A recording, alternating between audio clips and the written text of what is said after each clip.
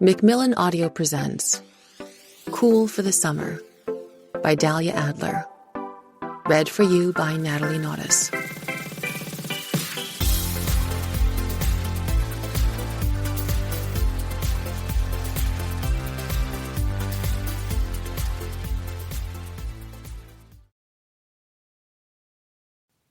Chapter 1.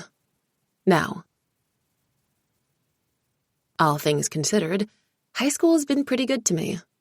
Granted, if I ever get too whiny about anything, my mother will start comparing my woes of not having my own car to her woes of not having her own shoes growing up in Russia. But even in my worst moments of spoiled bratdom, I know that having good friends, decent grades, frequent party invites, and perpetually clear skin makes me one of the luckiest of the lucky. Sure, my dad's a disappearing shithead, and I didn't get the pony I wanted for my 9th birthday, but overall, I'd say life's delivered pretty nicely. So why is it, when I walk into Stratford High on the first day of senior year, I am immediately reminded of what I don't have? Why must all 6 feet 3 inches of Chase Harding, unreciprocated love of my life, be the very first person I see? Why must he be right down the hall from the school's entrance, cracking up guys from the football team, stupid hot calves on blatant display of stupid hotness? How dare, universe? How dare? Watch that drool, Rissy. Someone might slip. I was hoping you would, I reply without shifting my gaze one iota. I don't need to look up to know that Shannon Salter is speaking. She's the only one who'd dare to call me Rissy. The only one who could without taking my gel manicure to the eyeball, really. Still, after another beat, I turn away. Even I know I'm bordering on pathetic. I missed you, bitch, Shannon says, pecking my cheek. I hate your tan. You wish you had my tan. Of course I wish I had your tan. Shannon winds one of my shoulder-dusting, butter-colored curls around her index finger and tugs. And look how cute this haircut is. And how blonde. How dare you spend the summer at the beach without me? You were literally in Paris, Shan. Oh, right. I was. She smiles widely enough to make dimples pop on her peaches and cream-skinned cheeks. Shit, I am cool. She is, unfortunately. Even during this brief conversation, randos have dropped little, hey guys, in our direction. But mostly it's, hi Shannon, with a wave or a smile, careful not to disturb our post-summer reunion, but eager to start the year off right by cozying up to the most popular girl at Stratford. As if Shannon's desperate for new friends. It was weird spending the entire summer apart. We haven't done that in years, and certainly not since high school began. But then, my mom had never been asked to accompany her boss to the Outer Banks for the summer, and she'd never dragged her daughter with her, rather than let her stay home alone in Stratford. It was a summer of firsts. So cool, I confirm, giving her a smooch on the cheek that leaves a coral lip print. And we're reunited, so that's what's, hey ladies. The greeting isn't a tentative drive-by like the others, and it comes complete with a shadow, a 6'3" shadow. I'm not the squeeing type, but if I were, I'd be shattering some eardrums. Hey, Harding. Do I sound too flirty? I might sound too flirty, but the way he's leaning against the locker is definitely flirty, so really I'm not being weird. Did you get taller over the summer? Okay, now I'm being weird. I did. Thank you for noticing. He squints at me like he's scrutinizing my face. You look different too, Bogdan. In a good way? He flashes me a smile, revealing the crooked teeth that only make him cuter. In a very good way. That's what I was just telling her, says Shannon, looping an arm around my shoulders. Look at this hot bitch. I am, Chase says with a grin, but I barely hear him.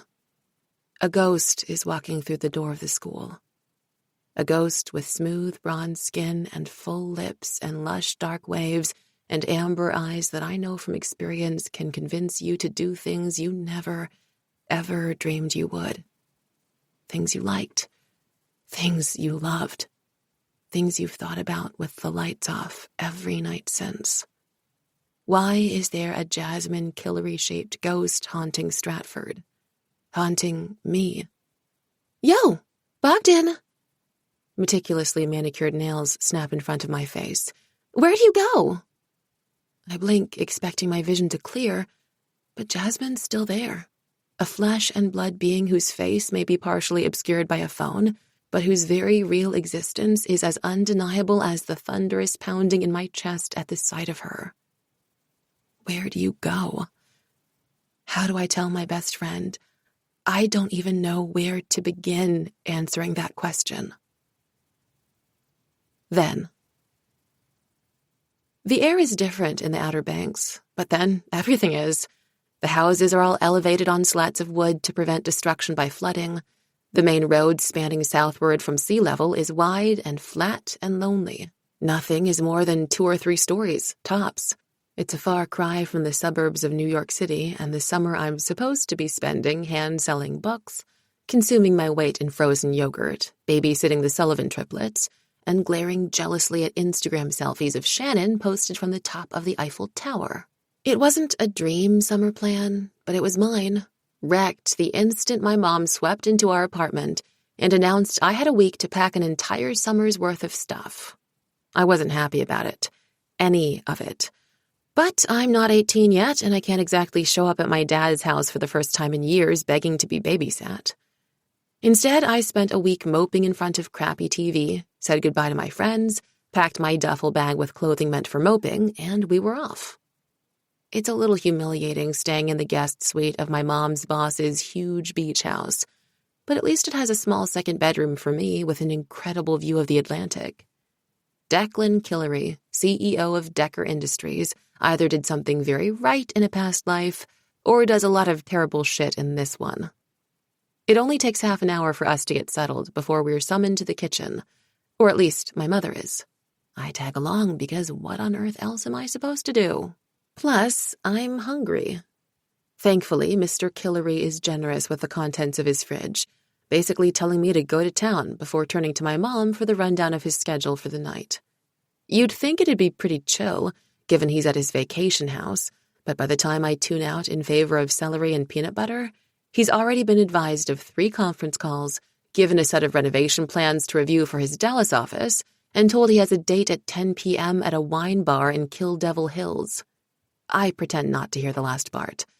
It's gotta be embarrassing for a 17-year-old to overhear that your secretary makes your romantic social plans. But if he's noticed I'm still in the room, there's no indication. They're going over tomorrow morning's schedule when a whirlwind sweeps into the kitchen in a blur of long black curls and longer tanned legs.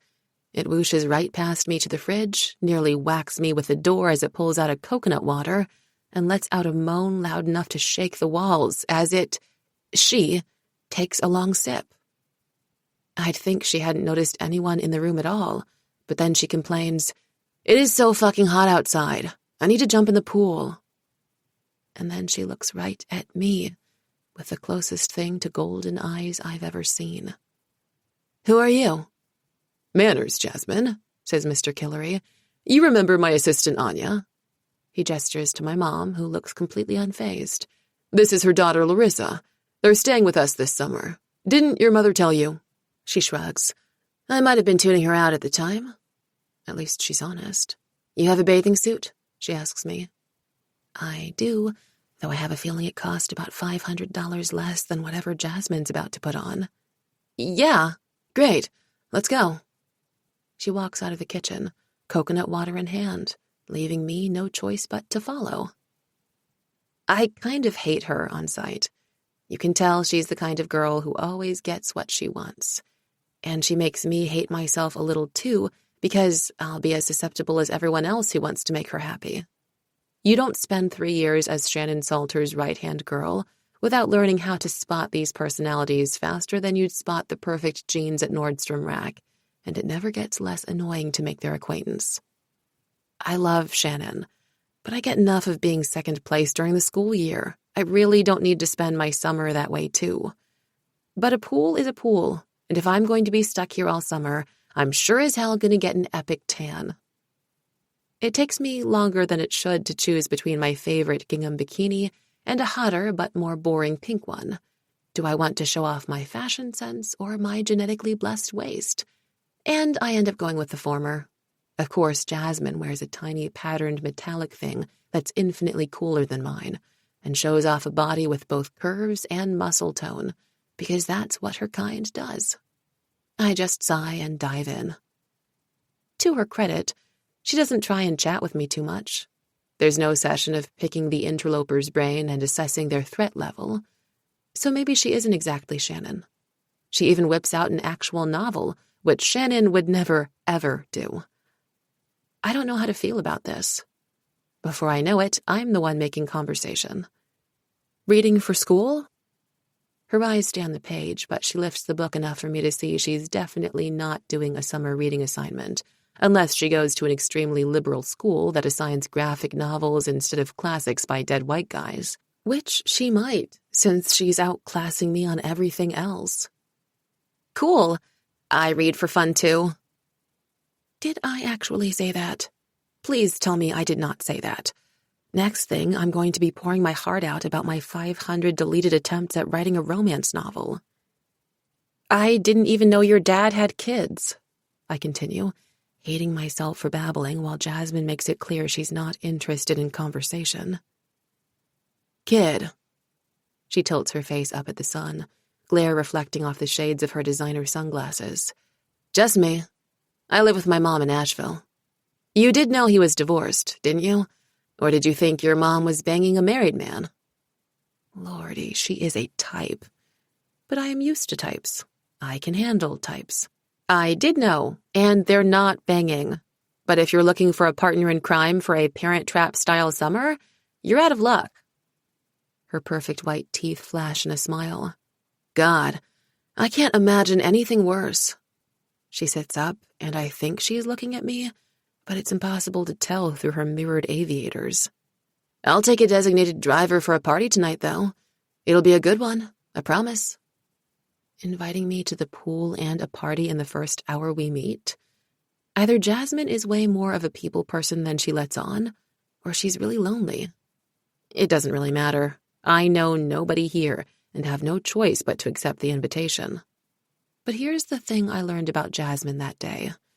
Her promises are always, always for real. Chapter 2. Now. I'd extricated myself from my conversation with Shannon and Chase with mumbled excuses earlier, but by the time I slide into my seat behind him in my second period calculus class, after fruitlessly spending first period history scouring every corner of social media for clues as to what the hell Jasmine is doing here, I'm determined to shove her out of my mind and get my shameless flirt on. Apparently, so is he. Yo, you coming to my game Friday night? His face is turned just enough for me to be sure he's talking to me, his right dimple displayed in its full glory. I have dreams of doing weird things to those dimples. We'll see. As a rule, I limit how many football games I go to in a season. It's a little too sad to spend all my time drooling over Chase and his magical shoulders, or watching him wipe his face on his jersey, revealing his lickable abs, or making up odes to his butt. And I certainly don't need him to know how happily I'd give up any night to watch him play. Shannon put me on a strict limit of 2 games a month, and I found it to be a good rule. We might go to Kiki's. Gotta get in all the night swimming possible while the weather's still good. Translation, I am not that interested in you, and I'd sooner hang out with the same girls I do all day every day, and also, I'll be in a bikini. So, you'll be in a bikini? I smile sweetly. I guess that's possible. Suddenly, I don't want to go to my game either. That dimple appears again, and he turns and faces forward as Mr. Howard calls everyone to attention. Okay, what the fuck is happening? I've spent 3 years of high school trying to get Chase's attention, and that's after God knows how many years of middle school when I never even bothered to try, and now he's just giving it up. I really should have given a bigger tip for this haircut. While Mr. Howard introduces himself for those who don't know him, he taught me in freshman algebra. I slide my phone under my desk and open my ever-running group text with Shannon, Kiki Takayama, and Gia Peretti. Pool at Kiki's Friday night? Just us? Shannon writes back almost immediately. Are you seriously pretending you don't want to go to Chase's game on Friday? Then, good girl. I have to go, Gaia reminds us, followed by a megaphone emoji, which fair, seeing as she's head cheerleader. When we were on the JV squad together freshman and sophomore year, we got reamed out if we missed games for anything short of an emergency. And that's why only one of us continued on to varsity. Not that Gia would have skipped for anything short of landing in a full-body cast. The only thing that girl loves more than cheerleading is being a girlfriend. What about hunters? Missing Hunter Ferris's annual first party does seem like Stratford sacrilege, but come to think of it, I haven't heard a word about it all day. His stupid posts about cabinets full of booze and the majesty of his hot tub usually take up my entire feed. He's not doing it this year, says Shannon, and I can feel her smugness through my phone screen at already having the dirt. Of course she withheld it. Of course she did. And then she drops another bomb. Some new girl is. Jasmine. I know it in my bones. It's such a her thing to do, to swoop in and fuck things up a little just because she can. She wants to give the impression that nothing phases her, and admittedly very little does as far as I can tell, which is annoyingly compelling. Almost as annoyingly compelling as being allowed to see what does get to her. Stop, I order my quickening pulse, as Gia responds with a shocked face emoji. I hate lying to my friends, especially after years of them holding my hands through my Chase obsession, but there's no way I can tell them about Jasmine. What would I even say? How do you tell people who've listened to you babble about your crush on a guy for 1,000 years that, whoops, you spent the summer fooling around with a girl? Especially if you have no idea what it meant to either of you. Especially if she's so clearly over it that she came to your school and didn't give you a heads up. The only thing I can do is feign complete ignorance and try to keep her far, far away from them. We're not going to some rando's house, are we? I type, knowing I have no shot at winning this. Are you joking? Recon 101. There's nothing Kiki loves more than high school espionage. She wants to be either a PI or an investigative journalist, depending on the day. We're going. Even knowing it was coming, my pulse races at the thought of all of us walking into this party together. Immediately, I try to imagine what my friends will think of her. Ever the detective, Kiki will dig into what possibly could have brought her here for senior year, and I can't blame her. I'm dying to know the same. We spent the entire summer together, and she never once said a word about anything other than going home to her mom's in Asheville. How could she not have told me she was moving in with her dad?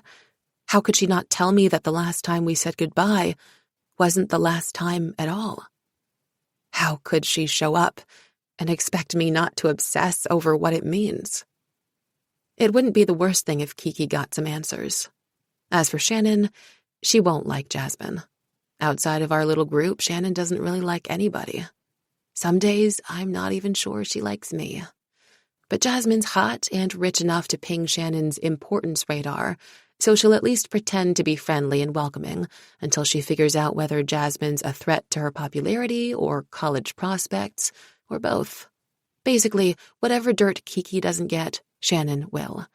I probably need to figure out how to keep them apart until graduation day. Gia will spend the entire night trying to decide if Jasmine's prettier than her. She is, but Gia will pretend not to come to this conclusion while coming to this exact conclusion. I love that she always tries to wish her truths into existence. It isn't that she's lying, it's that she truly believes that if you will it, it is no dream. Her ex-boyfriend taught her that one, though I'm sure she thinks he made it up and doesn't realize it's a famous quote he must have stolen from an old yearbook. Anyway, it's become her strategy for life. Granted, she made cheer captain, has a cute boyfriend who's hopelessly devoted to her, and obviously has the most famous friends at Stratford, so maybe she's onto something. I'd never tell her this, but I was inspired enough by her success to try it with Chase, spending nights willing him to offer me a ride home or ask me to dance at a party. As I think about him flirting with me this morning, I wonder if it's finally paying off, but on delay. Oh, the timing. He'll be at the party. The football players always go, regardless of their opener results. Whether I'm there or not, he and Jasmine will be in the same room, like worlds colliding. I wonder if he'll think she's pretty. How can he not? I wonder if she'll think he's hot. How can she not? Did I mention him to her? I can't seem to recall any conversations about him, but there's no way I went the entire summer without any. Then again, he was oddly unimportant when I was around her. But he's definitely not unimportant now.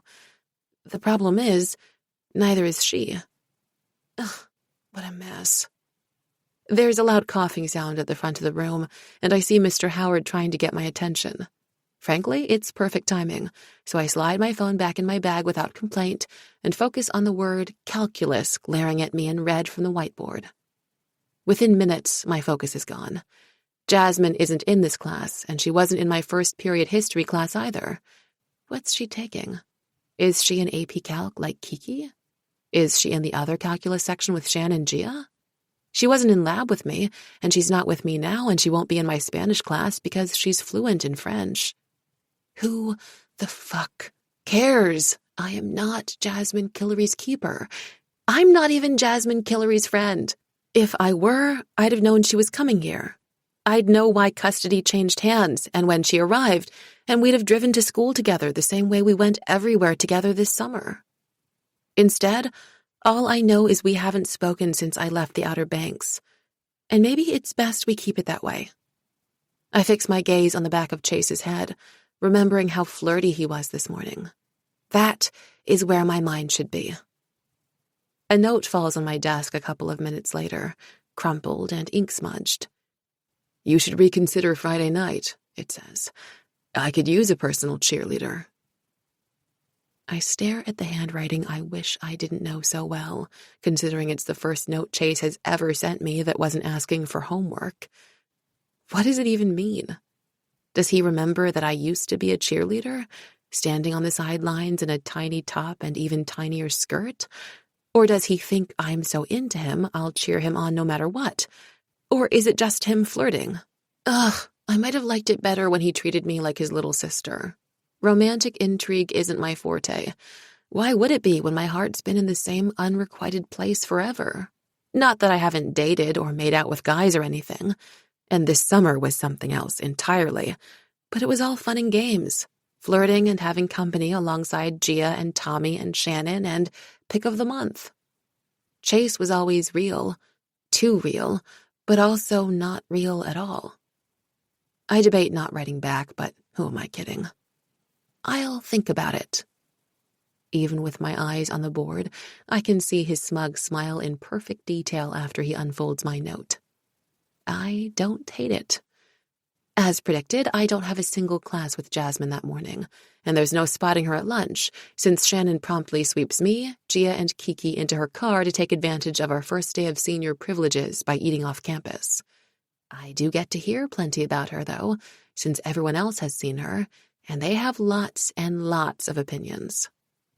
"She moved here from Asheville, North Carolina," says Kiki, her hands flailing like they do when she's excited about info she's uncovered, sleek black painted fingernails catching the light at Lily's cafe. "Her mom's still there, but Jasmine's living with her dad now. Apparently he's some big CEO, and his house is incredible." Who knew they had Balenciaga out in the sticks? Shannon stabs methodically at a lettuce leaf. She always eats as if she's dissecting a lab rat. "What's with her hosting the party?" Gia asks. "Rumor has it, Hunter tried working his charm on her with a party invite, and she looked right at him and said she was busy that night with her housewarming, and he was welcome to come. By next period, he was telling everyone the party had moved." Kiki is a fount of information, barely stopping to inhale her pizza. Except, none of it is the information I care most about, like why she's living with her dad now, and why she didn't tell me she was moving here. But I'm thirsty for any and all of it, and I'll take what I can get. I listen silently as my 3 best friends break down everything from Jasmine's wardrobe, expensive, to her hair, too long, Gia thinks, and I shove 3 fries in my mouth at once, so I don't say a word about how she wouldn't think that if she'd ever wrapped it around her fingers, to her flawless French, which I can attest is panty-droppingly good.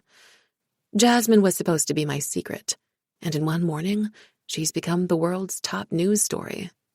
I really need to change the subject. I can't believe we're still talking about this girl when Chase Harding has been hitting on me all morning, I say with an aggrieved sigh, and though I meant it as a subject changer, I'm also a little disappointed. I've made these 3 girls sit through hours upon hours of Chase obsession, and the morning he returns the slightest bit of interest, there's no parade in my honor? What the hell, ladies? How am I supposed to process this on my own? I thought we were playing it cool, says Shannon, smirking like she's trapped me in something. So much for that, I guess. What does that mean? He told Alex you're playing hard to get, says Kiki, helping herself to my fries. Said you gave him a big ol' maybe about the game Friday night. But you are going, right? Gia asks, starting to follow Kiki's lead with my fries before yanking her hand back, as she presumably remembers it's cheer season. You guys promised you'd come watch me. We did? Shit. So much for playing hard to get. Of course we're going, Shannon says before I can get in a word. Reese is just making Chase sweat. We'll be there, I promise Gia, and Kiki nods in agreement. And after, we'll all go to New Girl's party, Kiki adds. Like that, the conversation returns to Jasmine, and I contemplate whether one can literally drown herself in ketchup. It isn't until last period, English, because of course it would be our shared favorite subject, that I finally have a Jasmine sighting. She slips in right as the bell rings, giving me no chance to make eye contact. I don't even know if she sees me. But it's unmistakably her and her jangling bracelets and her smoky voice saying, "Here," and God, I can't even remember what class this is anymore. She doesn't say another word for the rest of it, and neither do I, but I pack up slowly, sure she'll saunter over on her way out, maybe with a, "Hey, Tinkerbell." Heat rises in my cheeks as I imagine it, and I take my sweet time getting my stuff into my bag, waiting for the scent of her favorite peach body lotion to reach me. When I finally can't take it anymore, I look up, and the room is empty. Okay, what the fuck? Even if she didn't see me when she came in, she has to have heard me respond to Bogdan Larissa during roll call. I'm not letting her ignore me. A few weeks ago, we were staying up all night watching movies with our legs intertwined in the dark, tasting the salty sweet of popcorn mixed with M&Ms on each other's lips. And now, this? What even is this? I have to storm all the way outside before I catch up to her, but there she is, getting into the Jeep I know better than my mom's old Toyota. Jasmine! She pauses, steps out of the car, slowly, like she knew this was coming and has been dreading it all day. She doesn't say a word, just waits. It's her thing. She's chased, never chases. I thought I was exempt. Jasmine, I repeat when I'm standing a few feet away, like I still need to confirm. Larissa. Not Tinkerbell, not a sing-song accented Larochka to affectionately mimic my mom. Just Larissa. What are you doing here? Why didn't you tell me you were moving? I feel silly asking the most basic questions, but I don't know what else to say. She shrugs. We weren't really talking anymore when my parents decided, so... Okay, but we weren't talking because... The words burst from my lips and stop. We weren't talking because it was too damn hard after the intensity of that summer. I tried so many times, but my hands would always shake as I typed and erased. It was too impossible to reduce our communication to texts or even phone calls, and I didn't know what to say, how to start. So I didn't, and neither did she. But you're here, is all I manage. Don't you want to be friends hangs in the air in front of my lips, but I can't seem to give it voice because friends doesn't feel like the right word for what we were. Being something else here in Stratford, away from the magic of the Carolina coast, around Shannon and Chase and real life, none of it makes sense. Right, I am. And I'm the one who has to meet new people and shit, so... She tugs on the familiar gold necklace hanging at her throat, the Hamsa and six-pointed star charms clinking against each other quietly. Role reversal. You already know one person, I point out. That's one more than I knew. Well, when I walked in, the one person I know was otherwise occupied, she says casually, and I realize she's talking about watching me flirt with Chase in the hallway. It feels like a little punch to the gut, knowing that was her welcome to Stratford, and I feel like I should apologize, but for what? You could have interrupted. You and the legendary Chase Harding? I would never. The words suggest she's hurt or mad or maybe both, but her tone doesn't suggest either one. If anything, it sounds like she's in on a joke. How do I respond to that? Anyway, turns out I don't even need to know you to get a party invite, so... I heard. And apparently you're the person to go to for an invite now. Her full lips, uncharacteristically bare and lightly chapped, curve into a smile. I suppose I am. So, I ask, genuinely unsure, do I make the cut for your inaugural Stratford party? She slips into her car then, taking a seat behind the wheel and closing the door, although the window is wide open. I'll think about it. Chapter 3. You didn't tell me Jasmine was moving here, I say accusingly to my mother, the second she walks into the kitchen after a day spent taking messages for my former friend's father. A little heads up would have been nice. I hope you had a lovely day too, Milea. Her keys jangle as she puts them next to her bag on the laminate counter, eyeing the bowl of salted edamame sitting in front of me. Normally, I'd have popcorn mixed with a healthy dose of M&Ms, like I've been having every day since I got back. But after seeing Jasmine, I couldn't bring myself to do it. Unfortunately, soybeans were the next most appealing snack in the house. And I didn't realize you needed to be told, given you were inseparable this summer. She didn't call you. I refuse to dignify that with a response and dig my teeth into another pod to scrape its insides.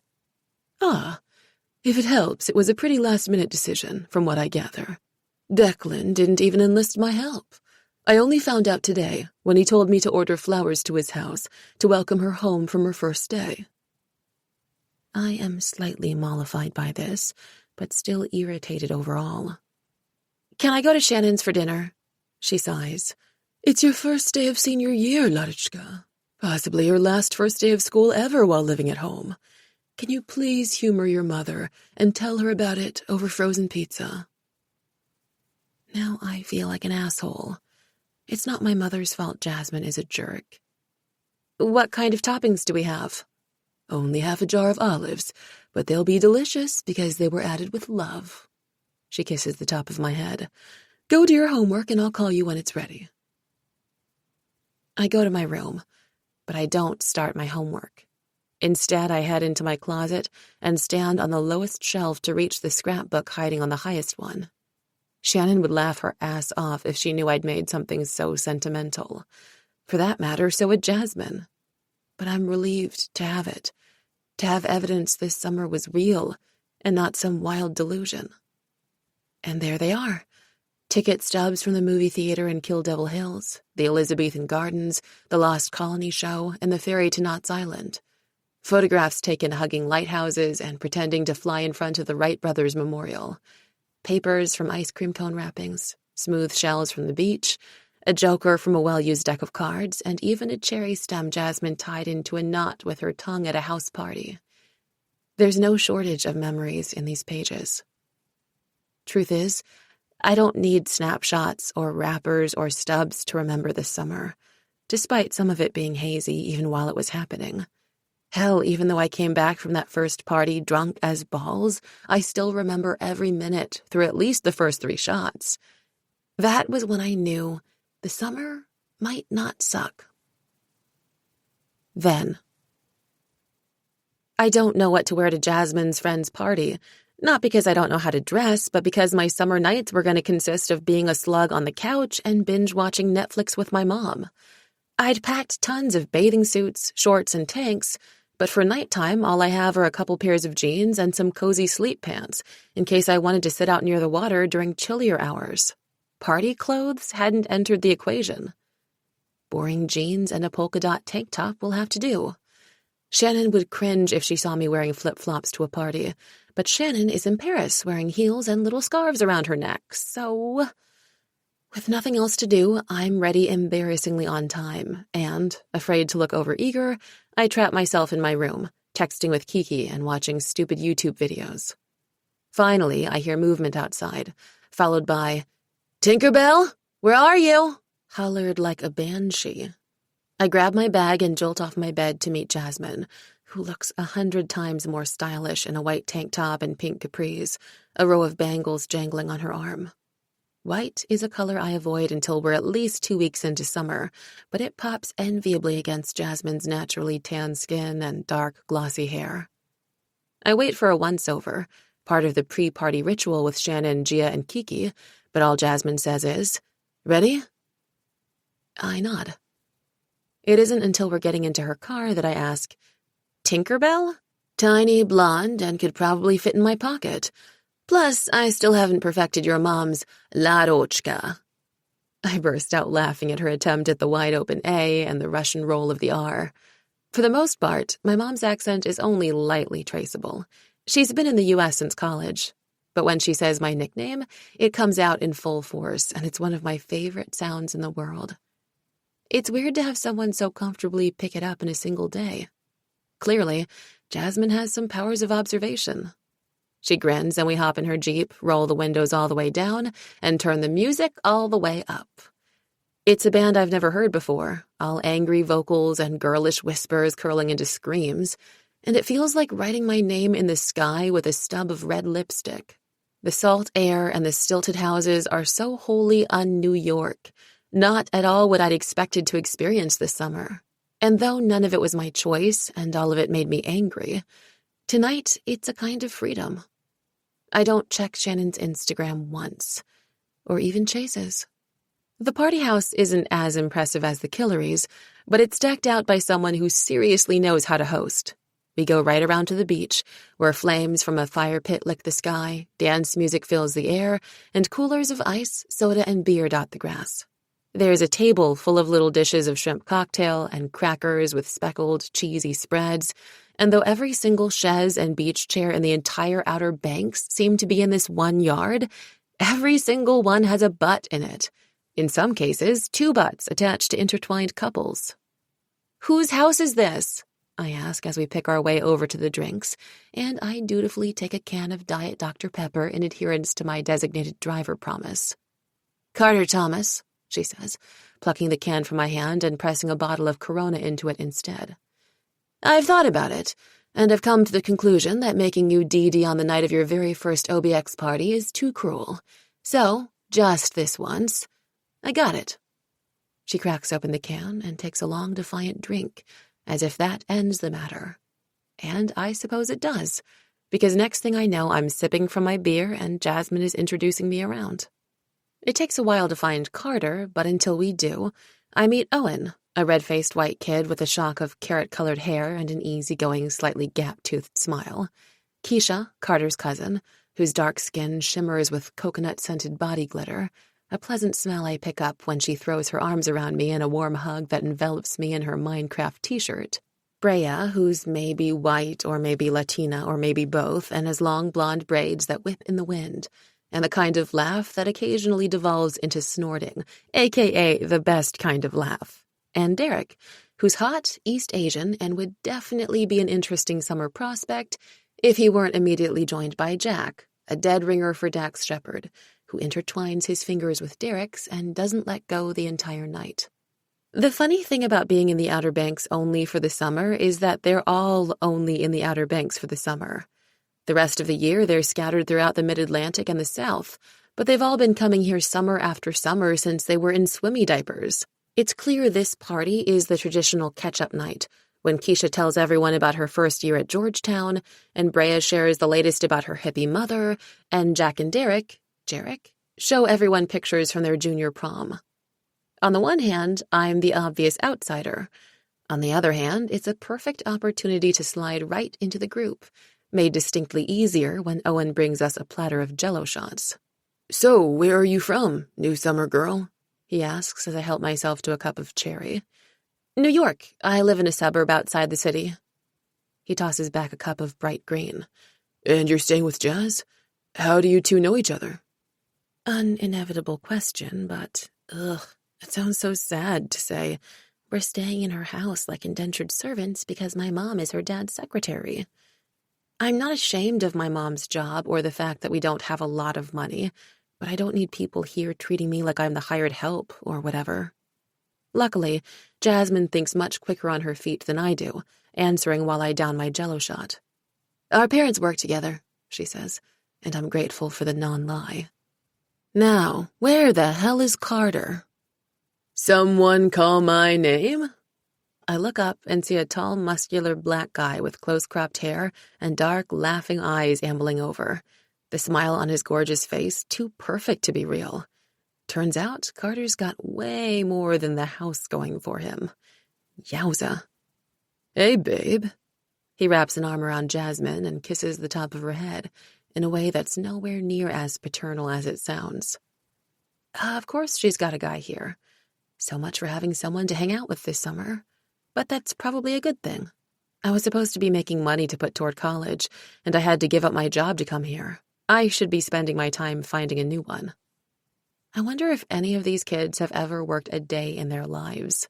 "Carter, this is Larissa," Jasmine introduces us. "Larissa, Carter. Now how does a girl get a s'more around here?" We make our way to the fire pit, and the girls surrounding it, who look no older than freshmen, scatter as we approach. Carter provides the supplies while Owen and Derek grab us more drinks. It takes a little more alcohol, but soon I'm relaxing and enjoying the sights and sounds of the party as much as everyone else. I dance with Owen, with Jack and Derek, with Keisha and Brea, with the group as a whole. By the time I notice Jasmine and Carter have disappeared, I'm pleasantly plastered and gossiping with these kids I've just met, so I immediately ask what their deal is. "They just fool around," says Keisha, scooping sand onto her legs. "Nothing serious, but for the last few summers, like bunnies." "Except for a couple of weeks 2 summers ago, when Carter thought he'd met the one. Remember that waitress at Sally's Seafood Shack?" Derek says. "What was her name again?" "Marley," the others shout, and then they fall apart laughing. Watching them be such a close-knit, comfortable group makes me miss the hell out of Shannon, Kiki, and Gia. But none of us are home for the summer. Shannon's in Paris, Gia's at cheer camp, and Kiki's in Japan with her grandparents. We're all living separate lives, while everyone here is coming together. I take a picture of the fire sparking into the sky, bottles dotting the sand around it, and text it to the 3 of them with a "wish you were here." "So, Larissa, what's your story? Are you single?" Derek asks. "Extremely," I say, with a sigh that makes them all crack up. "Well, that won't do," says Jack. "What's your pleasure? Boys, girls, both?" Keisha nails him in the side with an elbow, and he simultaneously coughs and laughs. "Sorry, neither is, of course, also an option. In this house, we respect aromantics and asexuals." "Thank you," she says regally, resuming burying her legs. "I'm not either of those," I say, quickly adding, "though we respect them in this house too. I'm a boys person. Well, boy in the singular. I don't think I'm cut out for more than one at a time. In fact, there's only been one boy for a long time. But I'm not. I mean, there's kind of this guy." Jack immediately drops his chin into his hands. "Do tell." I can't help laughing. My friends at Stratford are so sick of my mooning over Chase, so I try not to do it too much, especially because it makes me feel pathetic. But here I can spin it however I want, though I suspect these people would still think I'm fine if I reveal I've been crushing on a guy for years to no avail. Pays to go somewhere for the summer where friends are slim pickings, I guess. He's a football player, the quarterback, and he's really talented, And he looks so damn good in the uniform, I begin. And I hear my voice take on a dreamy quality that makes me feel silly, but everyone is looking at me with rapt curiosity, and I love this night so much. Another Jell-O shot finds its way into my hand, and I suck it down without a second thought. He's in my class, and he's such a nice guy. Like, he's hot and popular, and he could be such a dick, but he's always nice to everyone. I love that he's always nice to everyone. I'm babbling, like verbally foaming at the mouth, but I gave up any hope of catching his eye this summer when I came here, and it feels like I deserve this moment. And he works so hard. I catch him in the gym all the time. Being good at what he does means so much to him. Everyone nods like I'm not being incredibly boring, and I love them for it. Eventually, someone asks for pictures, and I pass my phone around, feeling only a little creepy when Jasmine and Carter rejoin us and ask what we're up to. I mumble a nothing into the summer air, but the others override me, making me love them a little less. I wait for the teasing to come, for this pair who've been off hooking up to mock my crush on a guy who's never so much as kissed my cheek. But it doesn't materialize. Instead, the conversation turns to old crushes. Everyone's in on it, from Brea laughing about her ancient, unrequited love for her mom's yoga instructor, to Keisha admitting she used to pull the "my boyfriend lives in Canada" move before she was out as Aero Ace, and it's the most comfortable I've been in ages. The comfort emboldens me to ask Jasmine about Carter when she's driving us back to our house, and if she wants a window to confess deeper feelings, she's definitely got one. He seems like a really sweet guy. He's ridiculously hot, and he's cool as hell, so I'm expecting to pick up on some signals, even if she acts like it's nothing. Years of being friends with Kiki has taught me everything to look for, from dilated pupils to a flush in the cheeks to any number of tells in body language. But all she says is, "It's nice to forget life for a while." And though I'm not sure it's her intended consequence, it shuts me up for the rest of the ride. Chapter 4. Now. The rest of the first week back goes the same. Fun times with my girls, flirting with Chase, and complete and total avoidance of Jasmine while simultaneously obsessing. But it's Friday night, which means Chase's football game, followed by Jasmine's party, which means all this stuff hanging over my head is gonna have to go some kind of way. Getting dressed for the night poses a problem. All my nicest new clothes are gorgeous, expensive things Jasmine tossed into my arms with a, "Keep this, it'll look better on you." I'm sure as hell not wearing her cast-offs to her party, which means avoiding several absolutely perfect outfits in favor of stuff I've worn a billion times. But at least I can play up the things that seem to be working for me, starting with this glorious tan that will be gone way too soon. I do have a couple of new, cute tops just right for wearing to a game party combo, so I dig through my drawers until I find the right one. It's white and cut high in front.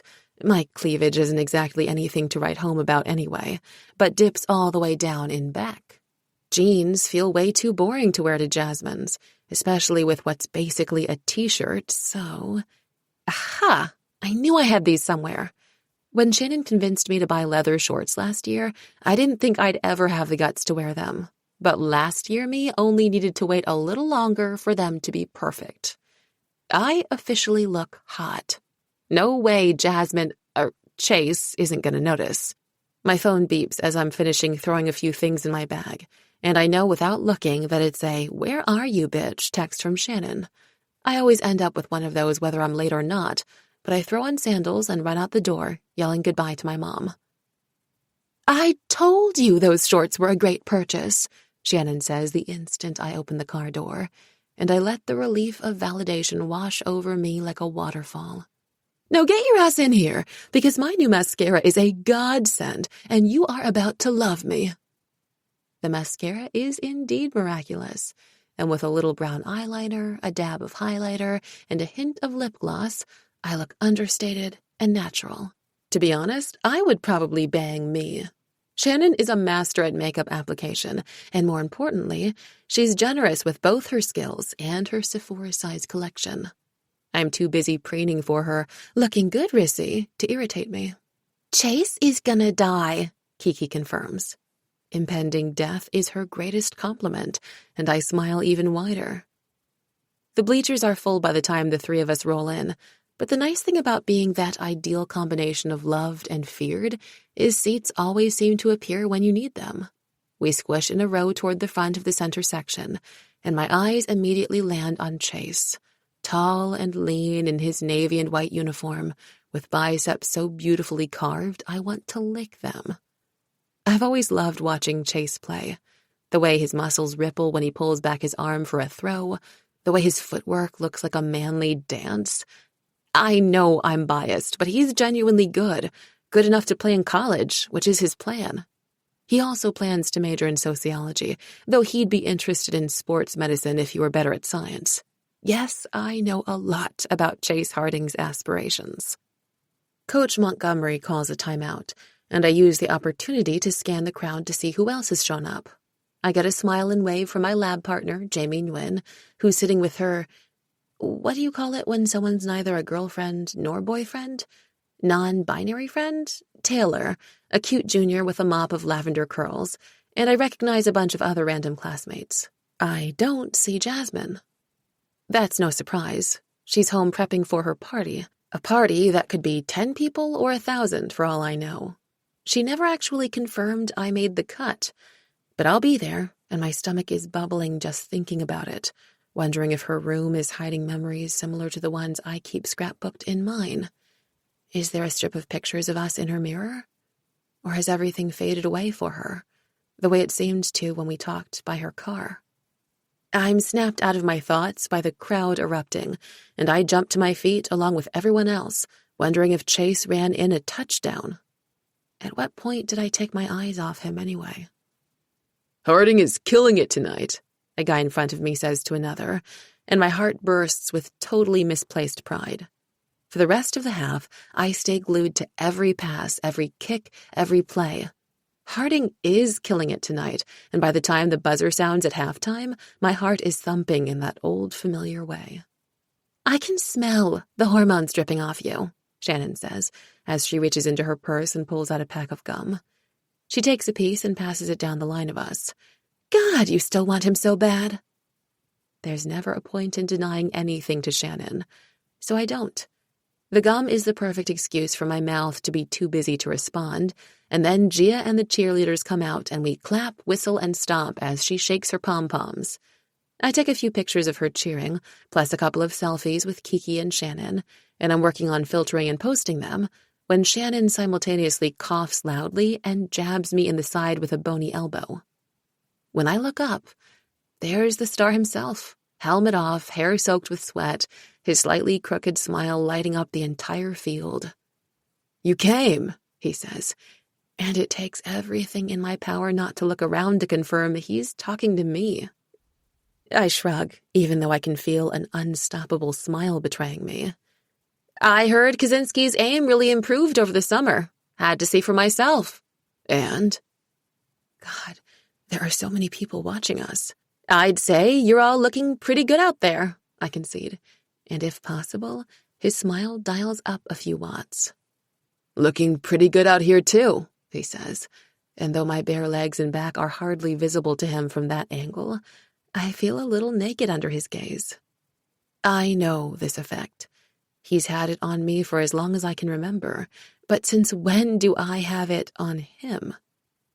He glances back at the field, and it's clear he's got to go back, but he turns to me again. "You going to the party tonight?" The party. That's what it is to him. Not Jasmine's party, just the party. She does not factor into this equation. Not a bad thing for me to remember. "Planning on it." "Good.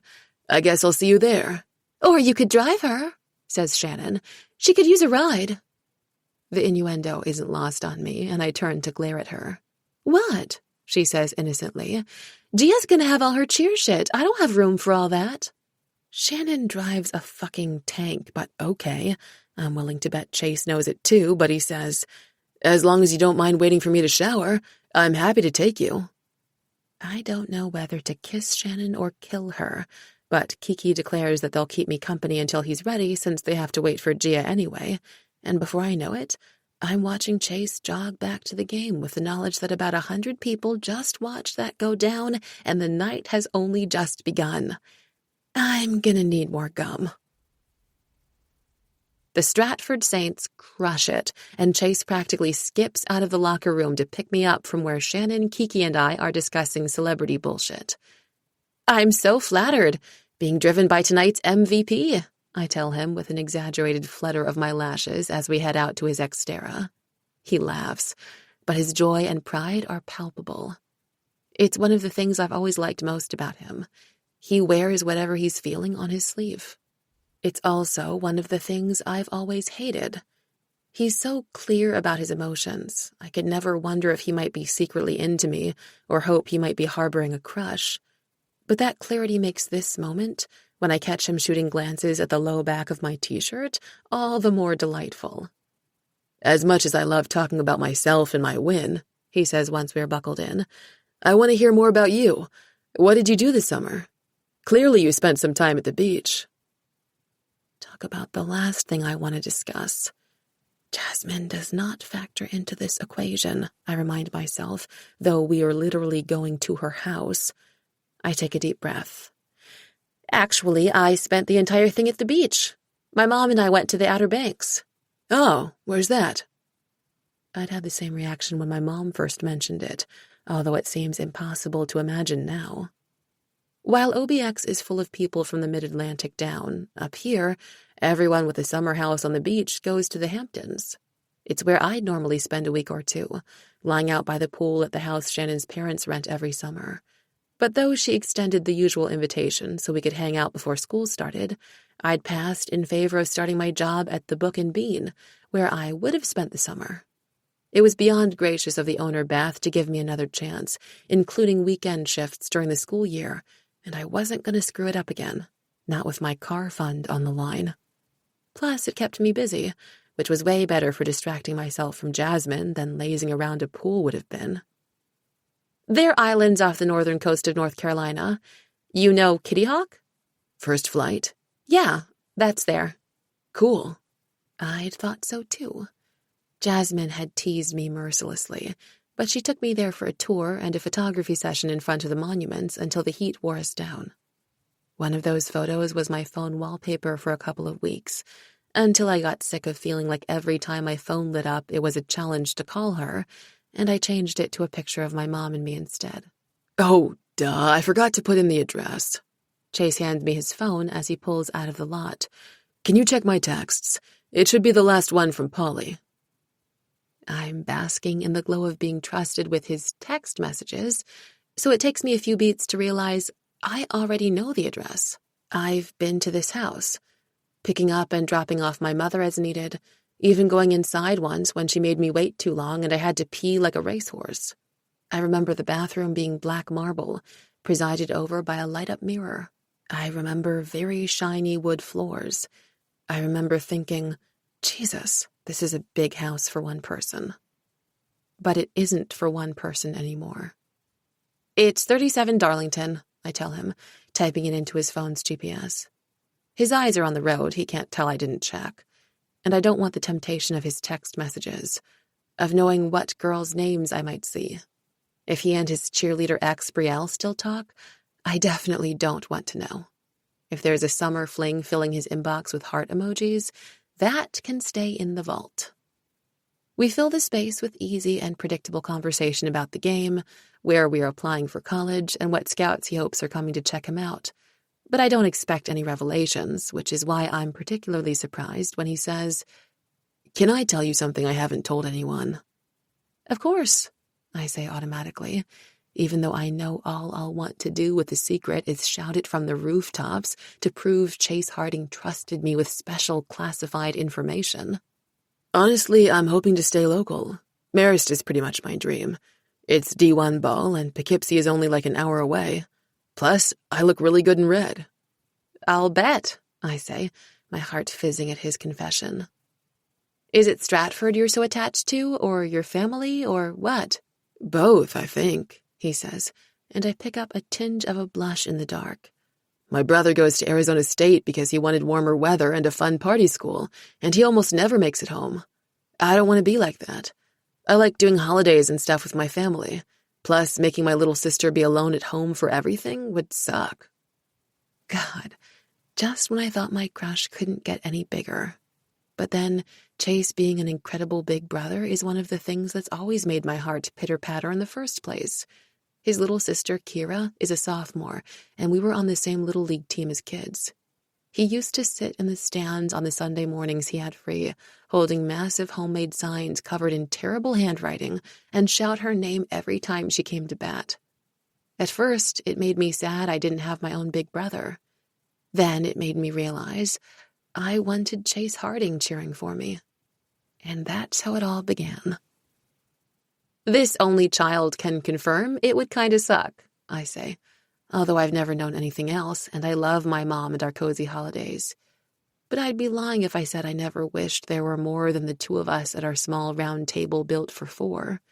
If I said I didn't occasionally wish we had a big old dining room to make festive and fill with stupid things like poinsettia placemats. If my heart hadn't twinged a bit on those summer nights when me, Jasmine, my mom, and Declan sat down to dinner together, feeling like a very weird but complete little family. Without even thinking, as we stop at a red light, I reach over and squeeze his hand. You're a good brother. He smiles softly. Thanks. Our hands stay locked until the light turns green. The house is packed by the time we get there, with music blasting and people spilling out onto the lawn.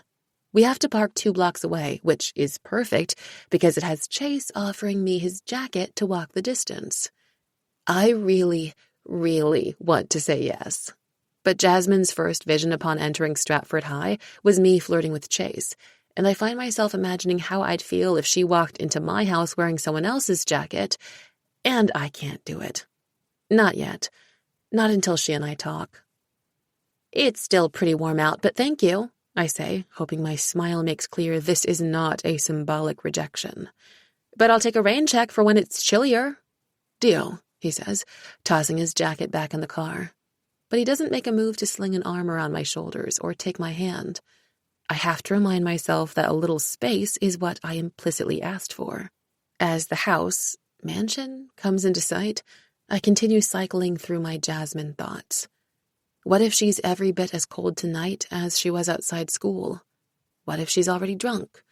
And the worst thought, what if she's with someone when we get inside?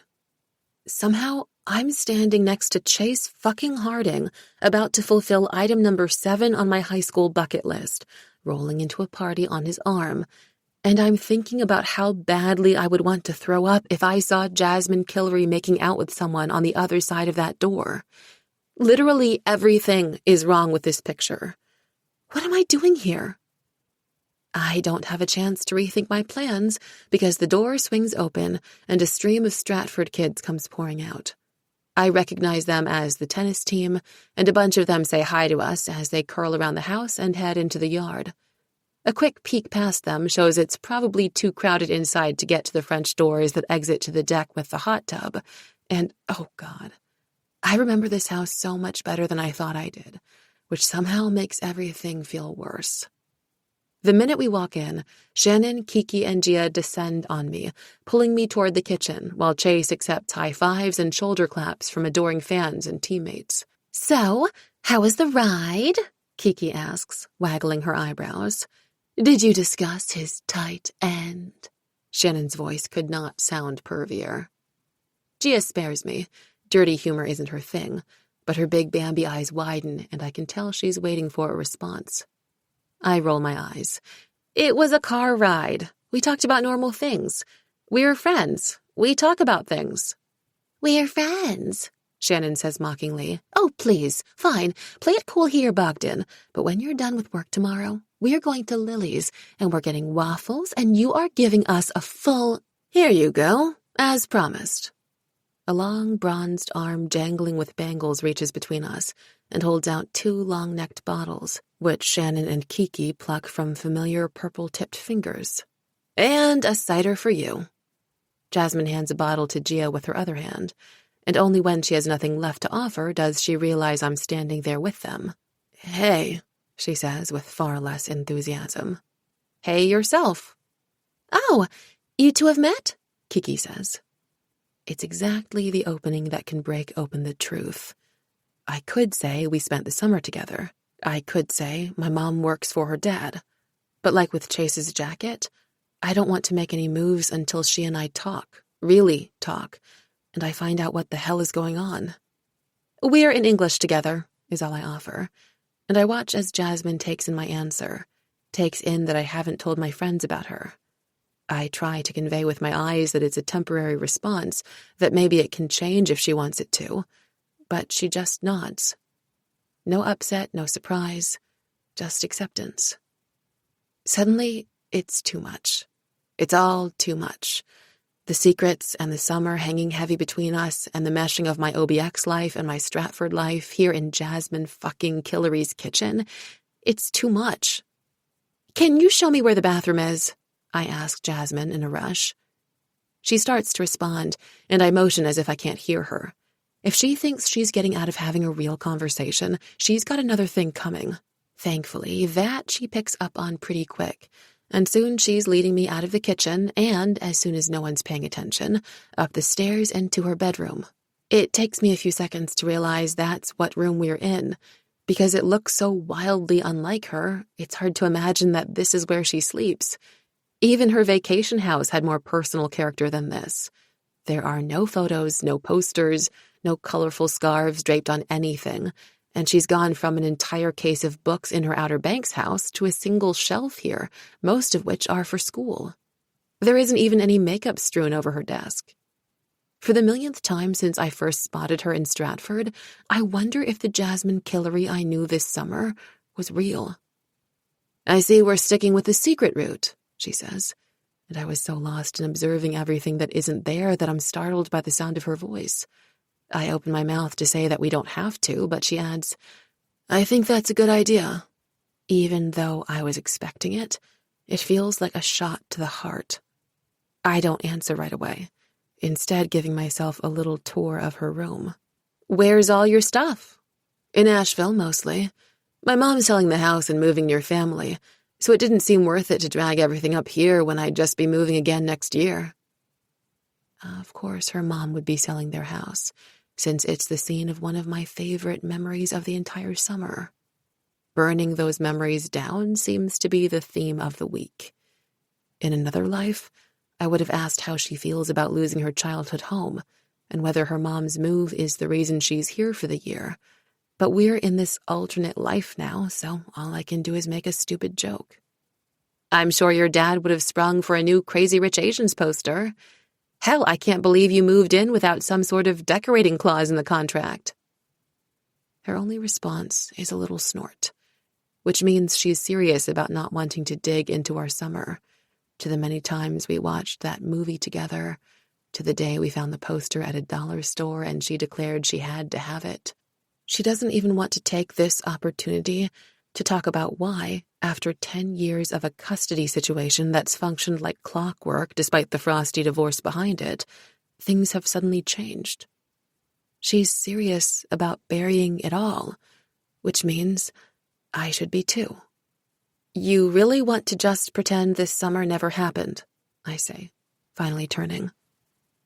Don't you? She says, and I look up. Is that hurt in her eyes? It's impossible to tell when they're rimmed in coal like that, glittering like liquid amber peeking from a cloud of smoke. And now that I'm meeting her gaze, I can't look away. She has this stupid fucking hold on me, and she knows it. I've never been attracted to girls. I have lain awake so many nights wondering, replaying nights in my mind of hanging out with Shannon, Kiki, Gia, Jamie, whoever, trying to find signs. Objectively, they're all pretty, maybe even beautiful, but kissing them, touching them, being with them, it's never once crossed my mind. It still doesn't. And I wasn't attracted to Jasmine like that either, at first. That's not what happened. I don't really know what happened, but I wasn't staring into her eyes like I am now, looking at her lips like I am now. remembering the feel of her skin on mine like I am now. It wasn't anything until it was, and then it wasn't, and now I'm staring at the spot on her neck, and I cannot fucking stop. I know exactly the sound she'll make if I touch my tongue to it, if I suck gently on it, if I suck not so gently on it. I can hear it in the vestiges of my brain, and it's sending unwelcome waves of electricity right through my leather shorts. I know the sounds she'll make, and I know what it does to me, and she knows what it does to me and what to do next. Like a faraway dream, I see exactly how this night can progress if we just shut her goddamn door and forget that there's an outside world, that there's a party downstairs and a boy at that party who's supposed to be the only one who makes me feel like this. "We should go downstairs," she says, her voice hoarse. "People will be wondering where we are." People. Shannon, Gia, Kiki the detective, Chase. "Yeah," I say. I sound just as hoarse, and I don't really want to go downstairs, but staying here isn't an option. I wait for her to leave, but she doesn't, so I do. "There you are." Chase finds me as soon as I make it downstairs, and despite my libido having gone into overdrive with Jasmine, the smile that lights up his face makes my stomach do a very familiar flip. God, I am a terrible person. A terrible, horny person. "I thought I lost you. Everything okay?" I can feel Jasmine's eyes on us, watching as he rests a hand comfortably on my back as if there's always been a space for him. In a way, I guess there has. She wasn't there for my full-on gushing about him to our OBX friends, but she knows exactly who he is. Suddenly, my skin feels prickly and itchy, and I need to get out of her line of vision. "I'm fine," I assure him. "Or I will be once I get your ass on the dance floor." He laughs. "Lead the way, madam." When I'm sure she can no longer see us, I relax, moving my body along with his to the music. His hands are firm and warm on my hips, and I feel other people watching, sizing up the situation. But I'll take 1,000 eyes of Stratford onlookers over 2 of Jasmine's intense, inquisitive ones any day. "Shamir's special?" 2 deeply tanned hands extend red solo cups our way, and I see they're attached to Shamir Ben-Dror, who fancies himself an amateur bartender, but only makes anything remotely potable about 40% of the time. I think about accepting one anyway, but things already feel so loaded. I'm afraid I'll do something even more stupid than I almost did upstairs if I get a drink into my system. "I'll pass, but thanks." I look at Chase.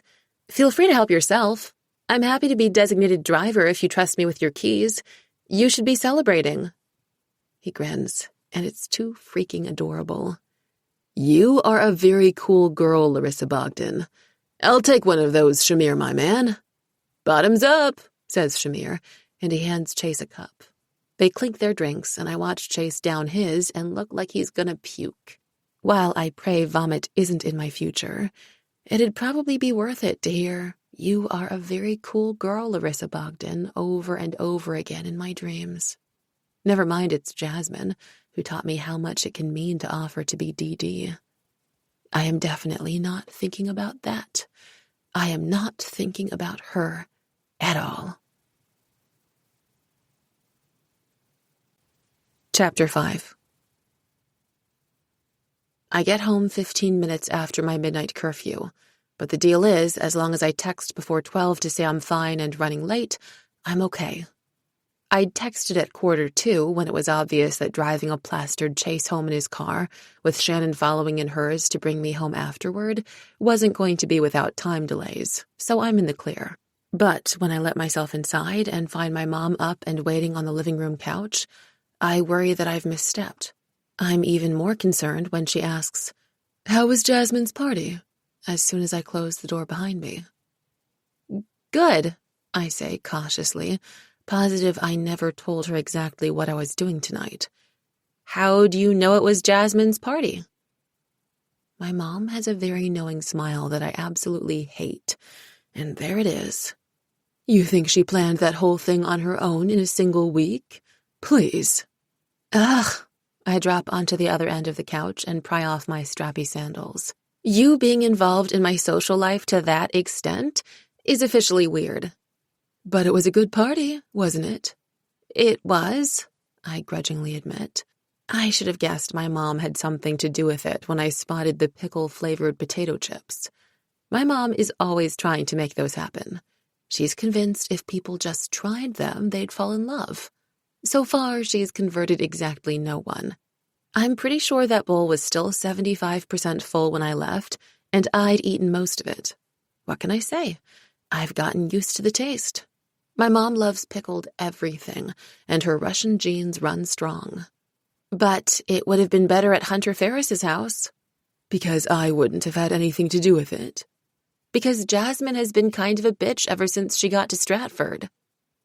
Somehow, without any drinks in me, the words I've been dying to speak come loose. She's trying to pretend we were never friends. Don't ask me why. No, really, don't ask me. She's barely acknowledged we've met before this. Okay, that might not be the most even-handed presentation, but whatever. My mom, my side of the story. Oh, Milea, that doesn't sound right. Mama reaches out and strokes my bobbed hair, and suddenly I'm aware of how much shorter it is than the shoulder blade sweeping style I used to wear. You two were so close. She's probably trying not to be overly dependent on you for a social life. Make her own way and all that. Why? She'd be well within her rights to jump into my social circle, I say, even though I'm relieved she hasn't. Lord knows that's exactly what I did with hers. Yeah, but you know Jasmine. She's very independent. She wants to do things for herself. My eyebrows shoot up. And I'm not independent? Are you saying I'm a leech? Bоже mой. She sighs deeply, like she always does when she thinks I'm pushing teenage-dom to the max. Lara, I did not call you a leech, but you do have a tendency to rely on other people rather than forging your own path. And that's not what Jasmine's like. You know I'm even more offended now, right? I say, pulling away from her hand. She closes her eyes. Of course you are. I think that's my cue to go to bed. Spokojnej noci, milaya. We'll talk tomorrow, when it's not so late. She kisses the top of my head and pads off to her bedroom.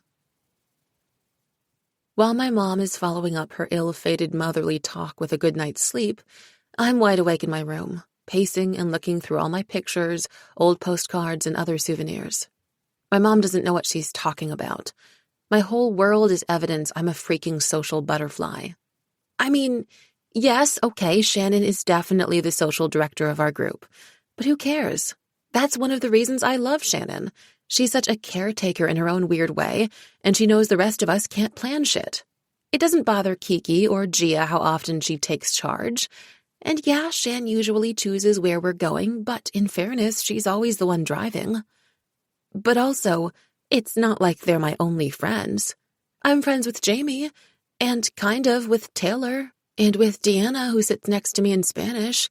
We talk during class all the time. And Chase. Chase and I are certainly friendly these days. So there, Mother. And it's not just school. I had a great summer with Keisha, Derek, Owen, Brea, Jack, Carter, and she who must not be named. She wasn't even present when I marathoned the Star Wars movies with Keisha, or for either of the 2 times I joined Brea and Derek at hot yoga. I'm feeling smug and self-satisfied for all of 2 seconds when the doubt starts creeping in. Kiki has a podcast, Kiki on the Case, and has all these internet friends from this online forum dedicated to unsolved mysteries. Plus the Asian American Students Association, whose meetings she attends whenever she needs a break from what she lovingly, I think, calls our unbearable whiteness of being. Gia has a boyfriend she's practically married to, and the very same cheerleading squad I quit. Shannon does random sophisticated shit, like museum outings and French club, and has a new boy on her arm every 5 minutes. She's the kind of person who not only has a 5-year plan, but will definitely execute every single step perfectly, while still managing to be the absolute most fun person in the world to party with, and the one who will have the perfect hangover cure in the morning. What the hell do I have, besides a few secret files on my computer all called some variation of terrible writing.doc? Would the four of us have stayed friends for as long as we have, if Shannon and her plans hadn't kept us together? As for my summer friends, I haven't exactly done a stellar job of keeping in touch. A like of Brea's post about some yoga achievement here, a sad face emoji on a picture depicting Derek and Jack parting for the school year there. At most, there were a few texts between me and Keisha, casual reminders that a show we liked had its season premiere coming up. I'd had a great time with them all, but the closer Jasmine and I got, the further the others had faded into the background. I still scrolled through their pictures to see Keisha with the marching band friends she'd talked about all summer, Owen's surfing action shots, and Carter's outfit of the day posts, but without Jasmine to share them with, it felt like another life. Without Jasmine, I don't have OBX friends. Without Shannon, would I have Stratford friends? If I somehow got Jasmine back, if I even wanted her back, what would it mean losing when everyone else found out the truth? I press a pillow over my mouth and scream in frustration. Damn my mother for starting me down this train of thought. When I finally tuck myself into bed, I make myself think happy thoughts of Chase as I fall asleep. But I end up dreaming of an empty beach. I wake feeling like crap the next morning. But while dear old Dad has agreed to subsidize my college tuition as long as I go to a state school, I'm on my own for the Larissa Bogdan Automobile Fund, so off to work I go. The bookstore/cafe is surprisingly busy on weekend mornings, which I guess is why Beth Rinker, a.k.a. the owner of the Book and Bean, was kind enough to take me in when I came crawling back. It officially opens at 9 a.m. on Saturdays, but I get there at 8 a.m. to prep the machines and display cases and get brewing behind the cafe counter. That hour is unexpectedly pleasant, with no noise but the hum of the coffee makers and the smooth thwack of Beth shifting books. It gets even better when I get to make myself a steaming hazelnut-scented mug of coffee and top it off with a dollop of whipped cream. For Beth, I make it black, like my soul, she instructed me when I first started. One of many reasons I love Beth. There's a small line of customers by 9:15, most of whom I recognize from the past few weeks. Alice, the mom who brings her twin toddlers and refers to her regular order of an enormous black coffee with 2 shots of espresso as her life essence. Dave, the guy who buys exactly 1 small coffee and sits hunched over his laptop nursing it for half my shift, writing what I'm pretty sure, and I hope, is a spy novel, judging by the websites I've seen open on his screen for research. A goth girl who mumbled her name the first time and never bothered repeating it, but always gets something sugary and frothy. And some days, though not often because my mom rarely spends money on anything frivolous, there's my mom and her surprise me order, though we both know only the most bitter of drinks will do. The guy at the front of the line now, despite looking familiar, is someone I'm pretty sure I've never served coffee to. I've got a pretty good memory for regular orders, but I'm drawing a blank on him. How can I help you? He holds up a book, and I recognize the illustrated cover immediately. You recommended this book for my daughter the last time I was here, and I wanted to say thank you. She absolutely loved it and begged me to come back for the rest of the series. The image makes me smile, though it's bittersweet. Jasmine's the one who originally recommended the Candy Buttons graphic novel series to me. When I happened to catch this guy asking Beth for a recommendation for his daughter, who's not a big reader, I had to swoop in and suggest graphic novels might do the trick. And, of course, I had to make some suggestions when he asked. Candy Buttons was a natural choice, since I'd already suggested Beth buy it for the tiny section that was almost entirely the excellent, but far more obvious, Raina Telgemeier and Lumberjanes.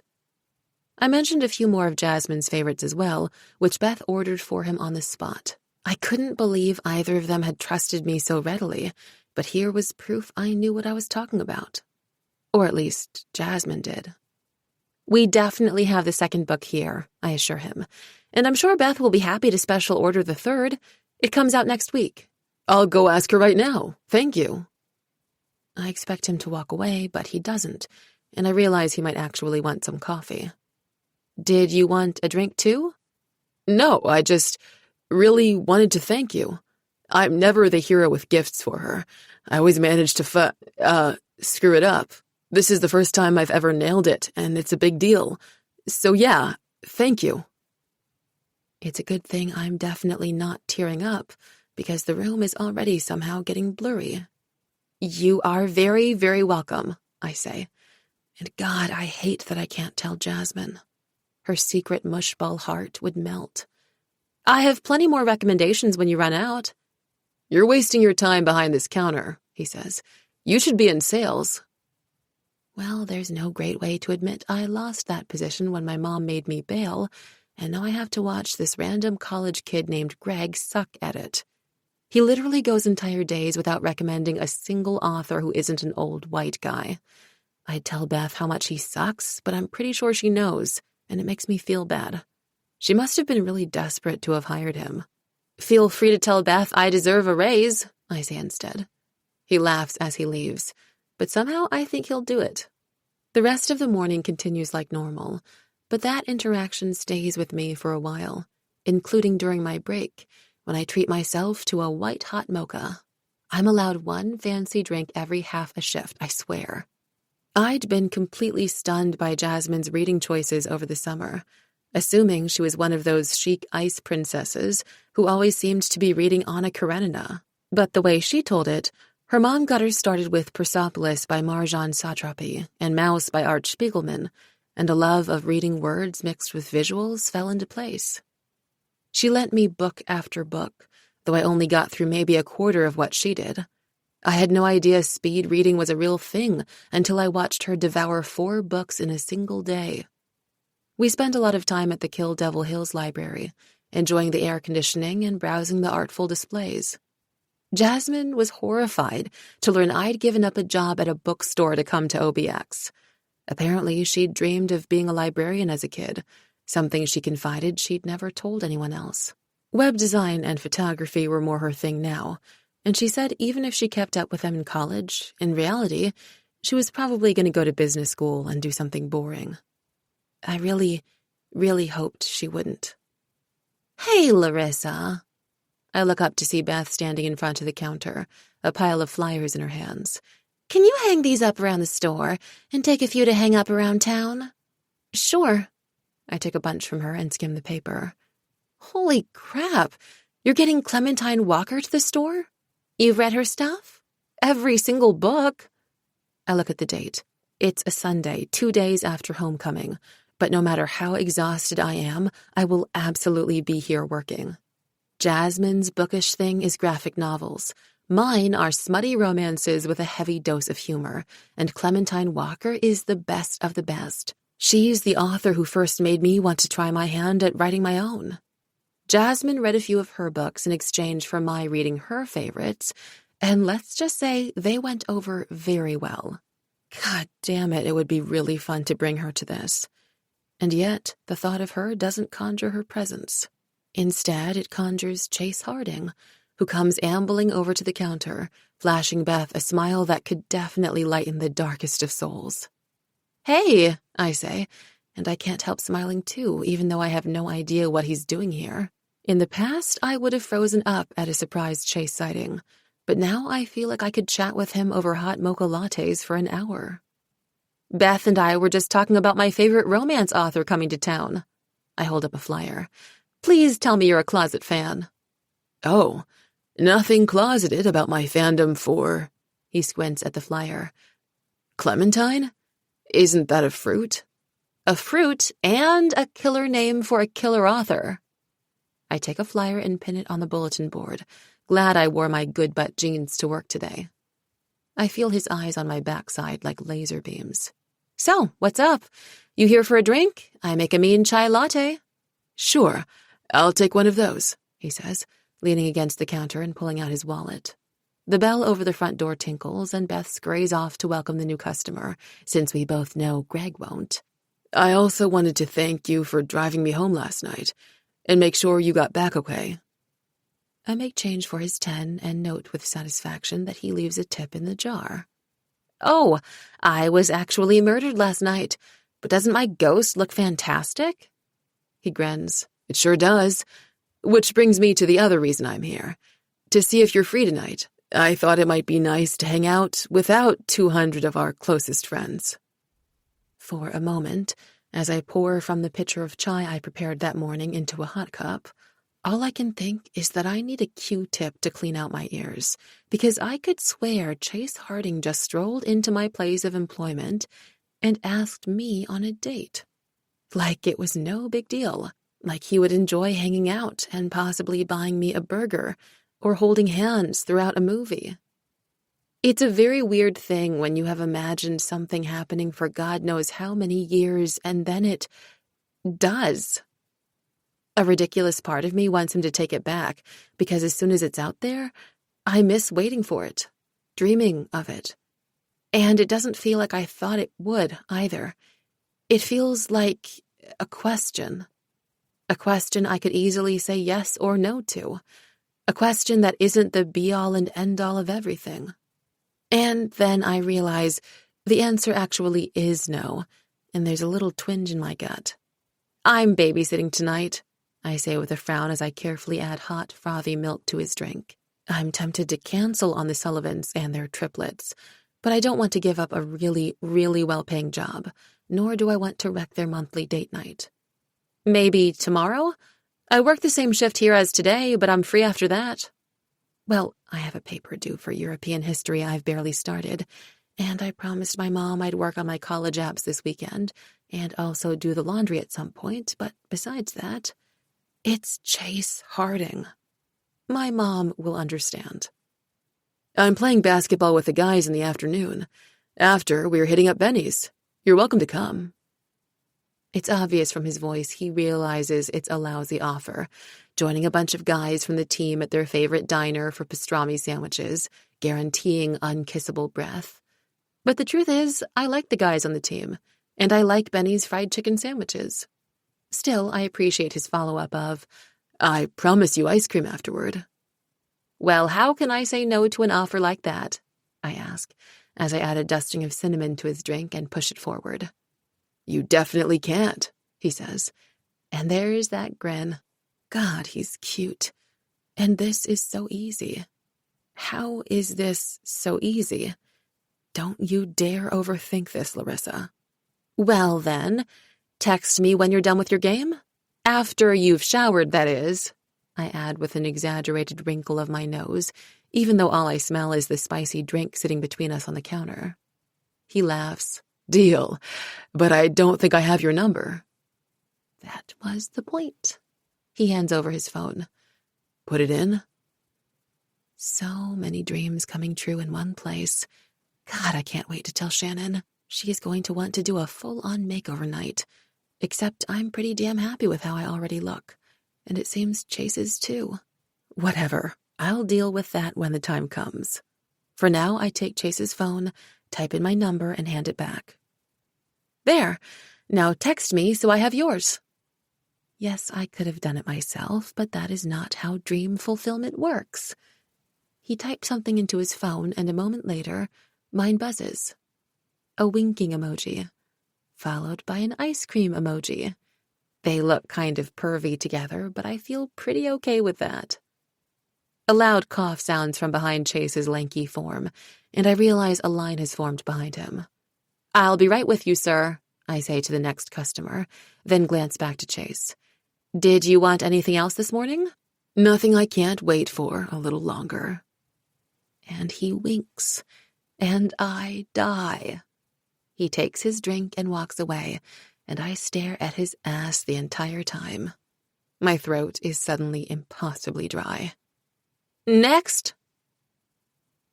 Despite my wish fulfillment morning, I'm back to thinking about how frustrating the situation is with Jasmine as I put the Sullivan triplets to bed that night. For some reason, I expected her to come walking through the door to the Book and Bean, order a double shot of espresso, and browse the shelves. One of the hardest parts of leaving Asheville for Jasmine must have been leaving behind her favorite bookstore, and it's not like every city in Westchester has one. The Book and Bean should have been at the top of her list of places to explore. She must know I work there. And these are the lengths she's going to in order to avoid me. Not like I wanted her to come in. I mean, yeah, if it were like old times and we could chat about Goldie Vance and play judge a book by its cover, wherein we made up absolutely ridiculous stories about what books were about based on their packaging, and I could squee to her about Clementine Walker. If that were on the table, if we could just freaking be friends, it hits me like the pudding cup little Ashlyn threw at me after dinner. What if the problem is she thinks I want more than that? What if she thinks I'm after the not exactly friendly stuff we did, and this is her way of letting me down? I mean, yeah, that's pretty arrogant and ridiculous to assume without talking to me, but Jasmine doesn't exactly win awards for her communication skills, and in fairness, neither do I. Tomorrow I'm going on a date with Chase, and word is undoubtedly going to spread about it. Maybe that's all we need. Maybe once she knows my heart and libido lie elsewhere, she'll chill out and we can go back to being friends, minus the benefits. Why are you smiling? Shit. My brain went off the rails while I was still standing in the triplets' room, and Chadwick has caught me looking like a goof. Their nightlight must have been illuminating my face in creeptastic fashion. Go to sleep, I say, slipping out the door. But I'm still smiling as I shut it behind me. Chapter 6. Sunday's shift is much like Saturday's, minus the surprise drop-in by Chase and the early morning heartwarming moment, but it feels like it takes 3 years longer. The minutes tick by slowly as I wait until I can go home and get ready for my date. Is it a date? I'm not sure if it counts if it also includes half the football team, though some might say that makes it a really, really good date. But he'd been going for a date when he initially invited me out. Of that, I'm at least 80% sure, so I'll take this in the spirit it's probably intended.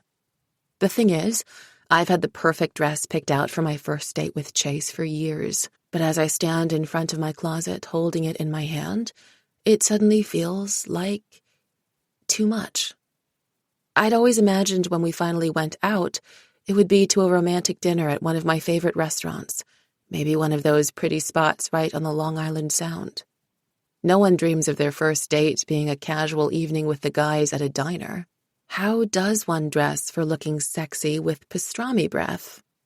My fingers are itching to ask Shannon for advice, which is what I'd normally do. We know each other's closets as well as our own. Even if she gives good advice, she'll be thinking this is a bullshit date, and I'm not in the mood for it. Gia would be stressful in the complete opposite way. I don't want to listen to what a huge deal this is for an hour either. And unfortunately, Kiki's useless for fashion advice. Her idea of mixing up her black and gray wardrobe is to add pinstripes. Jasmine would have been the perfect call. Shopping with her was one of my favorite things to do, because she's honest to a fault. But when you find something that looks good, and she would make me try on some crazy shit because she was certain it would look fantastic on me and was often right, she makes you feel like no one has ever looked as good in anything as you look right then, in that rhinestone-studded leather bodice. There is a great dress I'd purchased with her at the outlet mall in Nag's Head, and it's still summery enough outside to wear it, though the bright red gingham feels a little country against the backdrop of Stratford. Well, whatever. I spent the money and I know it looks cute on me. I shuck off the black yoga pants and matching t-shirt I've worn under my purple apron for the past 6 hours and jump into the shower. 45 minutes later, I'm clean, cute, and my mom is driving me to Benny's, Demi Lovato's confident bursting from the car's speakers. I embark on approximately nothing without blasting this song first. Thankfully, my mom understands. But my enthusiasm comes to an abrupt halt when I see way more cars in the parking lot than I expected, including a familiar 4Runner. So much for Shannon not having the info to mock this non-date. There's a little less bounce in my espadrilled step when I let myself into the diner, even though Shannon whoops when I walk in and loudly proclaims what a cute cowgirl I make. Thankfully, I'm saved from having to respond by Chase getting up like the gentleman he is and giving me one of those epic smiles. "You came," he says, as if it were ever a question. How could I pass up a fried chicken sandwich with extra slaw? Out of the corner of my eye, I see Shannon registering that Chase's invite is why I'm here. I also see her flirting with Lucas Miller, which I guess explains why she is. I am not looking forward to the hour of, "How could you not tell me?" that will go down the instant I get home.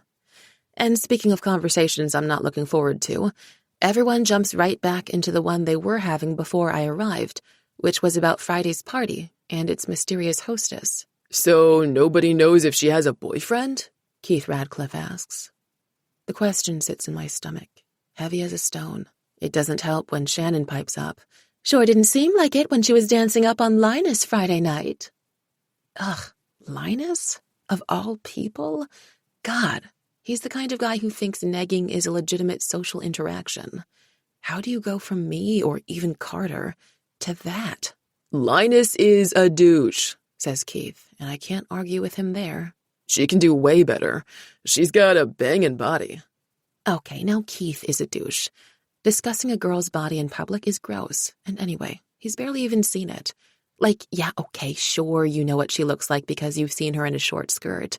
Maybe you don't think you know her banging body before you've ever come face to face with her hip bones, because let me tell you, you don't know jack shit. Hey, you okay? Chase murmurs in my ears. I blink out of my ragey hornball thoughts. Yeah, of course. Why? Because you've massacred my fries. I look down and see a ketchup-bloody pile of potato stumps scattered around a red basket coffin. Whoops. My cheeks fill with heat. Sorry about that. Guess I'm hungrier than I thought. Where's our waitress? Chase gives me a funny look. I already ordered for you. Fried chicken sandwich with extra slaw, right? And I was planning to share my fries, but maybe I should order more of those. I'll get them, I say sheepishly, climbing out of the booth. I need some air, even if it's heavily scented with cooking oil. I don't know what's wrong with me. This is it. This is everything. I'm on a date-ish thing with Chase, and my best friend is here, for better and for worse, and he ordered for me, and everyone knows it, and somehow Jasmine is managing to ruin it without even being present. In another life, having her around could make sense. She could date Keith, and I could date Chase, and we could double or even add Shannon and Lucas and triple. It'd be perfect. Except we're in this life, and that sounds like my personal hell. I order fries, and they tell me they'll bring them to the table, so I have no choice but to go back. I hope they'll be done talking about Jasmine by the time I arrive, but no such luck. Worse, I get there as Shannon's assuring everyone that she and Jasmine are friends, and she'll get the dirt on if she's seeing someone. The idea of Shannon and Jasmine being friends is an immediate appetite killer. My relationship with Shannon is complicated, but she's still my best friend. She'd drag someone over broken glass for hurting me, and yes, I do say that from experience. She may like to keep her friends in line, but she would also do anything for us. And I don't exactly have a lot of people like that in my life. Shout out to my dad, wherever he is these days. So, yeah, the only thing I might hate more than the idea of losing Shannon to Jasmine is the idea of losing Jasmine to Shannon. And if the two of them get close and start sharing secrets about me, I might lose them both. I am so not letting that happen. When did you guys become so tight? I ask as casually as I can manage while I squeeze back in next to Chase, sitting a little closer to him than before. I didn't realize you'd hung out. You don't think she's a little weird? I honestly don't even know what about her I could play off as weird, but desperate times, etc., etc. We talked for a while at the party, Shannon says, and I didn't get a weird vibe. She's pretty cool. She speaks French even better than I do, and she's been, everywhere. All the jewelry she was wearing came from a trip to Morocco. My brain immediately corrects this piece of information. She was also wearing the emerald ring her grandparents gave her for her 16th birthday, bought for her in Paris. Plus, she always wears her Hamsa and Jewish star necklace underneath her clothing, and that was a bat mitzvah gift from her mom. They're silly facts, but knowing them reminds me that it'll be a while before Shannon can surpass everything I know about Jasmine. Because, apparently, I've created a competition in my head, and I'm not going down without a fight. Why don't I invite her here? Shannon continues, pulling out her phone. Keith can lay on the charm right now. The only part of me that doesn't want him to call her bluff is the part that wants to know if Shannon really has Jasmine's phone number. Thankfully, Keith is a total coward and says his romantic moves are not meant for a greater audience. While everyone's teasing him, the food arrives, and thankfully the conversation changes to things like scouts, college applications, and homecoming. I swear, Chase squeezes my thigh when the latter comes up. Homecoming? On Chase Harding's arm? I'm not sure I've allowed myself to dream that high. That's a lie. I have quite literally had this dream many, many times, and I always wake up in a terrible mood when I realize it's just the work of my horny brain. It is item number 2 on my high school bucket list, right behind prom on Chase Harding's arm. But now he's here, ordering me a fried chicken sandwich with extra slaw and squeezing my thigh and making no secret of the fact that he's interested. It's all so fast, I'm starting to get paranoid Shannon's behind it, like she's paid him to make my senior year special or something, which is ridiculous because honestly, I don't really lack for confidence, but how else do I explain such a huge change? You still up for ice cream after this? His low voice tickles my ear and beyond, and suddenly, I wouldn't care if my own mother was paying him for this. Absolutely, I say, and this time when his hand squeezes my thigh, it stays put. As expected, I get an eyebrow waggle and a mouthed, "Call me," from Shannon when Chase and I take off after dinner.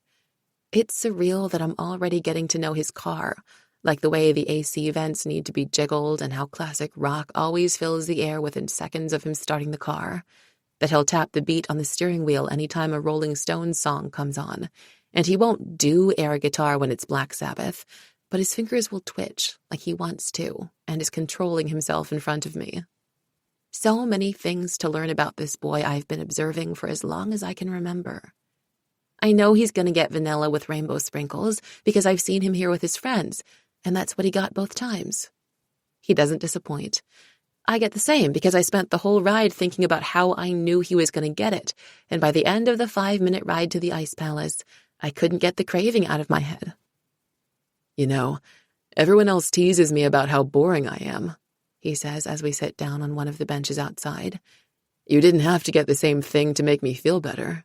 As it happens, I think vanilla is extremely underrated, I tell him as I lick a stray drop off my finger, knowing he's watching me do it. I actually do think vanilla is underrated, but yeah, under normal circumstances, I probably would have gotten cookie dough or one of those flavors with 17 kinds of candy bar in it. And so is a little colorful brightness on dessert. Thank you, he says, a huge smile breaking out onto his face. How do you not get in a good mood eating something covered in bright colors? My little sister taught me that. God, I wish she hadn't mentioned Kira. My crush on him grows 3 sizes whenever he does. #only child problems. And then my stomach twinges again because #only child problems was something Jasmine and I used to say all the time. I'd been so upset at the thought of Shannon calling her when we were at Benny's. But why didn't I just do it? My mom's right, at least in part. I did depend on Jasmine for friends in the Outer Banks.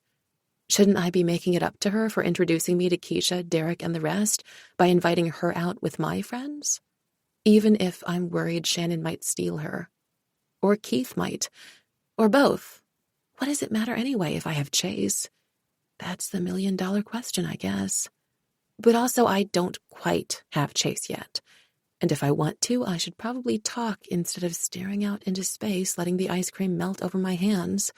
After a while, there's no way to make cleaning that up look sexy. I take another lick of the cone and look at this boy who has starred in my dreams. He's looking back at me with those beautiful eyes the color of the night sky, and I somehow feel warm and shivery at the same time. It's clear I'm gonna kiss you now, right? He asks, and I nod. I had always imagined sparks the first time I kissed Chase Harding, but it's a sweet, cold kiss thanks to the ice cream, and sprinkles feel better than sparks anyway. We can't exactly get handsy while holding our cones, but it's definitely more than a peck, and I'm hyper-aware of his scruff against my skin. It's hard to forget that the last person you spent weeks kissing was a smooth-skinned girl when you feel that scruff again. But it sure doesn't mean they can't both feel good. We finish our ice cream and head back to his car, where some more kissing happens before we drive home to Rush and The Who. There's more kissing in my driveway. We finally jump apart when my cell phone rings, revealing Shannon's face on the screen.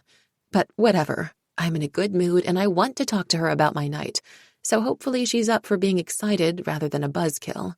One never knows how generous she's feeling. Chase laughs quietly as I silence my phone and says, "Guess I should let you go. But maybe next Friday night, after the game, we can do this just the two of us thing again." "Weren't you guys talking about going to Lucas's after the game?" "The guys were." He tucks a blonde curl behind my ear. "I wasn't." Oof, that was good. I debate how smutty it would be to haul him into the backseat of his car and decide it might be a bit much. But that won't stop me from being a little shameless. "Sounds good. Maybe pick a terrible movie we can not watch."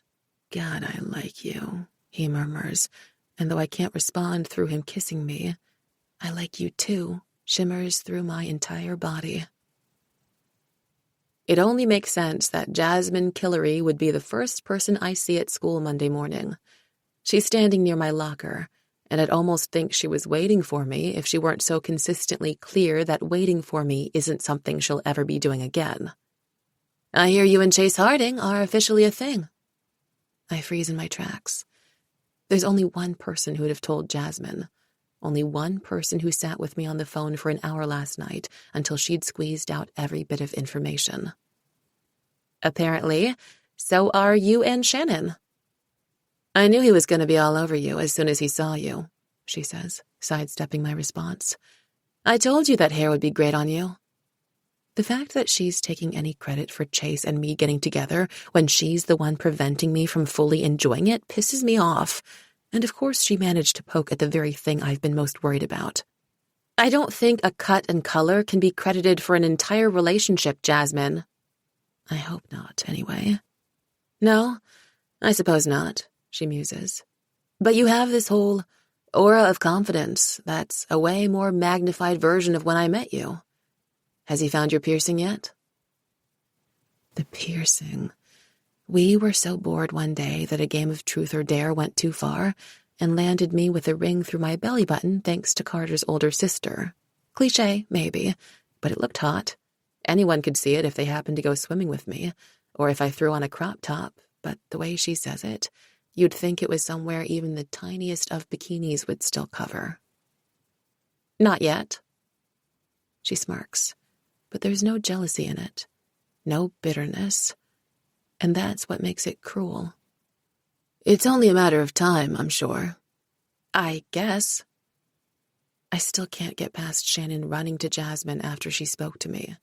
I guess she had her phone number after all. "So, you're talking to me now?" "I haven't been not talking to you, Tinkerbell. We literally just talked at my party." Tinkerbell. The resurgence of my nickname might suffuse me with warmth if she weren't giving me such attitude. But I was right, I realize. Jasmine did need to know that I wasn't going to try to bring things back to where they'd been this summer. She needed me to have a boyfriend in order for us to be friends, so she could be sure I wasn't going to pursue her. I'd been happy when I first thought of how maybe that would bring us back to normal, but right now, it makes me feel sick. "Okay, whatever. Guess it doesn't matter since you've had no trouble making friends here." I try to keep my voice light, to remember how grateful I am for the friends she made me a few months ago, even if they fell to the wayside. But my feelings at her buddying up with Shannon drip from every word, and it doesn't help that I'm upset about the other stuff. The thing is, I wanted us to be friends, and I wanted to date Chase, and it looks like I'm gonna get it all, so I should be happy. At the very least, I should be nice. "Guess this means you'll be joining us for lunch?" "Shannon did mention something about that. Yeah." "Great." I plaster a smile on my face. "Guess I'll see you then."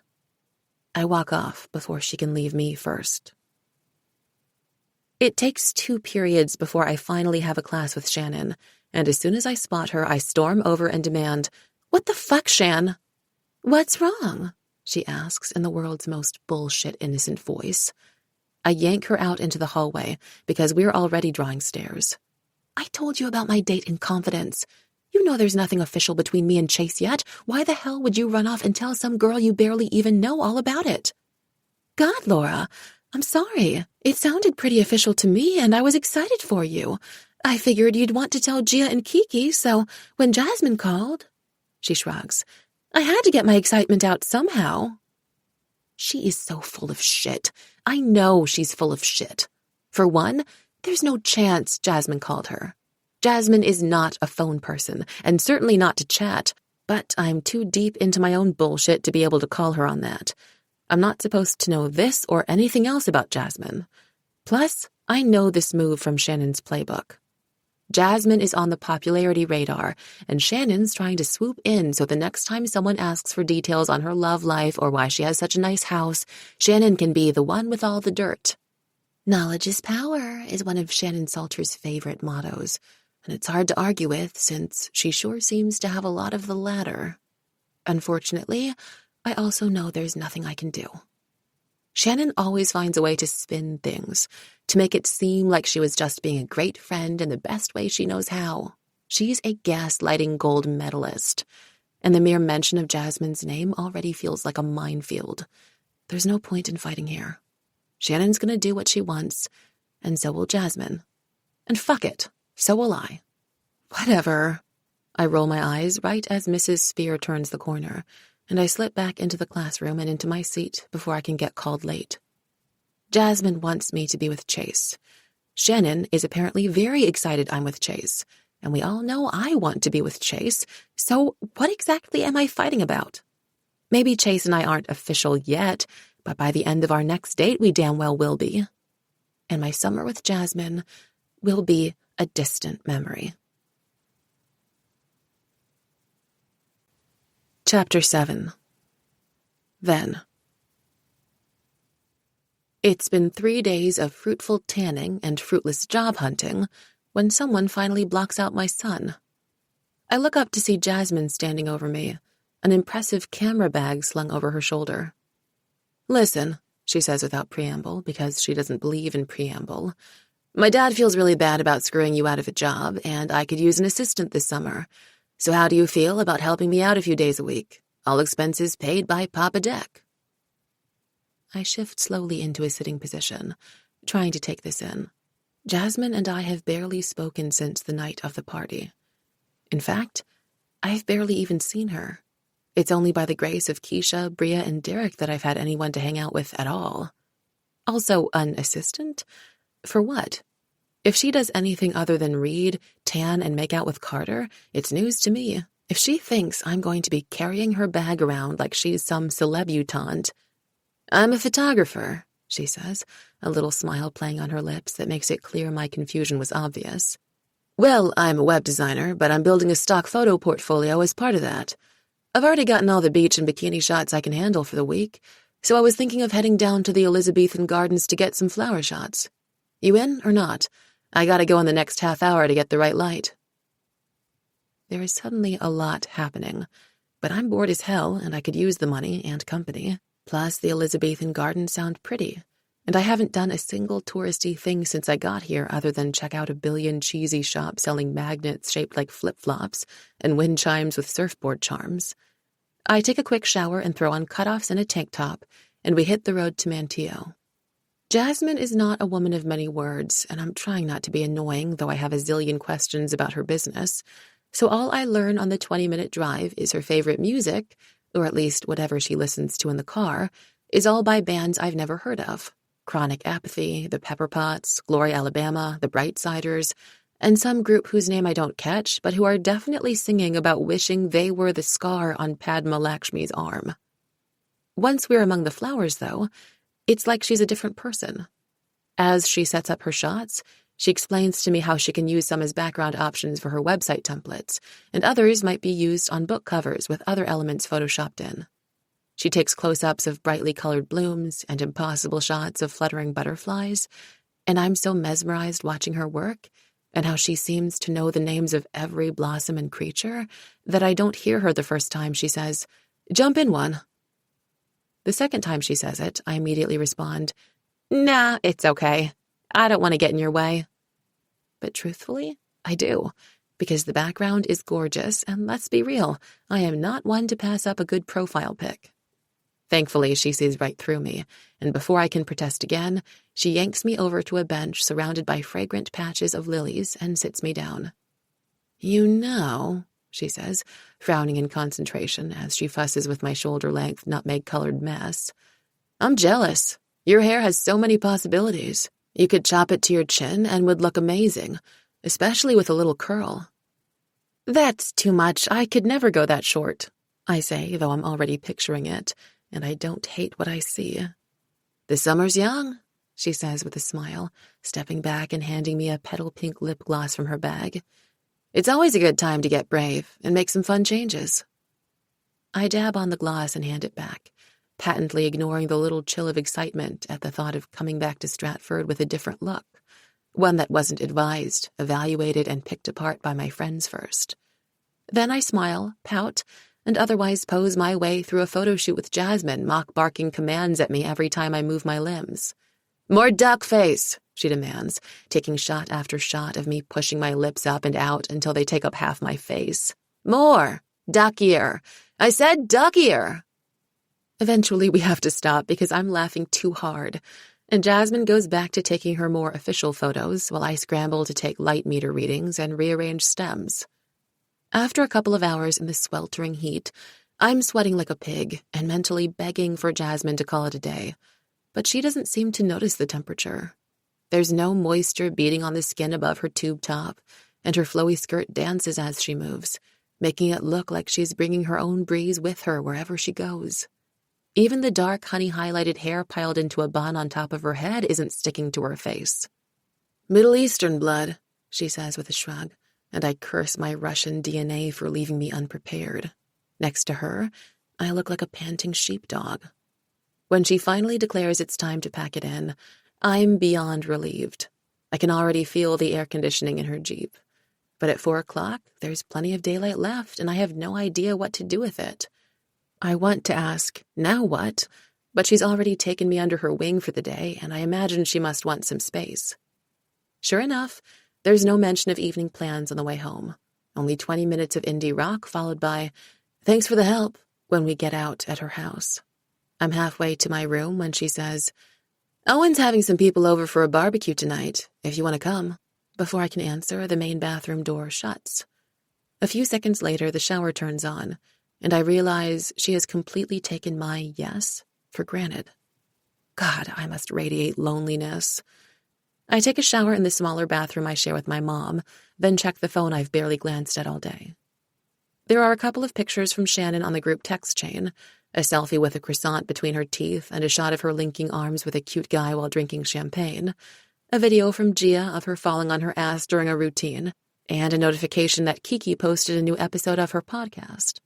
I smile at the latter and cue it up after posting my favorite selfie from the gardens, letting Kiki's familiar, soothing voice surround me as I moisturize. "What is that?" a voice asks, and I nearly jump out of my towel when I realize Jasmine's standing in the doorway to our little suite. I hadn't realized I never closed the door, and now I'm standing here half naked, though thankfully only the two of us are home. I wrap the towel tighter around myself and swipe at my face to clear any visible dabs of lotion. "My friend Kiki's podcast, Kiki on the Case. It's fun. It's like a gossip column where she plays detective, and she posts a new episode every week." "Ooh, cute." Jasmine comes in and sits down on my bed, privacy clearly not a dominant word in her vocabulary. "What's this episode about?" "Our school librarian is having kind of a dramatic breakup, and Kiki's a little obsessed with it," I say with a smile because it's so silly and so Kiki. I mean, she didn't originally say it was our school librarian on the podcast, but we all know it is because Ms. Abrams is always on the phone in the library, and she doesn't follow her own shh very well. Rumor is she's hooking up with a librarian at our town's middle school, and Kiki's trying to confirm it, with the help of her little sister, who's in 6th grade. That is bizarre, isn't it? God, I miss my friends. They're so weird. I have to remember to message them later about my new job and how much I love this episode of the podcast. Kiki lives and dies by her fandom. Kiki's obsessed with mysteries. It's her thing. She has to find out if it's really him so she can dig into how they met and what went wrong, because of course she does. Jasmine laughs. You should bring her to Roanoke. Roanoke? Isn't that in Virginia? Different Roanoke. Haven't you ever learned about the lost colony in school? The settlers who disappeared? Oh yeah, this is vaguely familiar. I think so. Maybe. Guessing history is not your subject, Jasmine teases, and I confirm that it's definitely not. Anyway, it was this whole thing in the late 16th century. The first attempt at a colony. These people came over from England, set up a town, and then completely disappeared. Nothing left but a single word. Croatoan. There are all sorts of theories about whether they were murdered or just moved to another place, but no one's ever been able to definitively say. There's a theater right near the gardens we were at today that does a show about it every night. I bet your friend would love it. Oh, man, she would. Bringing Kiki down here for a weekend sounds like a lot of fun, and there's no way a mystery like that isn't already super high on her radar. Do you think your dad would let me have a friend here for a couple of days? Jasmine shrugs. Sure, why not? If you're going to still be here August 18th, that's the day to go. It's silly, but they call it Virginia Dare Day. They even use a real baby in the show, in honor of Virginia Dare's birthday. She was the first new settler born on colonized soil. Garden admission is discounted that day, too, if you want to take her there. I actually don't know when we're heading back to New York.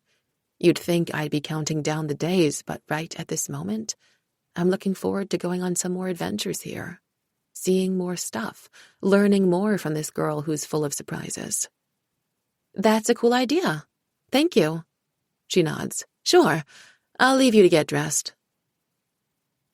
The barbecue that night is a lot of fun, as is pizza and night swimming at Keisha's the evening after, and going to a battle of the bands at a club the night after that, and a sunset sail on Brea's boat the night after that. The days are cool too, even as Jasmine begins to trust me with heavier equipment and more work, leaving my muscles sore and my skin lobster pink at the end of long days shooting lighthouses, slow-crawling crabs, and hang gliders. I get to see everything touristy from a completely different angle, and I always expect Jasmine to mock the cheesy gift shops and fanny packs, but she never does. Instead, she plays the role of tour guide, adding her own little-known facts about the first flights to our stroll around the Wright brothers' memorial and the histories of the different lighthouses. It's clear that coming to the Outer Banks for summers her entire life has given her a profound pride in the place. I've never seen someone find so much beauty in everything.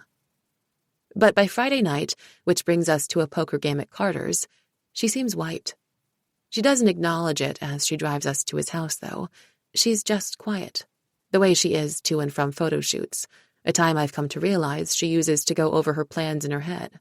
But unless she's planning card strategies, that isn't what's on her mind. I don't push. Something tells me that never works with her.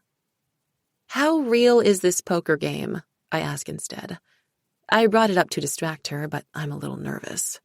Is this like playing for M&Ms or for actual cash? Because I don't have a whole lot of the latter. She waves her hand. I know. Don't worry about it. I'll spot you. Okay. I'm annoyed. It's enough that I'm living in her house, well aware my mom is her dad's secretary and I'm her assistant. I don't need to be handed out cash favors. I'm not looking to be spotted. I want to be prepared. You'll be fine, is all she says. And now I'm silent too, irritated at her new clothes and this fancy Jeep, and how she's probably gone to shows for every one of these stupid bands on her stupid satellite radio. But then she follows it up with, Here, why don't you pick the music? Put on whatever helps you de-stress. I do not need to be asked twice to blast Demi Lovato. It turns out the buy-in is $50, which I don't have. But I offer to help Carter in the kitchen, shoving trays of frozen pigs in a blanket and mozzarella sticks in the oven as slowly as I can to avoid the question of whether I'm going to be upfront about not having the money or do something stupid like promise to pay Jasmine back so I cannot embarrass myself in front of my new friends. But when all the food is in, and I've stirred the lemonade for so long I've probably churned it into butter, I'm out of time. When I finally enter the game room, yeah, he has a game room, Carter says, "Hey, Jasmine's low on cash this week, so we're doing a buy-in at 10. That cool?" I shrug, forcing myself to meet his eyes so I don't have to look anywhere near hers. Sure. Turns out, I'm not very good at poker. Not at bluffing, nor remembering that a flush is a thing, nor reading other people's facial expressions. But Jasmine is wiping the floor with everyone. I should have known she'd be great at it. She has the best poker face I've ever seen. I've picked up slight frowns and nose wrinkles I thought must indicate crappy cards, but nope. Inside of an hour, she has everyone's money, including mine, and shockingly, nobody feels like playing another round. "I knew I should have let your invite get lost in the mail," Carter teases, but it's obvious from the way he's looking at her that it's everyone else's invites he would have rather lost instead.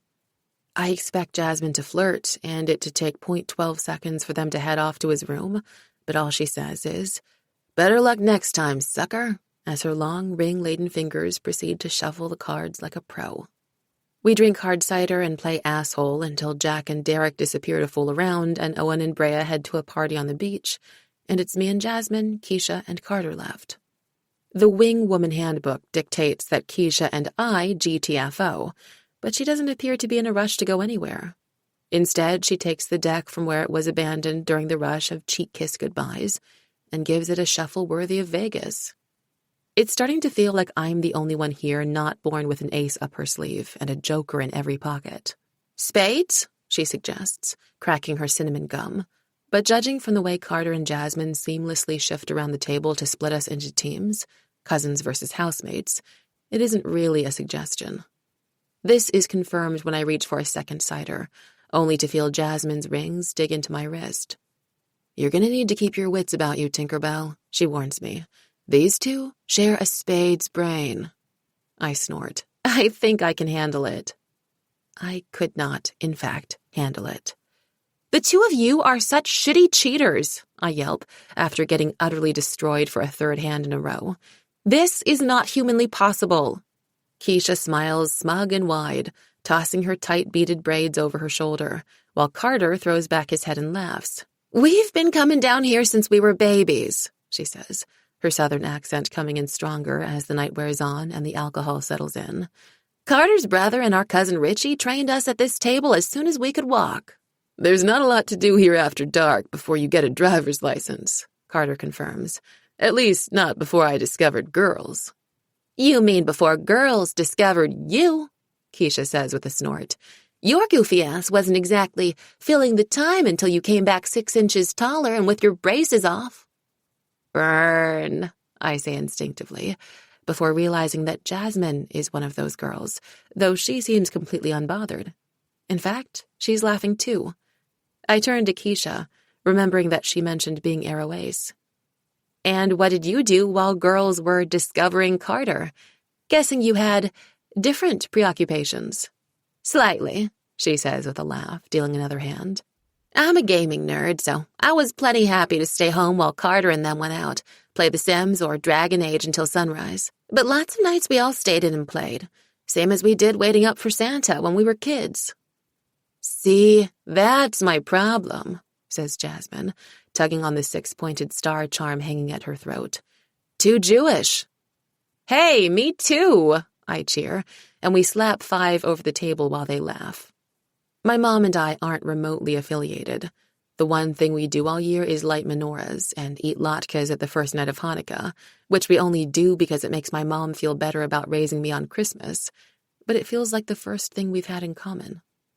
Except for how we both suck at spades. But it's fun, and Jasmine seems so much more at ease in the smaller crowd. It takes the sting out of losing so badly to see her chilled out, more like the person I hang out with on photo shoots and long car drives. By the time we officially bite the dust, my face hurts from laughing so hard. At least until Carter asks us to stick around, his eyes hovering somewhere around Jasmine's lips, and my stomach drops at the thought of ending our fun night by being ditched. "Nah, We've got to get up early for a sunrise shoot, says Jasmine, rising on her toes to give him a peck on the cheek. The shoot is news to me, but I nod and accept goodnight hugs and promises of a rematch. Keisha and I even exchange numbers, and I appreciate that her phone case is designed to look like a vintage Nintendo controller. Are we really doing a sunrise shoot tomorrow? I ask, after we buckle ourselves in and leave the Thomases behind us. Sure, why not? Jasmine shrugs. People love cheesy sunrises for social media backgrounds and templates, unless you don't think you can get up that early. I've been getting up early to run on the beach the past couple days, before Jasmine or Mom or even Declan is awake. It's been nice having time to myself where I'm not in Declan's house or assisting Jasmine or tiptoeing around my mom. I've never been a morning person, but running on the sand is more relaxing than walking on eggshells and feeling like an interloping piece of luggage my mom was forced to bring. I don't want to give up my secret, though. Oh, I can. The question is whether you want company that early. You don't seem to enjoy the presence of others before coffee. Her teeth flash in the dark interior of the car. You've noticed. I'm very observant, I say with a flip of my hair. You are. Her voice is more serious than I anticipate, and I'm not ready for it. I like this about you. You know when to talk and when not to. It's a rare skill. I'll take that as a compliment. It strikes me then that it's the first time we've driven without music. Especially since you can be a hard girl to read. The corner of her mouth turns up. Not many people bother to try to read me. Outside, it's relatively quiet, and with our windows down, we can hear the ocean lapping at the shore during the pauses in our conversation. The peaceful, rhythmic interlude makes it less glaring that it takes me a minute to figure out how to respond. I don't know about that. We just left a whole house of people sick of losing to you at poker. She laughs. Touché. But none of them like to work for it. Have you ever considered not making people work for it? Literally never. Well, at least you're self-aware. My phone beeps, and I know before looking down that it's going to be my mom, asking where I am. I quickly tap out that we'll be home in 2 minutes, and Jasmine says, I didn't really make you work for it, did I? I think of how quickly she invited me to the pool, to meet her friends, to join in on her photo shoots. I press send on my reply and say, No, you didn't, I suppose. Although all of that was superficial, there's still so much I don't know. But I like the idea that I'm a standout. What can I say? I'm vain. Am I just special? Her lips twitch. I guess you are. I feel special, I say seriously. It's meant to sound like teasing, but I do. I'm grateful for how much she's helped me love it here, for how generous she's been with her time, with her life. Hell, I'm even grateful that she listened to me tonight about not wanting to be spotted and found another way to make it work. To what do I owe the honor? You really want to know? Obviously. She pulls us into the driveway and shuts off the car. You cut through bullshit really, really fast. I cannot even tell you how refreshing that is. I definitely owe that to a combination of my mom, who has zero time for bullshit, and Shannon, who taught me not to bother since she'll see right through me anyway. But I don't feel like giving anyone else credit. I'm enjoying feeling special. Unnervingly so. I'm not going to say that either, so instead I deflect like the wind. Well, as long as I'm doing that, I thought you'd want to stay longer tonight. Hang out with Carter. I let the rest go unsaid. She glances at me, her usually golden eyes impenetrably dark. Can I tell you something? Only because I think you'll get it and not think I'm extremely weird. I have no idea what's coming, but there's only one right answer to that question. Of course. There's a tear in the thigh of her jeans, and she picks at it, concentrating her gaze downward with the same intensity she gives to capturing perfect shots of butterflies. I don't really love the whole partying thing. I mean, sometimes I do, but being surrounded by people is just a lot. And it's not that I don't like hooking up with Carter, but it's like I don't need it in the same way when there aren't a ton of people there. My first thought is that she means she wants other people to see it.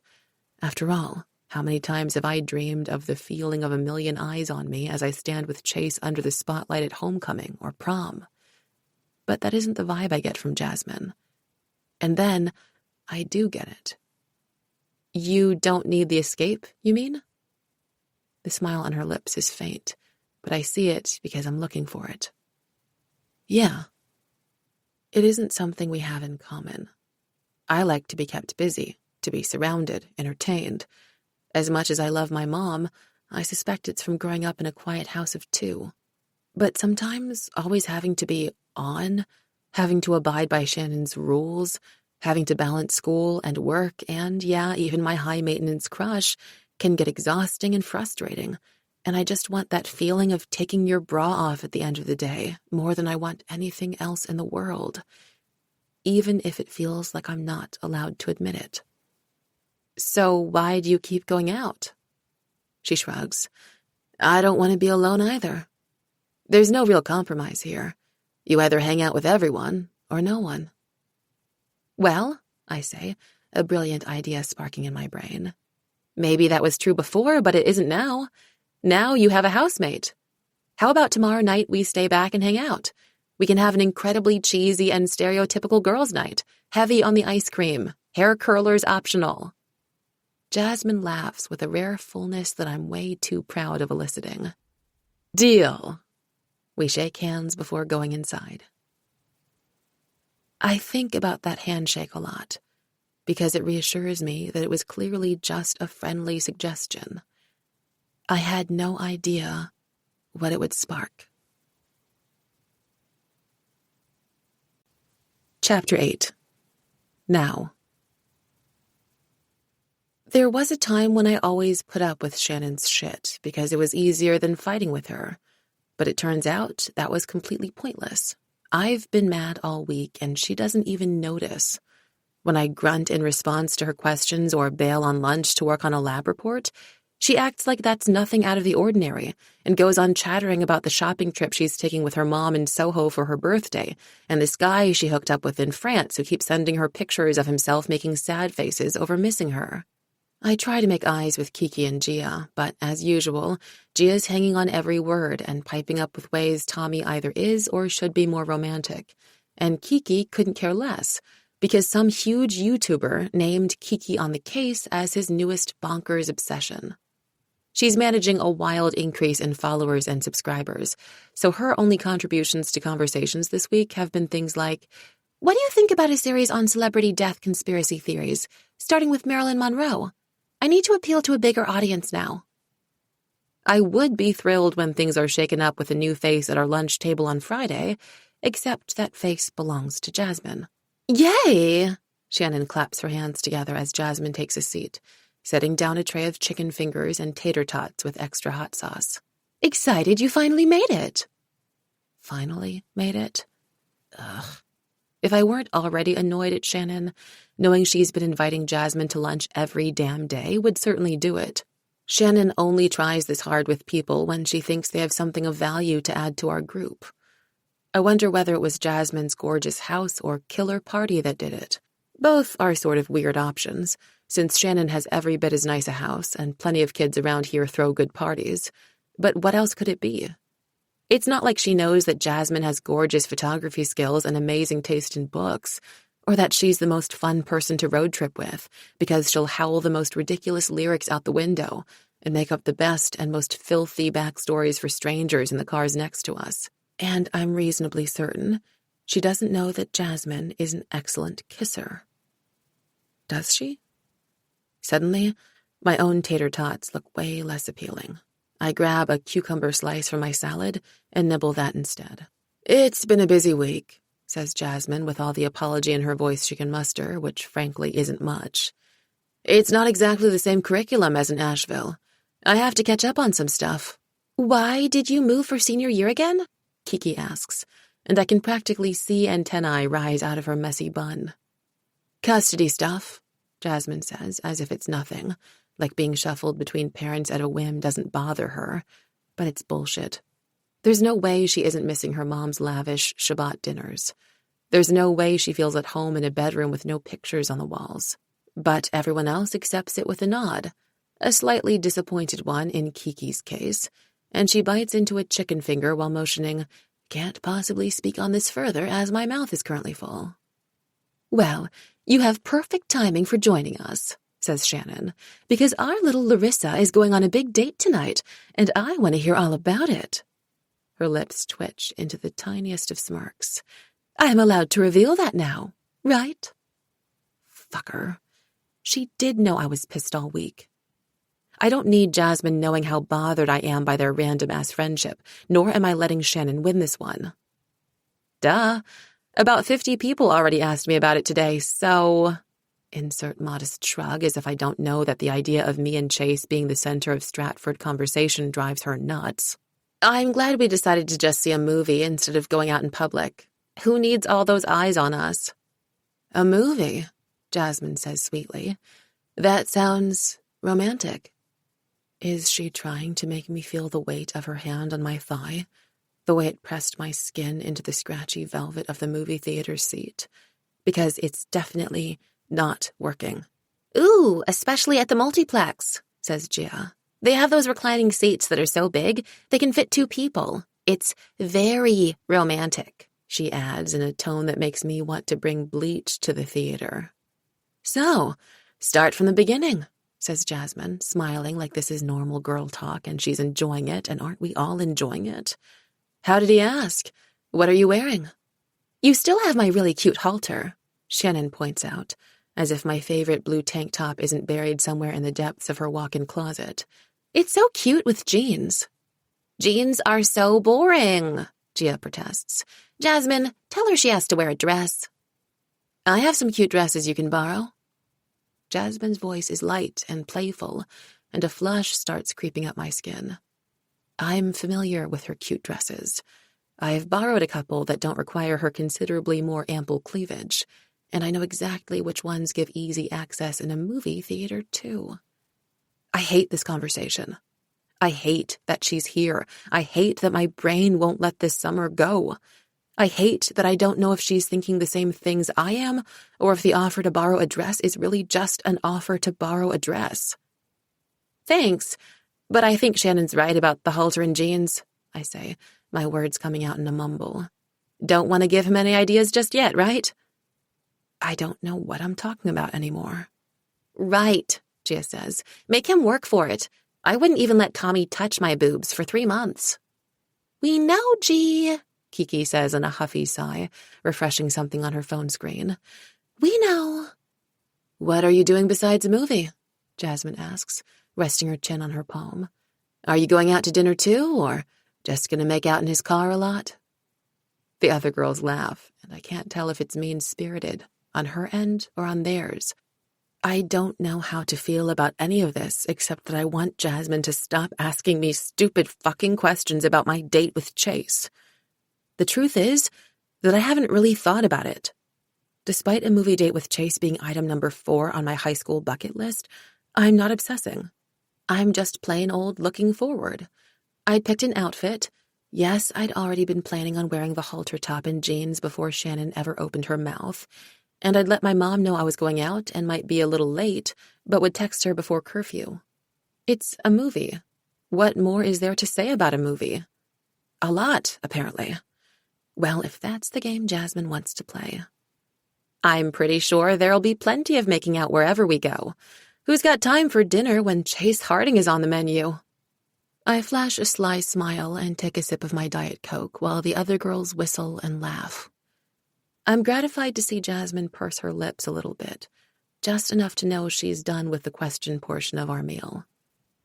What are the rest of you doing tonight? In the end, I wear a short red skirt with a black and white polka dot top, neither Shannon's suggestion nor Jasmine and Gia's, and I don't give a damn what ideas Chase gets. I'll do what I want.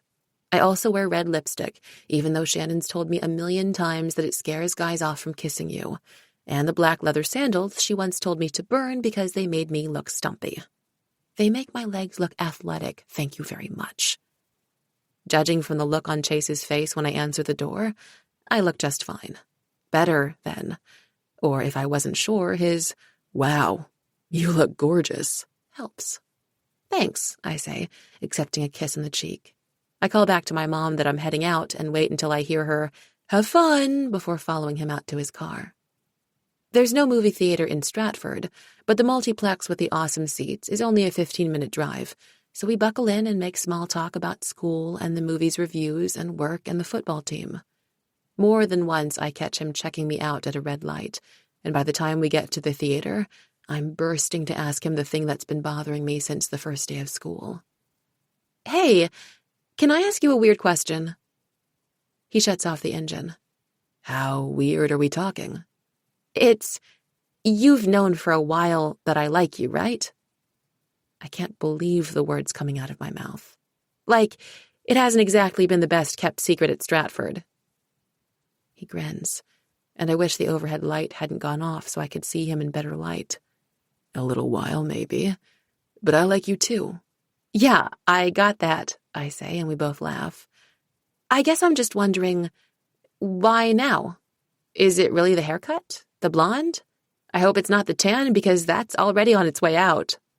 "Those things don't hurt," he says, reaching out to lightly yank a golden curl. "But no, it isn't that you're prettier than before. You just seem different. You kinda glow. I mean, you walked into school that first day straight up strutting." He laughs, more sheepishly this time. "God, that sounds dumb. But do you know what I mean? You seem happier, a little more fearless, a little less like... I'm trying to figure out how to say this in a way that doesn't sound awful." My stomach tightens. "Well, it can't sound worse than this." "Fair enough." He meets my gaze full on, his eyes glowing with the reflection of the neon lights. "You seem less like you're in Shannon Salter's shadow, like you somehow came into your own this summer, if that's not a really stupid and terrible thing to say." I shake my head slowly. It isn't either of those things. I hadn't really put it into those words, but I think I felt some of that too. The only problem was that, sure, I hadn't spent the summer in Shannon's shadow, but maybe I'm in Jasmine's shadow. Only no one knows it. Jasmine is the one who inspired my haircut, who gave me the bravery for my piercing. Jasmine is the one who took me all over the Outer Banks, showed me how to find beauty in places I didn't see it, including, cheesy as it is, myself. Jasmine is the one who showed me the real fun was never in following the crowd, and that sometimes the best things are the scary and the unexpected. God, a part of me hates her so much, but it hits me with a bolt that what Chase is seeing is that I love myself more after this summer, and for that, I will probably owe her forever. "Good," he says. And it isn't until he says it that I remember where I am and who I'm with. "So, should we get some popcorn?" Then.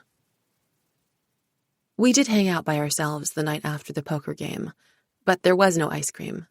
Instead, we stocked up on graham crackers, Hershey bars, and marshmallows, and made good use of the fire pit in the backyard. "What do you think happens if you leave a marshmallow in a bottle of soda?" Jasmine asks, holding up one of the many bottles of Coke we'd bought to accompany our s'mores, determined to taste every one of its sweet varieties. "Do you think it explodes?" "Uh-oh, do you think having both in our stomachs at the same time will make them explode?" Jasmine laughs and whacks me on the arm. "Shut up. This is serious. We should experiment. For science." "For science, you want to waste a perfectly good marshmallow by dropping it into a bottle of cherry Coke.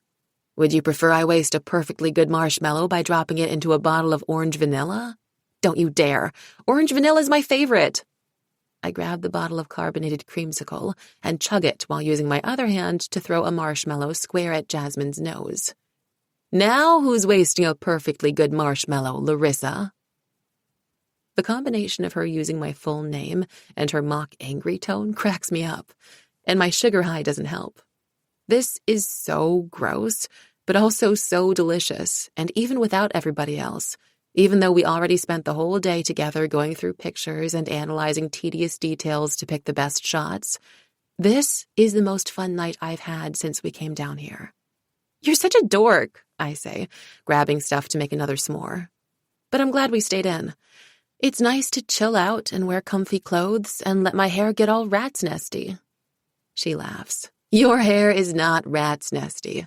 But yeah, isn't it? Like, it's fun to hang out with other people, but it all becomes about the same shit. Everyone just wants to feel good at the end of the night, right? You get drunk to feel good. You hook up to feel good. You take other people's money at the poker table to feel good. And it's so much fucking work. The smile has slid off her lips, and her face grows serious in the light of the fire, the sparks reflecting in her amber eyes. It doesn't have to be so much work. It doesn't have to be constantly making sure you're wearing the right thing, saying the right thing, drinking the right amount, worrying about who's watching you do it. Sometimes it's so fucking exhausting to feel good that it doesn't even feel good when it should. We act like beer and boys are so necessary for a good time, for a real night. And honestly, fuck that. If all we cared about was making out with someone... I've barely swallowed my s'more, and suddenly there are lips on mine, sweet with a trace of chocolate. Only a moment, and then the cool night air rushes in off the water again, as if it never happened. Just do it. You don't have to throw a whole massive party so 3 hours later you can get someone back to your room to make out. Just make out. The whole pretense is so tired. I wish people would just admit what they want when they want it. I'm not sure I've blinked once her whole tirade. I definitely haven't moved since her lips landed on mine. What the hell just happened? Suddenly, her face crumbles, every trace of righteous indignation gone. Oh, shit, Laura. I'm sorry, I got caught up. I shouldn't have done that. I promise, Shh.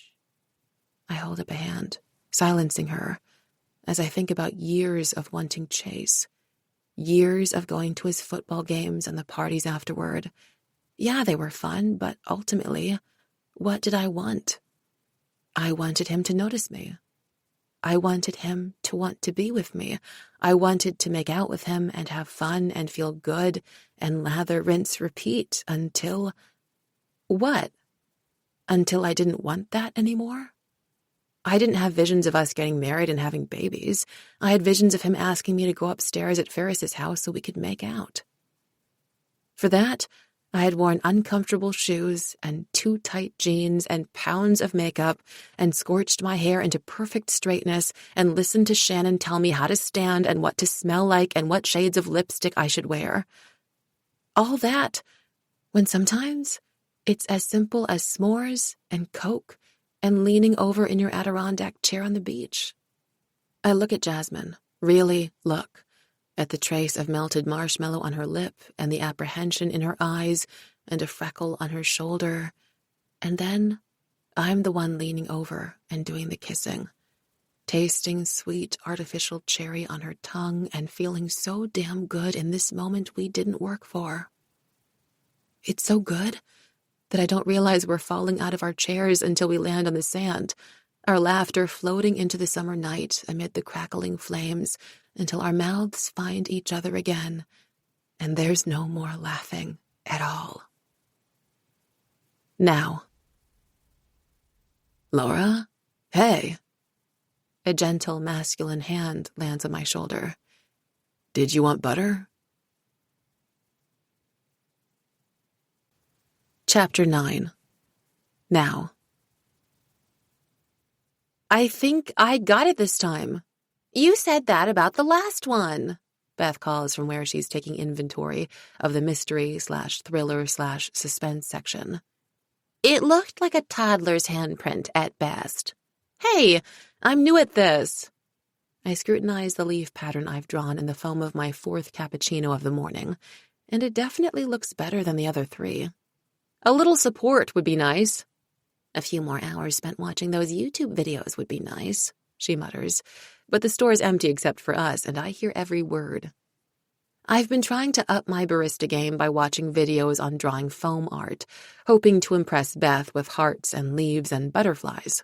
Unfortunately, I'm about as good at doing art with foam as I am at doing it with paint, charcoal, decoupage, pencils, or anything else, which is to say, not at all. The only thing I have to show for my training is a pair of slightly jittery hands from quickly downing my first 2 mistakes. Beth graciously took the third, despite it being many shades lighter than her soul. Latte art looks so easy on YouTube, but so do makeup tutorials, and I suck at those too. For as good a time as I had this summer, I can't help being resentful that I was forced to give up my bookseller position for something I suck at. I know books. I love books. I could have helped a bunch of dads find graphic novels for their daughters, could have pointed out the best romance novels for other sappy readers in search of humor and kissing, could have learned so much more about all the other books on the shelves, the awesomely titled cozy mysteries, as Beth taught me they're called, or the zillions of young adult fantasies with crowns or swords on the covers. Working here isn't just about money. I want to learn how to do this, to be Beth, to one day surround myself with books and coffee and people who love both while working on my own romance novels in my downtime. I don't know exactly what I want to do with my life, but I do know I feel the closest to figuring it out when I'm here. The best I can do now is prove that I can go above and beyond in whatever job I'm given, or at least I'll try to. So in the 8 minutes I have left until the store opens, I take Beth's muttered advice and get another instructional video going while I finish morning prep. I'm so wrapped up watching a pair of hands draw a swan that the first customer has to cough to get my attention. I offer my apologies and ask for her order, hoping it'll be a latte or a cappuccino or even a hot chocolate to give me another chance to practice. But like most of the customers clinging to the end of summer, she orders an iced coffee, and the only thing I can show off is that I can make one without screwing up. She also orders a mixed berry scone, the cafe's most popular baked good, and the secret recipe of none other than Beth's nephew Winston, whom I've never met but lives in Beth's basement, and apparently has a golden touch with flour, sugar, eggs, and butter. I wrap it in the store's trademark lavender tissue paper, hand it over along with the iced coffee, and make change, only to say goodbye and see Jasmine Killery standing at the front of the line. "Good morning, and welcome to the Book and Bean." I greet her as if I'm not at all rattled by her presence, by her bedhead and lip gloss, and the Bathory Bells concert t-shirt she wore the day we went to the Pea Island Wildlife Refuge and came back covered in bug bites. We spent the night soothing ourselves in the hot tub. "What can I get you?" She glances at the chalk menu over my head. "What do you recommend?" "Something with foam? I've been working on my art." "Ooh, interesting." She taps her chin, showing off a plum-colored fingernail speckled with gold glitter. "Can you draw a puppy?" "Probably as well as I can draw a leaf or a heart." Her lips curve into a smile. "I'll have a puppy cappuccino, please, with a shot of vanilla." I'm grateful for the opportunity to turn away from her and focus on the machinery. I need to concentrate on not burning myself on the steam wand and on swirling the milk just right, not on sniffing her honeysuckle shampoo. Espresso fills the small cafe with a bitter scent that obliterates the honey teasing my nose, and I inhale deeply. I'm 2 steps from giving Jasmine her coffee and watching her leave when she says, "Hey, is that a flyer for a Clementine Walker event? How much did you have to beg to make that happen?" Ah, so we're back to acknowledging we know each other then. Okay. "A happy coincidence," I say, carefully pouring in the milk. "Well, I'm curious to meet the legend herself. Shame it's not for another month. I'll have to put it into my calendar." Is she screwing with me? She's gonna come to the Clementine Walker event? I can't tell if she's trying to ruin it for me or if this is a genuine attempt to be friends. But I don't have time to gauge it because the dad who loved my graphic novel recommendations appears right behind her. Judging from the bounce in his step, I'm guessing the last round went well. And Jasmine is going to hear all about it unless I can get her out of here. "That'll be 5:26, I tell Jasmine, pushing her drink forward. She squints at the top. "That's supposed to be a puppy? Really? Damn it, I forgot to be fancy with the top. Then again, it doesn't look much different than if I'd actually tried, judging by my earlier attempts." "What, you don't see it? There's the nose, right there." She raises an eyebrow but doesn't say anything. She hands over her credit card, of course she has her own, which reads Jasmine H. Killery in crisp letters. The H stands for Helene, I hate that I know that. You draw puppies in the coffee now? Graphic novel Dad pipes up from behind Jasmine. I'll have one of those too, please. And some more book recommendations if you've got 'em. I'm picking up the new Candy Buttons book today, but she goes through these so fast I have to find something new. So much for getting Jasmine out of here. There's an unreadable look on her face as she says, They have Candy Buttons? I may have to go pick up the new one myself. They have a great graphic novel section here, since this one started, he says with a nod in my direction. I suddenly find myself very busy with literally anything but meeting Jasmine's gaze. She helped me find some great books for my daughter, and I'm sure she'd be happy to help you too. I'll check out what there is first, she says, taking back her card. Thanks for this. I make a choked sound in response as I watch her head off to see that I've had Beth stock the store with every single one of her favorites. Every book she passed to me that I fell in love with. Every book I knew would find fans if we carried it. I make the dad's drink and chat with him about some other choices for his daughter. Mooncakes and This One Summer and I Am Alfonso Jones, recommendations I found on book blogs and promptly devoured, while I brace myself for Jasmine's return. He leaves before she gets back, and her drink goes cold. I help myself to a few sips of it and make her a new one with shaking fingers, art and all.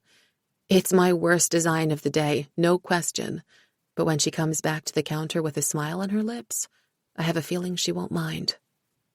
That's a nice selection you have there. She glances at the coffee and laughs. And a nice spider? I'm new at this, I mutter. Well, thank you for the new coffee. And for the books. You even have some I haven't tried yet. I'm going to go ahead and buy a few. Great. Great indeed. She picks up her cup and tips it lightly in my direction with a, Bye, Tinkerbell, that sends a tremor through my knees. Or maybe it's the caffeine. After spending the whole morning standing over the steam of the cappuccino machine, an afternoon at Kiki's pool is exactly what I need. My hair is a mess of frizz, and even in all black, you can see the zillion places I spilled coffee and foam on myself today.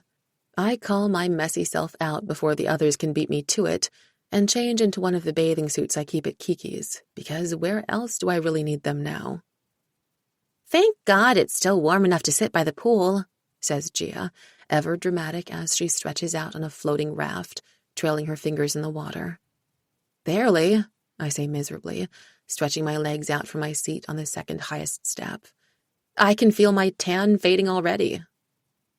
It's impossible to shake the concern that every little change I went through this summer has contributed to Chase's attraction. And even though it would make him a colossal ass if it were true, and even though he already said it isn't about how I look, I can't help feeling like if I shed too much of the summer, he'll realize I'm the same girl he wasn't interested in last year, or the year before that.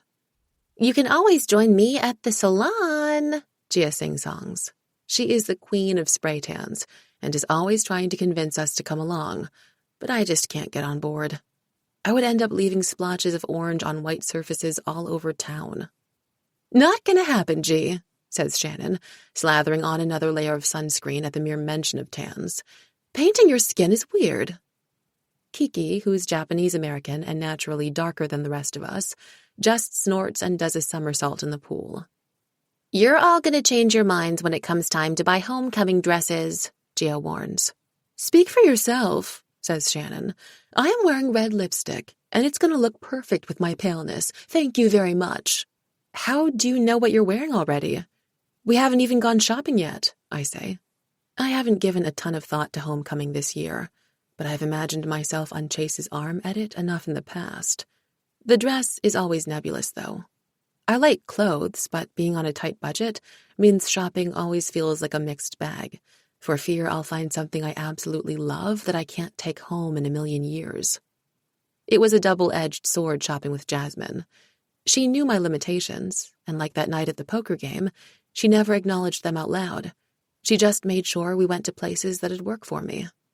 It was uncomfortable in its own way, but it didn't have that overhang of dread that shopping with Shannon did.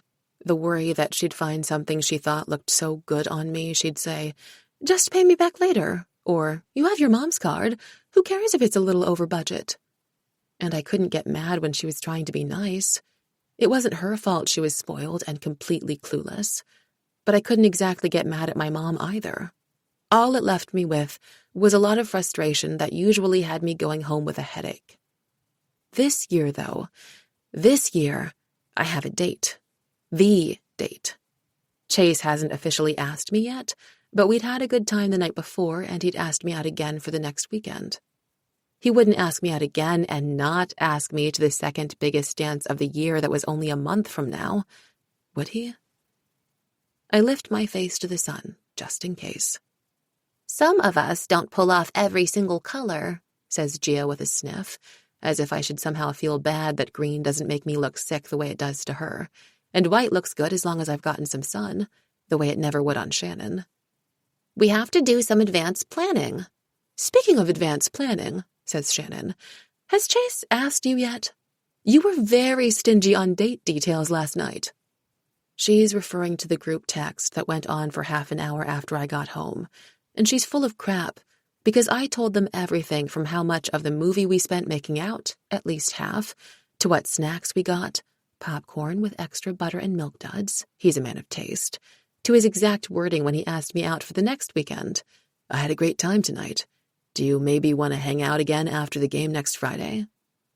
But she's right that I didn't say anything about homecoming because it never came up. Maybe it's more of a third date conversation? I can't believe you went on a date with Chase Harding, and you're not talking about it nonstop. Kiki sends a delicate splash in my direction. Who even are you? This is like the only thing you've wanted for 6 years. Is it?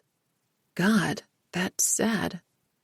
If you ask me what I want now, it's so many things.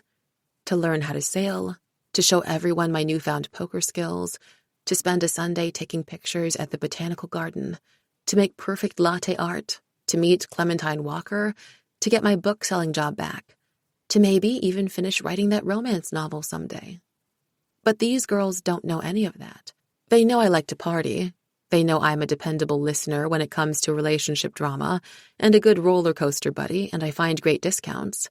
That I like movie nights where we wear face masks and throw popcorn at each other, and that I can quote every word of my favorites, and that those favorites include everything from the fluffiest rom-com to the goriest horror flick. They know I'm a good shopping buddy, and the one you turn to if you need help with an English assignment, that if we go into the city on a weekend, I'm gonna push to eat at my favorite Russian restaurant. And all of that is true. It is who I am, who I've always been. But now I know I'm all this other stuff too, and I certainly don't want to be first and foremost the girl obsessed with Chase Harding. Except I was the girl obsessed with Chase Harding. So where has that obsession gone now that we're finally together? Was it only the thrill of the chase, pun not intended, or is there more to it? How do you tell your closest friends, when you only have 1 year left before you all head off in new directions, that they don't know you as well as they think? How do you have that conversation when it means facing that you didn't know yourself as well as you thought you did? I close my eyes and think of all the things I've told these girls in the past. My first period, my first kiss, my first Father's Day rage cry, my first, oh my God, I am helplessly in love with this boy. Telling them something has always been what makes it real. Maybe I'm not ready for that yet. No, not maybe. I am definitely not ready for that. There'll be more, I say to assure them and myself, letting the sun warm my skin. Don't worry, you'll have to hear about each and every one. The other girls boo, and Kiki splashes much less delicately in my direction, and I smile. Monday at lunch, though, boys are anything but the topic of discussion.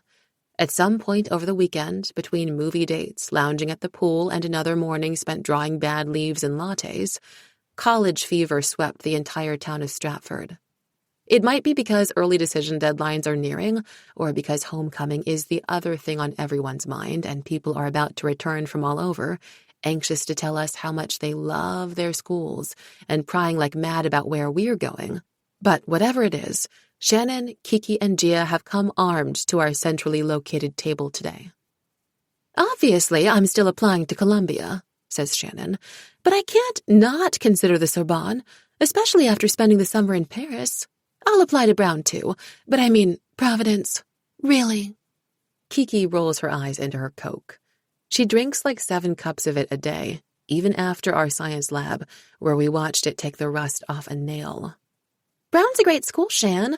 I would apply there if they had a forensic science program or a journalism major.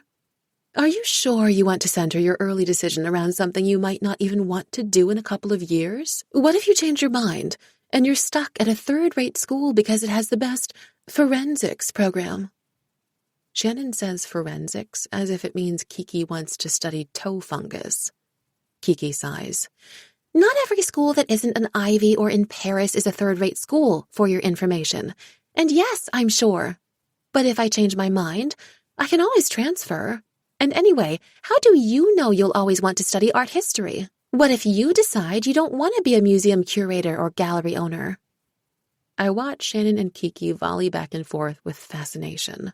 They have nothing in common except that they've both known what they want to do forever, and so they take each other more seriously than anyone else can possibly take either of them. Even watching them clash over it, I know they're playing devil's advocate with each other, making the other one sure she's firm in her choice, because this is just how they do things. We're a weird crew, and we know it. Shannon and her perfect hair and oodles of money, who never misses a party but is still such a mom, into finer things like art and French culture, but also totally our group caretaker. Kiki, with her mystery obsessions and gothic fashion sense, not to mention total disinterest in dating, despite the rest of us being boy crazy, who is always the one to remember the little details that matter and gives the most thoughtful gifts as a result. Gia, with her narrow interests in Tommy, cheerleading, and making memories, but whose loyalty and focus make her utterly indispensable. And me, who's always up for trying anything and soaking in everybody else, happy to be the guinea pig or test audience for everything from Shannon's glittery eyeliner to Gia's newest choreography. If we hadn't gone to school together our entire lives and made friends back when we had everything in common, because our entire lives were My Little Pony, Dead Man's Float competitions in Kiki's pool, and getting our parents to take us out for ice cream, we might not have anything to do with each other. But we've kept at it and made it work, and now we are a scary and awesome force of mutual support, and I love that about us. Even in their bitchiest moments, they've never genuinely torn me down for anything. Would that stay true if they knew about Jasmine? Would they look at me differently? Treat me differently? And was Jasmine serious about coming to the Clementine Walker event?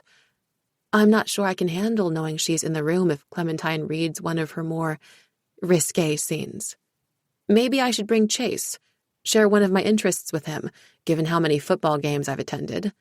Maybe those scenes will work on him just as well. Anyway, it's not like Jasmine would have ever touched her books before I recommended them, and she ended up reading 4. They're good. Maybe Chase will give one a shot. He's not the kind of guy who's like, ew, romance novels are for girls. At least, I don't think he is, though I can't imagine him adding reading on top of schoolwork and football and college applications. It was different with Jasmine. We were free during the summer, and she was already reading at least a book a week, if not more. It was different with Jasmine, for sure.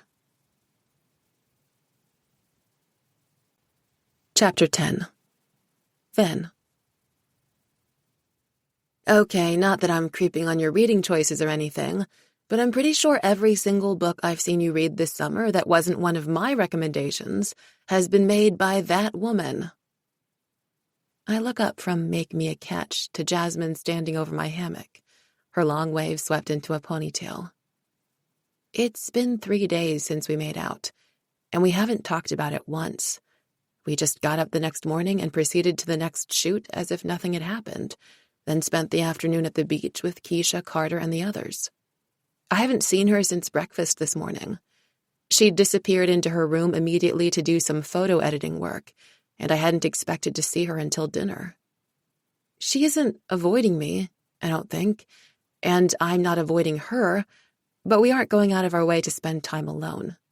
In fact, This is the first time I've seen her in days without a camera in her hand and a bag of gear in mine. She's probably not your thing, I say, embarrassed to be caught devouring so many romance novels. Shannon flashes through my head with her guilty pleasures is a stupid concept mantra, and I sit a little straighter. But she's my favorite romance author. She has a new book coming out in September, and I'm rereading everything of hers before it comes out. Can I see? She motions for me to move over in the hammock, and I do, aware of every single micro-inch of her bronze skin brushing mine. I hand over the book, refusing to cringe at the hot pink cover, and she accepts it with a hint of a wicked grin. Wait, this is a boring scene in an office. Where's the good stuff? You know romance novels have actual plots, right? I say dryly.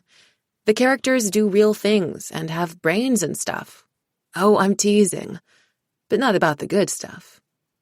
She keeps a finger where I left off and flips through the rest until she finds something to her satisfaction.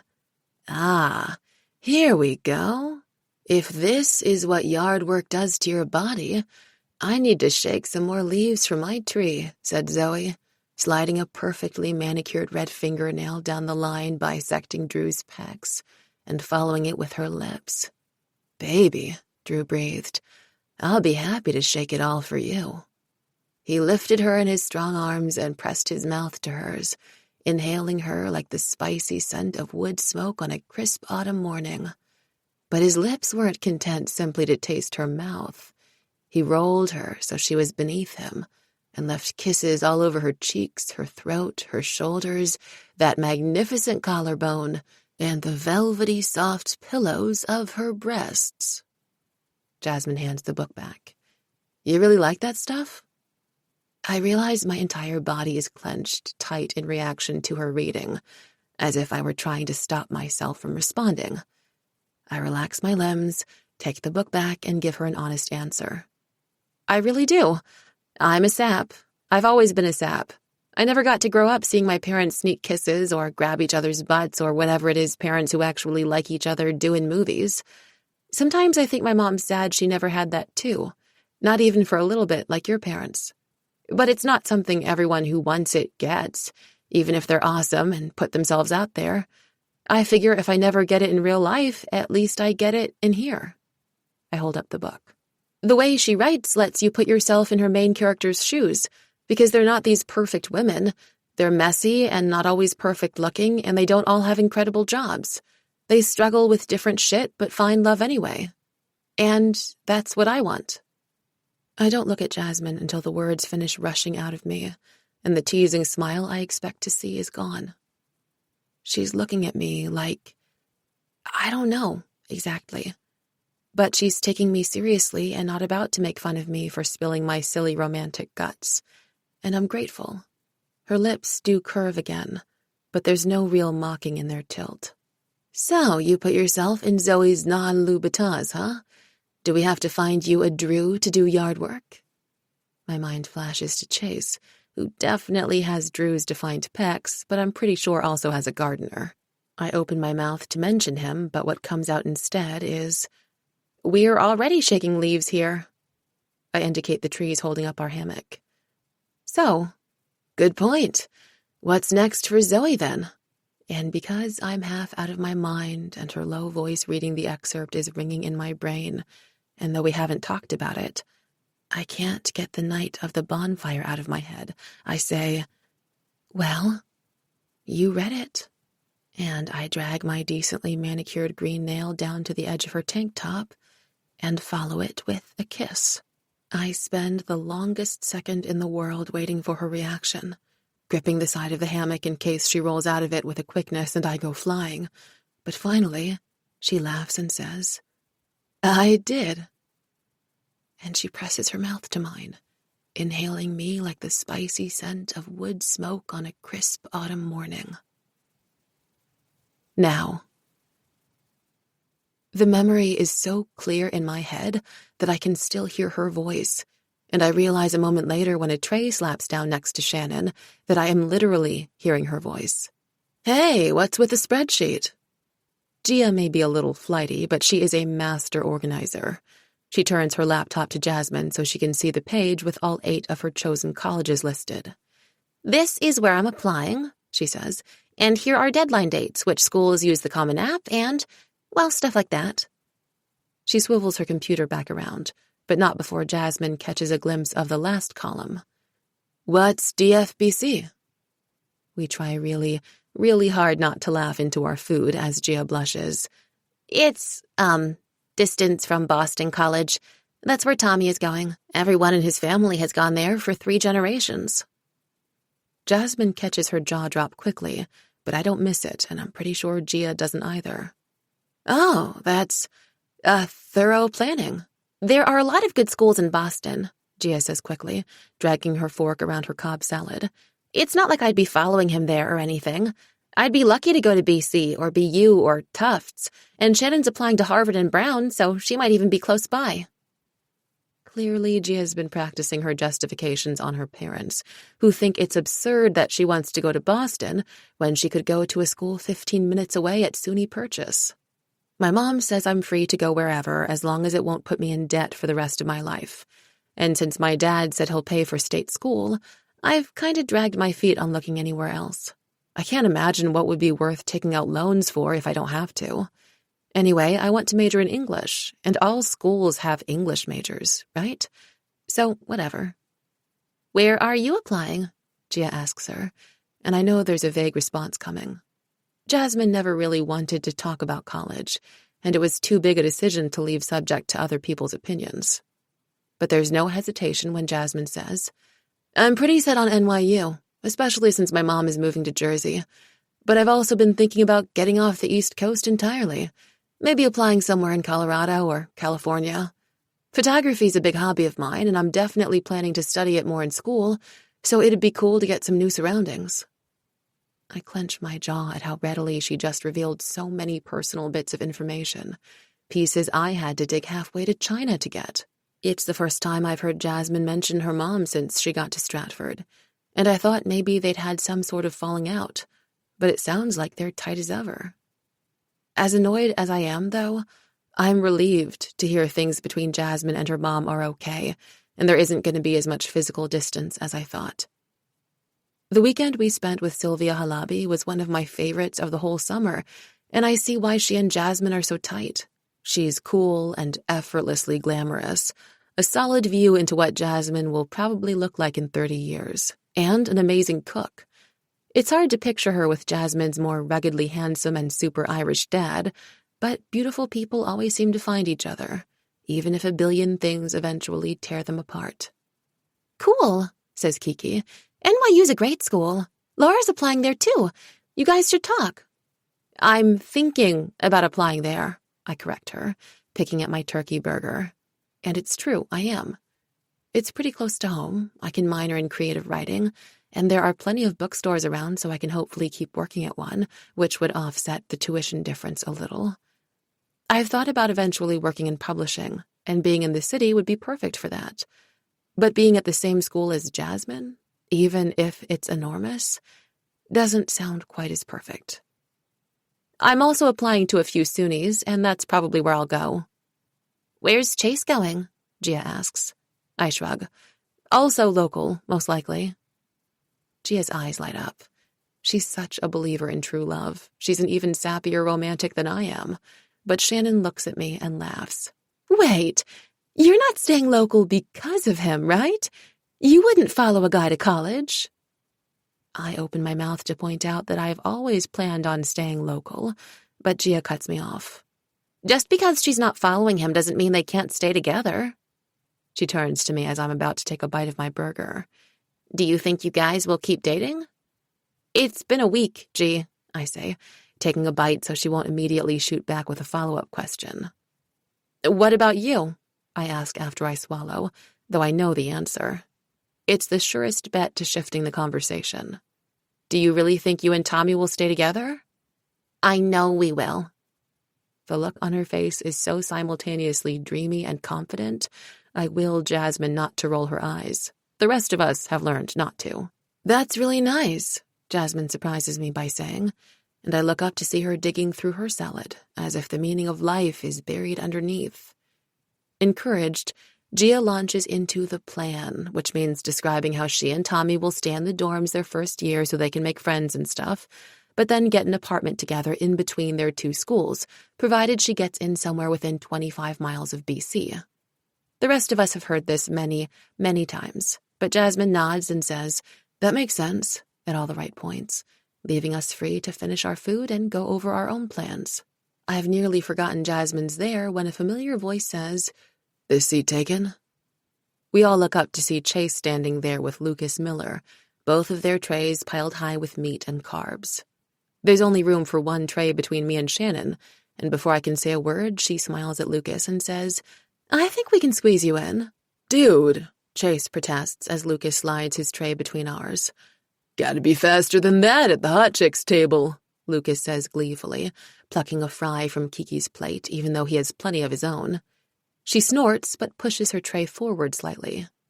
Kiki's not immune to a compliment from a hot guy, even if she doesn't have any interest in dating the ones at our school. "Tommy doesn't."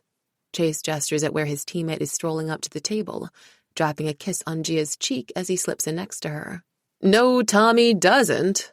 My girl saves me a seat because she likes me." Gia rests her head on Tommy's shoulder as he brags. "Maybe you should work on that." I wish I could physically pull the smug grin off Tommy's face as he looks from Chase to me. He's only teasing, but I still don't know how to deal with Chase going from fantasy to reality, and I hate him for pointing it out. "You can have my seat," Jasmine says, getting up and taking her tray with her. "I have a meeting with the college guidance counselor anyway." "You have a meeting about college guidance you didn't mention, even though we were talking about college?" Kiki's meticulously threaded eyebrow shoots up. "I didn't realize my meeting schedule was of general interest," Jasmine says wryly. "Duly noted for the next meeting of the college crew." It's Shannon's turn to snort as Jasmine walks off, but my eyes are on Kiki, even as everyone shifts to make room and Chase's warm body slides in next to mine. Kiki is freakishly smart, but more than that, she's tenacious. If she thinks Jasmine's being shady, no amount of snark is going to throw her off. I pray whatever digging she inevitably does into Jasmine leads in a direction that's far, far away from me.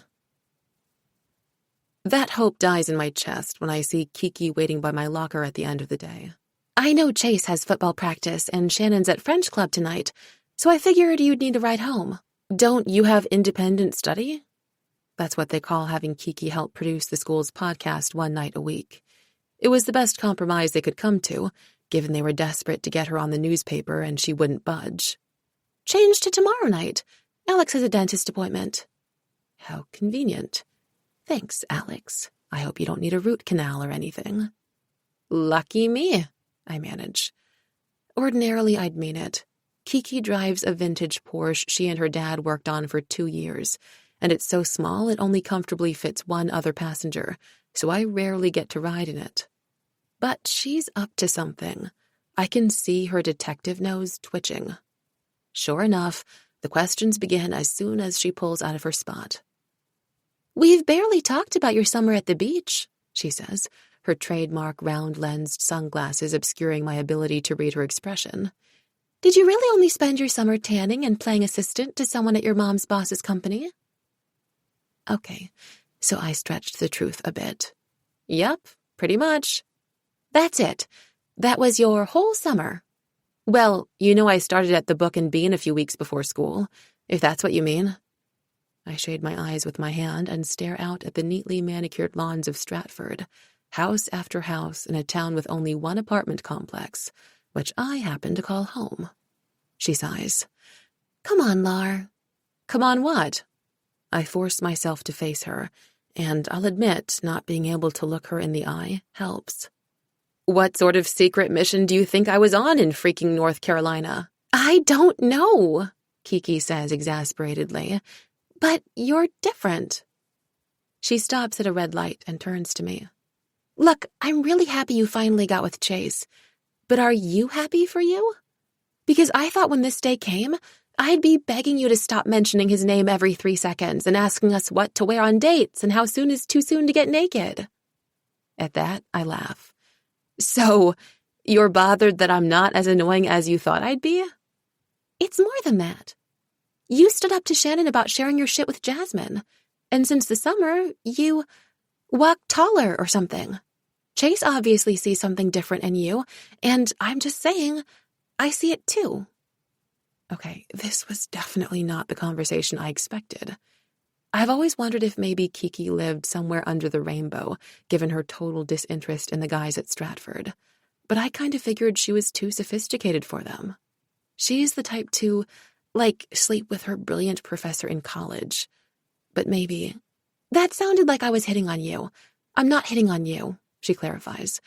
I just feel like I'm missing out on something big in your life, and it's kind of killing me. Not because I'm a nosy piece of shit, but because you're one of my best friends. For a moment, I feel a twinge of disappointment. Not that I wanted Kiki to hit on me. There's enough confusion in my head as it is.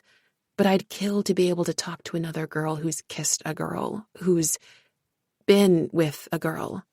I want to ask her what the fuck it means and how I know if it does mean something. But I realize Kiki's giving me an opening for something else. And it's not everything, but it's not nothing. It's not something big, I say, feeling shy and silly, and grateful when the light turns green and she has to tear her eyes away from me. But I kind of loved the work I did this summer. The person I assisted, she was amazing.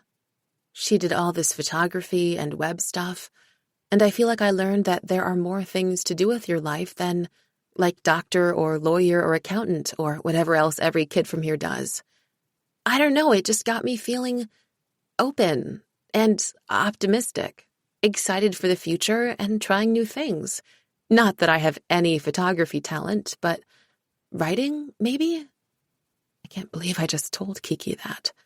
I can't believe I'm still talking. I can't believe I'm about to tell her my second biggest secret. I've been writing. A book. A romance, actually. Laura, that's awesome! Her smile is so big and genuine, and it makes me smile too. I had no idea you were interested in writing. I didn't know what you were interested in, really, other than Chase. The comment stings, but it also makes me laugh. Surprise! And no, it isn't Chase and Laura fan fiction, I swear. Thank God. That's really, really cool. I can't believe I didn't know you were into writing before, but it totally makes sense. Yeah? Yeah. You've always liked reading for fun, and you're always the first to want to learn or try something new, which probably makes great research. Don't think I've forgotten how many times you've let me fingerprint you. I snort. I couldn't if I wanted to. That ink stained my fingers for a week. And I appreciate it, she grins. But okay, so not to get all Gia on you, but don't tell me there was zero romance this summer. Something cooled your Chase panties all the way down. I groan. Do you have to phrase everything so extremely gross? Yes. There might have been some kissing, I allow, but that's all I'll say about that. And let the record show that my Chase panties are still firmly on. Are we done now? We're done, she agrees, pulling up at my building. But Lara, I'm really, really glad you told me. And if you ever want to use those newfound web skills, I wouldn't mind having help making some pretty ads for Kiki on the Case. Paid, of course. I tap my finger to my chin. I don't know if you could ever afford me, but we'll talk. Impulsively, I lean over and press a kiss to the top of her head. Thanks, Keeks. I jump out of the car before she can yell at me for showing emotion. But there's no yelling. Lar? I turn back. Yeah? Whoever you were kissing, I think they must have been really good for you. My mind lingers on her use of they long after she leaves me standing in the Porsche's dust. Chapter 11. The thing about using your cell phone as your alarm clock is it's hard to avoid seeing your notifications first thing when you wake up. The minute I open my eyes, I see a new episode of Kiki on the Case has been released. Oh, and the title of the episode is Secret Relationships in History. It's too early to deal with my stress over whether or not she's trying to send me a message, or worse if there's something pointed at me in it, so I skip my usual routine of scrolling through everyone's posts and pictures to wake myself up, and instead hop straight into the shower.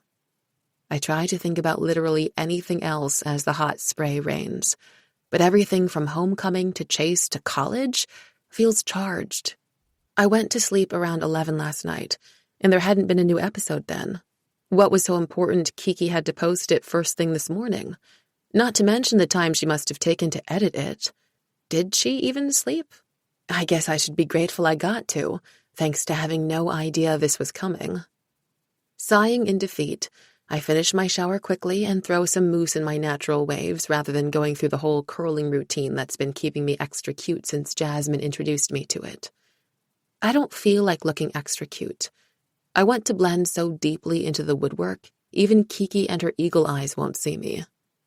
The dress I had picked out for today gets pushed aside in favor of a long-sleeved t-shirt and jeans, and I skip makeup entirely.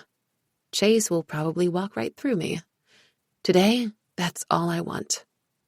As usual, Shannon's right on time to pick me up, and Gia's in the back seat, but no sign of Kiki, who's usually picked up first. "Keeks is taking the Porsche in again today," Shannon explains as I climb into the front seat of her 4Runner. "But don't worry," she taps her dashboard. "It's basically like she's here." Shannon is playing the newest episode of Kiki on the Case, because of course she is. "I haven't listened yet," I say cautiously. "What did I miss?" "She's putting secret couples from history on blast. Did you know Eleanor Roosevelt was a lesbian? She had a secret lover and everything." The coffee my mom handed me this morning sloshes in my stomach. "You don't say." I have to warn Jasmine today about the conversations that are going to be floating around, and about the very distinct possibility that Kiki has somehow pieced together the truth about us. Thinking about any and all of it makes me want to die. For a moment, I'm worried I spoke aloud, because suddenly Shannon's car is turning onto Jasmine Street. "What are we doing here?" Gia asks, and I'm relieved I don't have to. "Jasmine's car is in the shop, so I told her we'd give her a ride." That Shannon knows her car is in the shop, and that Shannon is who Jasmine went to for help, punches me in the gut. They're really becoming friends. And I don't know whether the idea of not being Shannon's number one anymore or the idea of not being Jasmine's number one at Stratford bothers me more. How did they bond like this? When? Where was I? Gia huffs the tiniest bit. Everyone knows that in our close-knit group of 4, Shannon and I are the tightest. When my mom was still finding her footing in the job market and working later hours than Child Protective Services would have found acceptable, the Salter Mansion's open-door policy was a lifesaver, rendering us inseparable. But that doesn't mean any one of us are going to be cool with a fifth wheel. Shannon pretends not to notice. The sound of a door slamming makes us all look up. As if Jasmine knew I was going to be wearing my blandest outfit, she's wearing what must be one of her loudest. Black and white checkered hip huggers, a cropped hot pink sweater that looks gorgeous with her deeply tanned skin, and big gold hoops that poke through her thick, silky curtain of hair. She's usually a few inches taller than me, but today she's wearing platforms that lift her a few extra. She looks like she wants to be noticed. I try not to think about whom she'd like to be noticed by. It's a few weeks into the school year, and I haven't heard any rumors of Jasmine getting with anyone, or even flirting, though I've heard plenty of guys expressing interest. She's getting a reputation as mysterious and elusive. Everything I thought she was before I got to know her. Everything she's been to me again since she moved here. This summer, she felt like someone I'd been born to know. And now I feel like I can't predict a damn thing. Which I guess is back to being how she likes it. "Good morning," Shannon greets her sunnily as she slips in the back seat with Gia, and Jasmine grunts in the universal language of, "I haven't had my coffee yet." Shannon laughs and says that clearly a stop at the Starbucks drive-thru will be required. Jasmine mumbles her appreciation. Even fully decked out, she has never been a morning person, though she does warm up a bit when Gia declares her outfit cute. We're driving for about a minute when Jasmine speaks up. "What are you guys listening to? Is that Kiki?" I cringe as Gia launches into an explanation of the episode, glad that Jasmine can't see me from her seat behind me. Secret relationships. Interesting. Jasmine sure sounds awake now. So, fraught. I wonder what brought that on. I dig my nails into the seat, not caring if it chips the pink polish I applied last night. It must suck to have to keep a relationship secret, Gia muses. I mean, I guess it's kind of romantic, having something just between the two of you. But if I couldn't hold Tommy's hand in the hallway or kiss him at the movies, and in the lunchroom, and in class, and at parties, and at— Oh, shut up, Gia says to Shannon, as Jasmine snorts and I full-on laugh. Gia likes to think she's restrained about PDA, but she's delusional. She would be a terrible spy. Definitely not a candidate for a secret relationship. I try to imagine Gia in my shoes, fooling around with a girl under blankets on the couch or under the cover of Starlight. And I can't. It had felt then like it could happen to anyone, like female friends who were comfortable with each other could fall onto each other's mouths and it was all cool. But would that have happened if it had been Gia on the beach? Gia, who's obsessed with Tommy's masculine forearms and deep voice and the earthy smell of his cologne? Shannon, maybe, if she thought it somehow made her worldly. Shannon would probably shout about it from the rooftops. And suddenly, it hits me. I'm here drowning in self-reflection while Shannon and Jasmine get closer. Shannon may be flirting with Lucas, but they aren't a thing, not yet. And Shannon's been known to surprise with her dating choices, especially if she thinks landing them is a fun challenge. Is that what's going on here? Is Jasmine dressed up because Shannon's picking her up? Is Shannon picking her up like people pick up people they're dating? The wave of pain that hits is fast and furious, and I don't even realize it's coming until I've already moaned out loud, forcing Shannon to stop short. Jesus, Lara, are you okay? I don't know, I want to say. Tell me you're not hooking up with Jasmine, and maybe I will be. I don't know why that's the thought that comes to my head. I don't know why this hurts. I don't know what I feel like I'm losing because I don't know what I'm losing. All I know is the thought of them together, like really together, feels like a stab wound to the chest. Fine, sorry, I croak, and Shannon makes a teasing comment about me being a drama queen, which is maybe exactly what I am being. And anyway, I have Chase. I am dating Chase fucking Harding. I don't know how serious we are or will be, but I do know what he listens to in the car and what lines make him laugh at movies and what his mouth tastes like, and that is plenty. So what am I getting hung up about? There's the lightest squeeze on my shoulder. So gentle, I'd think I was imagining it if it weren't for the searing warmth coming through my baggy shirt. And like that, my question is answered. The knowing when I need a touch, when I need to be remembered, when I need affection. That quiet, intuitive kindness. That's what I'm getting hung up about. I lift my hand to squeeze hers back, but it's already gone. Chapter 12. After a week full of weirdness, I managed to pull myself out of it in time for Chase's game Friday night and our subsequent date. Granted, it takes some pushing from Shannon to get me fully decked out in fangirl paint, from Chase's number 14 boldly drawn on my face in blue to "Go Chase" scrawled down my arms. But I look pretty cute with it, and judging by the way Chase's face lights up when he sees me, he agrees. Next to me, Shannon's foregone face paint in favor of a pro-Lucas sign, and she keeps whacking me in the face, but I don't care. Chase is having one of the best games I've ever seen, and we spend a decent portion of the evening on our feet, cheering as he completes pass after pass, his arm finding its targets with terrifying accuracy. On any given day, he's good, but this is next level.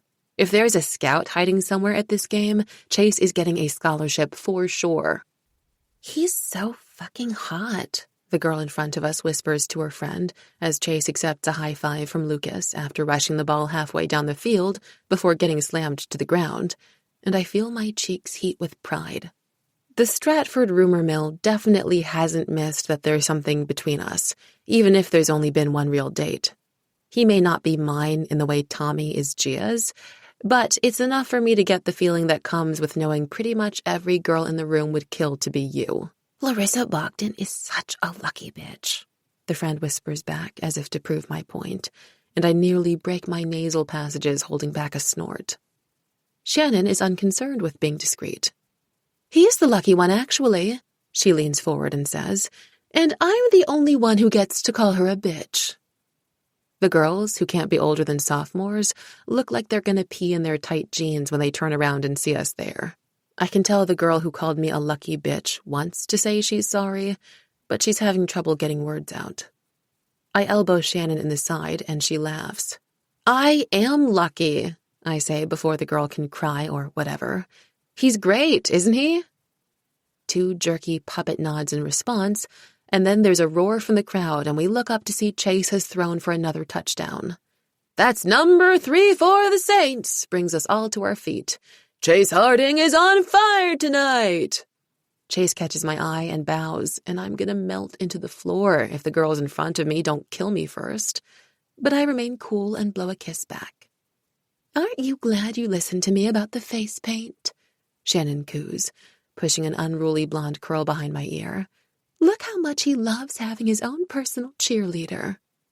The description makes me bristle, but I can't argue with how it was her idea to sport the paint, and he does seem to like it. Pretty sure it's my legs in this outfit he loves, I say anyway, and Shannon sticks out her tongue. We continue to tease each other and cheer and wave at Gia during her routines and send annoying updates to Kiki, who couldn't care less about the game and is home glued to some true crime documentary. Mostly, I observe Chase, the agility with which he weaves between players, the way the sweat glows on his forearms, the strength in his legs. I've spent years watching every line of his body move on this field, but tonight is different. Tonight, I don't have to pretend I'm eyeing all the guys equally. I don't have to pretend I could just as happily be anywhere else. I can stare at him and howl his name and whistle in his direction and do all the things I've always done in my head, loud and proud and with his number right on my face. So I do. I'm Chase's #1 cheerleader. Next to me, Shannon is the same for Lucas, though he's only joined Chase at our table once this week, and they don't have any plans this weekend. It's enough to make me wonder how significant her interest is in him, and whether that means that anything going on between her and Jasmine is all in my head. Not that it matters. I'm here with Chase, who is a complete and total rock star, and who I'm pretty sure just smiled at me again. I stay completely glued to the field for the final quarter, and even Shannon gives up trying to make Lucas happen and joins me and everyone else in cheering on Chase, who's dangerously close to breaking the school's record for passing yards in single game. There's no question which team is going to win, but I'm biting my nails as I watch his stats edge up. Every time he completes another pass, there's another roar and another announcement of his yardage total. Looking at him, you might think he's completely chill about it from his enthusiastic high fives and whatever man shrugs, but I see the way his shoulders tense with each call, how his smiles are forced. I know Chase. Getting mixed up with Jasmine may have made me forget for a minute, but he's been here since well before I knew she existed. I know him, and the crowd goes absolutely nuts, and even though my eyes are on the field, my own head clearly made me miss something. It isn't until Shannon grabs my wrists and screams, "He did it!" that I realize Chase passed for another 20 yards, officially taking him over the 463 he needed to wipe the last guy from the record books. I scream right along with her, doing a little cheer from my seat I remember from my freshman year stint on the JV squad. Chase yanks off his helmet, looks up at me, and laughs. I blow him a kiss, and he catches it and smashes it right against his mouth. And suddenly the cheers turn to whistling and laughter, and I realize we have an audience. Heat rises into my cheeks, but honestly, I'm way more overwhelmed with pride than shame. Coach Robinson calls the team back to attention to finish out the game, and the rest of us fidget in our seats as they run out the clock with bench warmers, though they keep Chase on to see how high he can go, until we can celebrate properly. Finally, the buzzer sounds and the stands explode. I hug Shannon and even the girls in front of me, all while keeping an eye on Chase accepting one-armed hugs and high fives from everyone on the field. It's hard to be pissed about a loss when a guy literally set a record defeating you, I guess.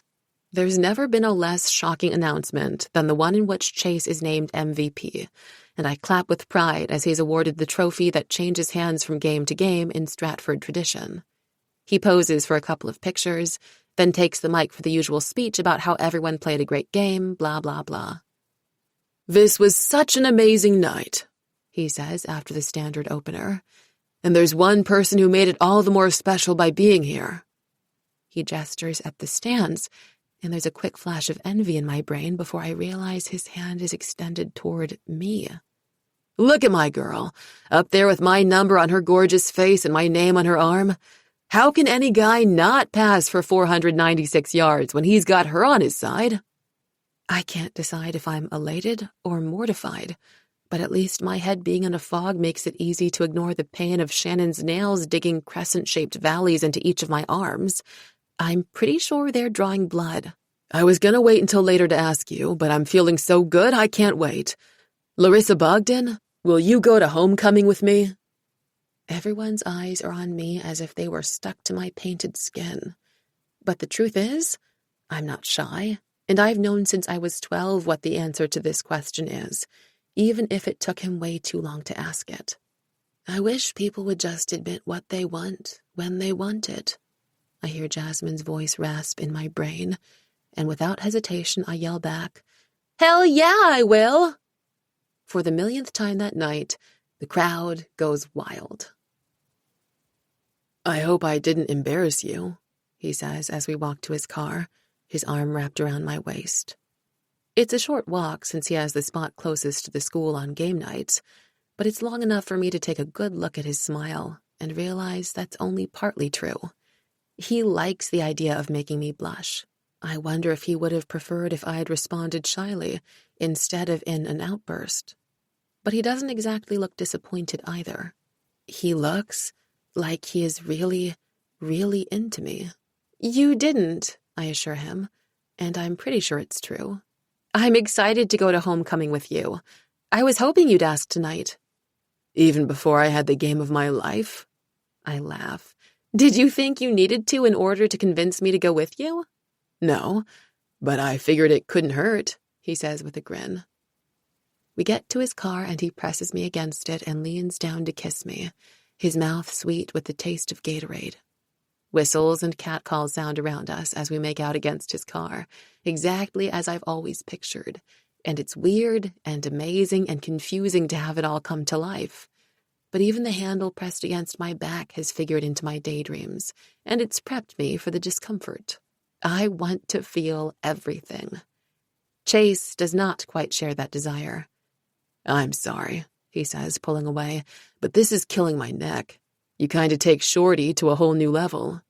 "Hey, I'm a full 5 feet, thank you very much." "And you are a very cute 5 feet, he says, wrapping me in a hug and lifting me off my toes for another quick kiss. "But I am a much less cute 6'3", and I've spent my entire night getting completely wrecked.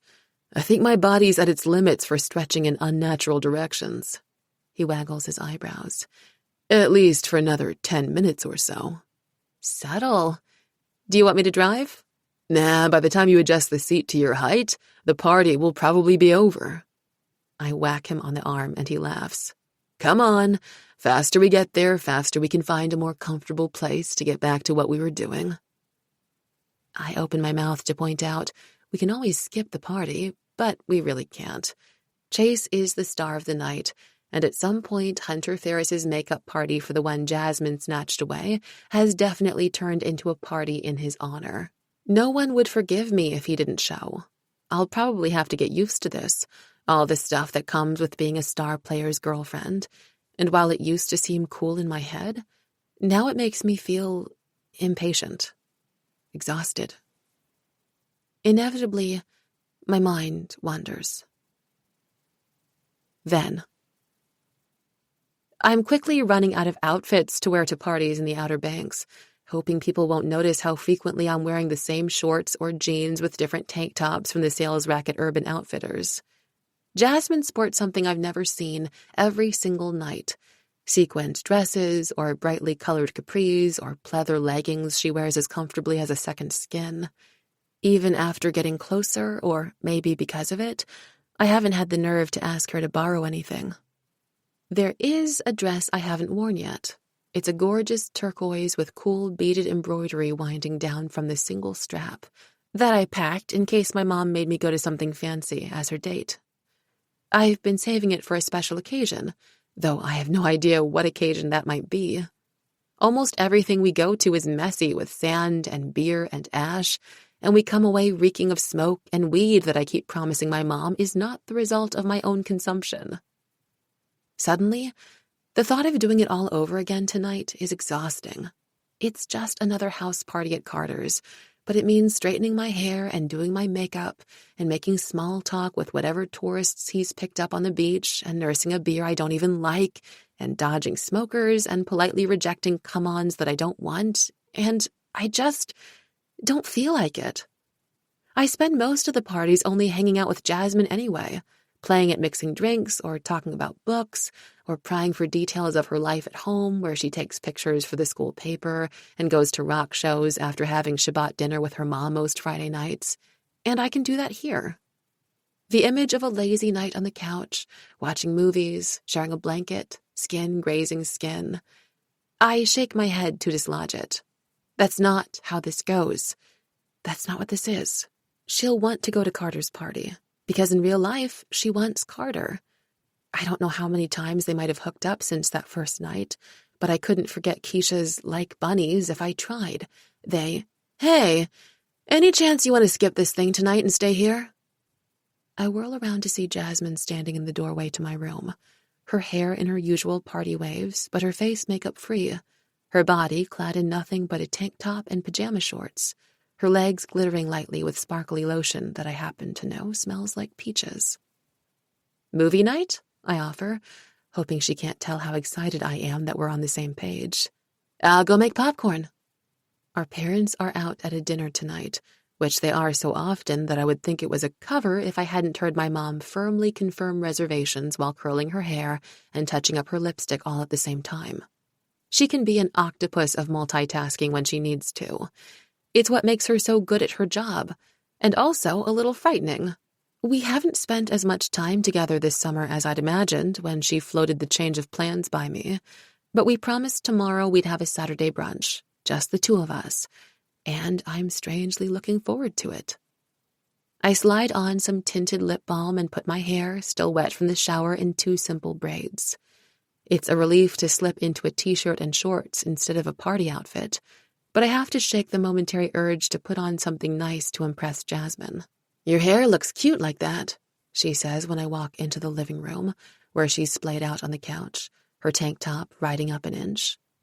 Warmth tinges my cheeks at her compliment. Thanks. I didn't know what else to do with it. Didn't feel like blow-drying it. I fiddle with the wet ends. Don't you dare give me an I told you so, but I've been thinking about what you said in the gardens. About making a change. Maybe. She bites her lip to keep from laughing, and I stick out my tongue. It was only a suggestion, she calls over her shoulder as the microwave beeps and she hops up to get the puffed-up bag of popcorn. But I would be totally pro a curly bob. Not super short or anything, but like curls down to here. She indicates her throat just past her chin. Your hair's naturally wavy anyway, right? It'd be so much less work. That sounds kind of cute, actually, I say. But what I'm thinking is whether Shannon would think I could pull it off, and if Chase prefers long hair. His dating history would suggest he does. I was also thinking of maybe going lighter, like actual blonde, not my something in between blonde and brown color. She tips her head, examining me in a way that makes me feel warm all over, and nods. You would look so good blonde, I bet. She puts the popcorn on the counter, walks over, and delicately lifts a braid. Yeah, I totally see it. I forget how to breathe until the braid once again grazes my shoulder. You think? I definitely think. There's a cool wig shop I've been wanting to check out for fun and maybe a few pictures. We could try it, see what you think. If you like it, I know a great place only a few miles away with a stylist named Valentina, who's a genius. She used to style my mom's hair when we came here before my parents' divorce, and trust me, my mother would not let anyone who couldn't medal in the hair Olympics touch her precious locks. It sounds scary and fun, and I'm not sure which emotion is winning. I haven't changed my look in ever, really. The one I have now has always worked well enough. It's friend approved, mom adored, and even if I haven't gotten the boy, it certainly looks good enough to get other boys for some fun here and there. What would they all think if I came back with such a drastic change? No, wait, screw that. What would I think? Let's try it, I say before I can let anyone else's voice make me second-guess myself. It's just temporary, right? No commitment until I see if I like it. Exactly. No cutting or dyeing until you get to see it on you. But I bet you're going to look amazing. I have an eye for these things. Considering how good Jasmine looks on a daily basis, I don't doubt it. Not that I say that. What do you want to watch? I ask instead. Something fun and glamorous. She grabs some peanut M&Ms from their constant spot in the kitchen cabinet and shakes them into the popcorn, then brings the bowl to the couch and pats the seat next to her. I can always watch Ocean's 8 or Crazy Rich Asians or whatever for the zillionth time. Or we can try something else if you're in the mood. Those words aren't meant to be suggestive, but my skin prickles anyway. Her tank top is hanging low, and her hair looks soft to the touch, and we haven't established any sorts of rules, but it feels like I would be breaking one if I told her I was, in fact, very in the mood. Whatever you want, I croak as I join her, careful not to let my skin brush hers. She shrugs and puts on Crazy Rich Asians, which she's already watched at least twice this summer. It is a fun movie, but it's not a particularly sexy one, and I hope that watching it like a hawk will get these ridiculous thoughts out of my brain. But then she stretches the gold chenille throw blanket over my lap, and I get the scent of her peach lotion, and even Henry Golding can't bring me back from the brink of madness. Jasmine, of course, doesn't notice a thing.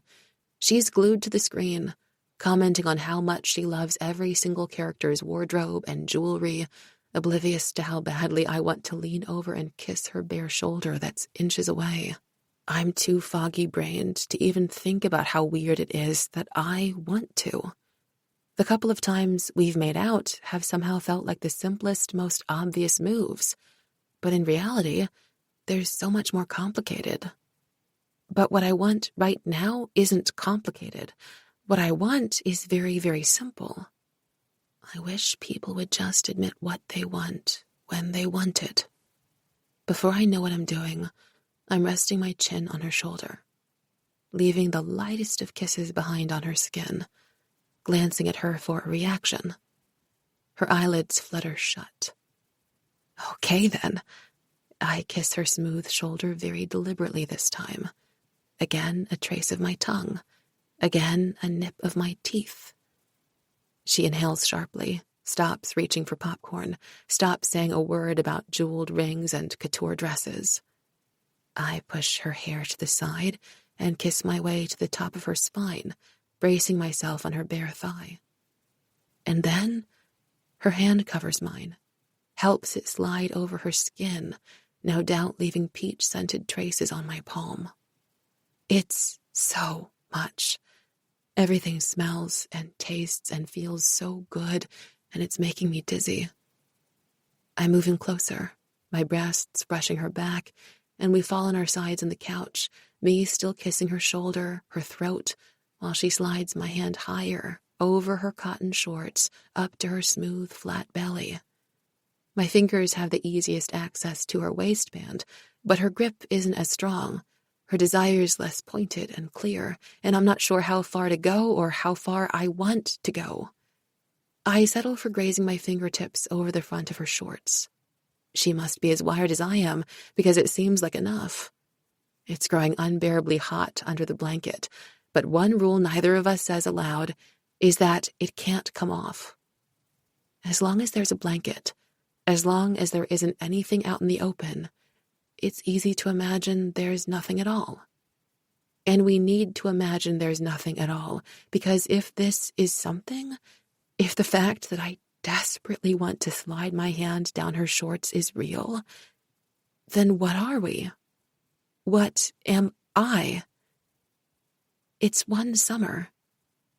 You can't change into a different person over a summer.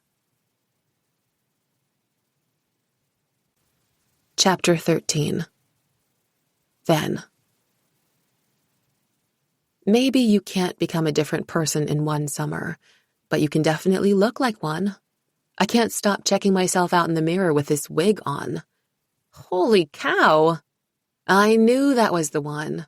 Jasmine comes up behind me, momentarily pulling my gaze away from myself with her flame blue blunt-cut bangs. That color is perfect. It is. It's strange because it isn't mine, but it feels like me. Even in this short, curly wig, this is a look I could get used to. A look I'd love to keep seeing in the mirror. But it's a big change, and my palms keep itching to send a selfie to my friends for their approval. Instead, I change the subject. Have you ever colored your hair? Nah, not for real. She takes off her wig and replaces it with a shaggy lavender one. My friend Lila, the only other Syrian at my school, used to love putting chalk in our hair before shows, but our moms would have killed us if we did more than that.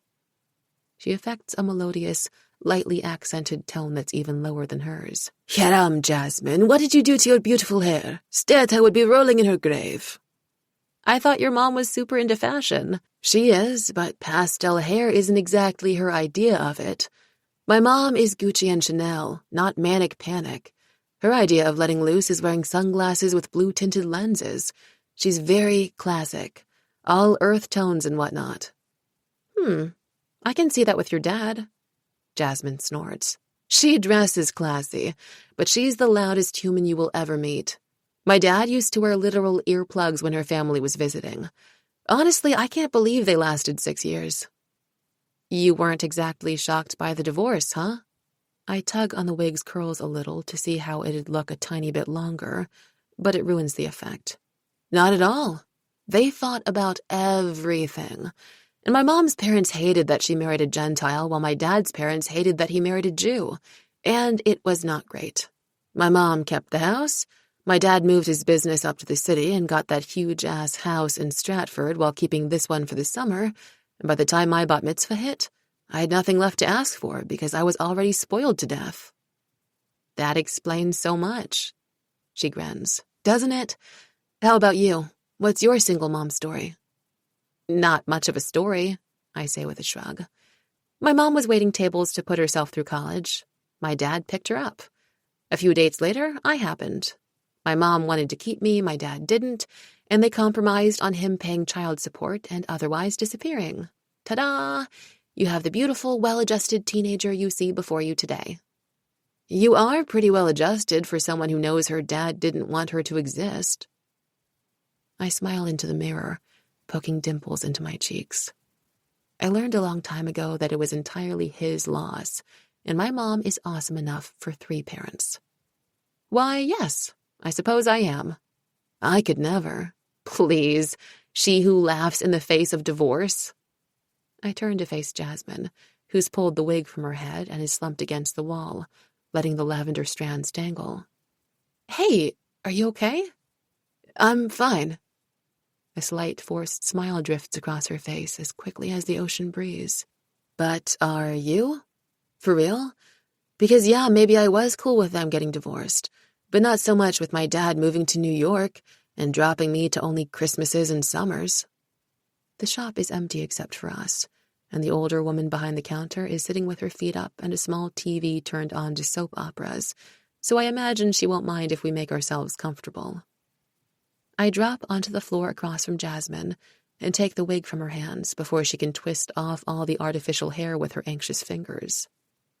I am, I say, and I mean it. My mom has had to be double the parent, but she's amazing, and I couldn't ask for better. Is that why you never talk about home and your school friends? I'd never even heard of Lila before today. She shrugs and slides down the wall onto the linoleum. I guess. It just feels like 2 different worlds, there And here, it's like it isn't even part of the same life. For a second, my mind flashes to when we were feeling each other up under the watchful eyes of Constance Wu and Gemma Chan, and I know exactly what she means. What are Lila and your other friends doing this summer? I'm surprised you don't have any other school friends here. Asheville's pretty kick-ass during the summer, so most people stay home and go hiking and to festivals and whatever. Lila and our friend Kendall work at a day camp together. I get to come back at the end of every summer and listen to 2 months of private jokes before everything gets back to normal. I pull off my blonde curls and toss the wig to her. You can't win, huh? She spins the wig on her finger and exhales into a self-deprecating laugh. God, I sound like such a brat. Boo fucking who that I spend the summers in a gorgeous, expensive beach house with a pool and hot tub. You get to boo fucking who that you're lonely, Jazz, I say softly, because I realize that's exactly what she is. Her friends at home feel conditional. Her friends here feel like surface-level entertainment. She isn't with the parent she knows wants to spend time with her, and she is with the one she feels doesn't give a shit. She is lonely and hurting, and has been for a long time. A tear forms in one of her eyes and is wiped away so quickly I almost think I've imagined it. Hashtag only child problems. And hey, she says, tossing the wig back, I'm not lonely this summer, right? I smile. Sure as hell not. So, are you doing it? She nods toward the hair. It looked damn good. Jasmine thinking it looks damn good shouldn't have any effect on me, but the heat crawling up my skin would suggest it does. Still, I force myself to shake it and think about what I want. And I thought it looked pretty damn good, too. I never do this. I'm the opposite of lonely. Pretty much every decision in my life involves a consultation with my mom or Shannon or both. This would be me and only me making a choice alongside someone who isn't going to be there on the first day of school when people see it for the first time. Me. Yeah, I say, getting to my feet and holding out a hand to Jasmine. I'm doing it. She takes my hand and grins as I pull her up. Good, because I already made the appointment, and it's in 15 minutes. Jasmine, it takes time to get an opening there, she says, holding up her hands in the universal gesture of innocence. I wasn't going to make you go if you didn't want to. Huh. I turn back to the mirror and put the wig on one last time, just to make sure. I look really freaking good. Fine, I say, taking it off and putting it back on the mannequin while Jasmine puts back the wigs she'd been sporting. Let's go change my life, or whatever. Chapter 14. Now. It takes forever to get through the swarm of congratulatory partiers once we arrive at Ferris's. Everyone wants a piece of Chase.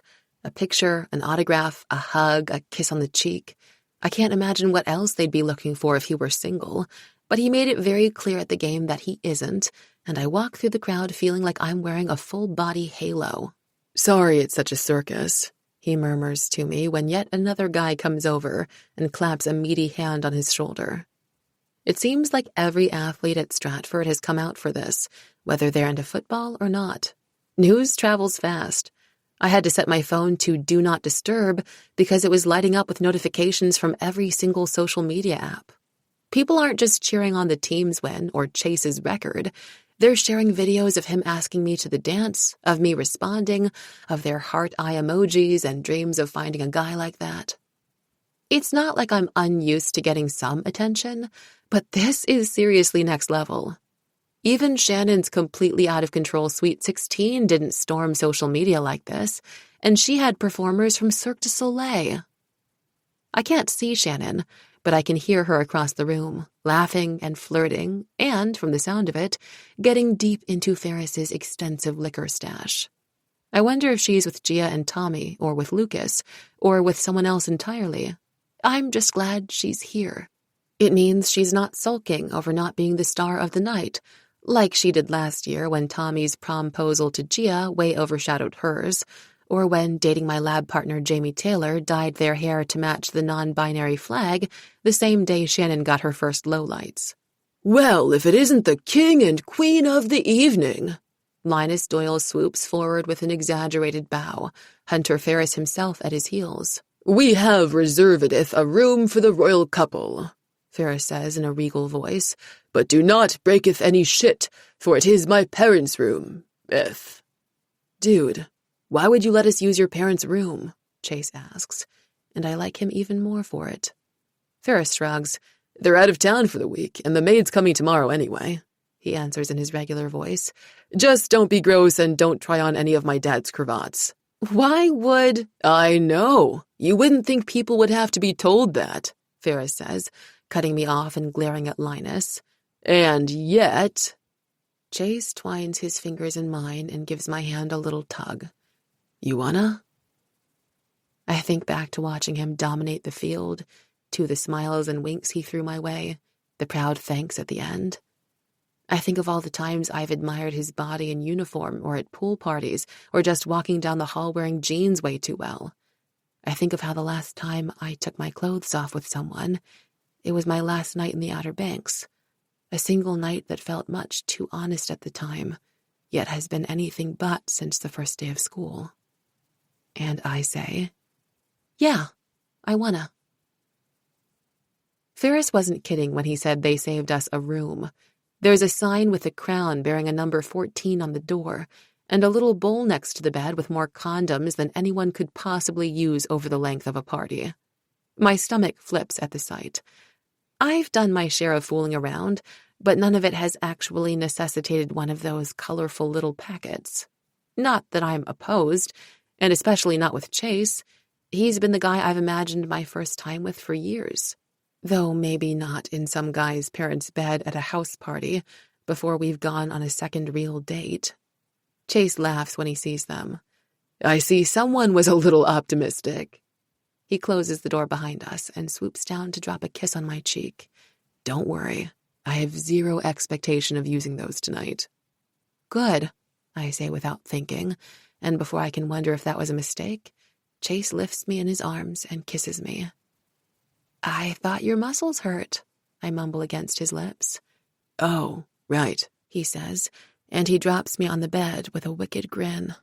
Hey! But there's no time for my teasing protest because he's crawling up the bed and taking my face in his hands, paint smears be damned, and we're making out like everyone else in the house, in the world, has disappeared. I hope this paint comes off in the wash, I murmur as Chase kisses my neck, my arms definitely staining the linen. I hope it doesn't, he says, pushing aside the shoulder of my shirt to kiss the shin it was hiding. There should be evidence of Stratford's newest record holder scoring yet again that same night. That's awful. I'm just teasing. His fingers creep up my shirt, grazing over my belly button ring, waiting to see if they'll be stopped on their journey to my special occasion lace bra. They won't. I can feel the exact moment he realizes it. Hi there, I say, and he laughs into my neck. I help him slip my shirt off, and then there's no more talking, no more teasing, no more laughing. The kissing is fast and furious, hands wandering, and his shirt joins mine, casually tossed on the floor.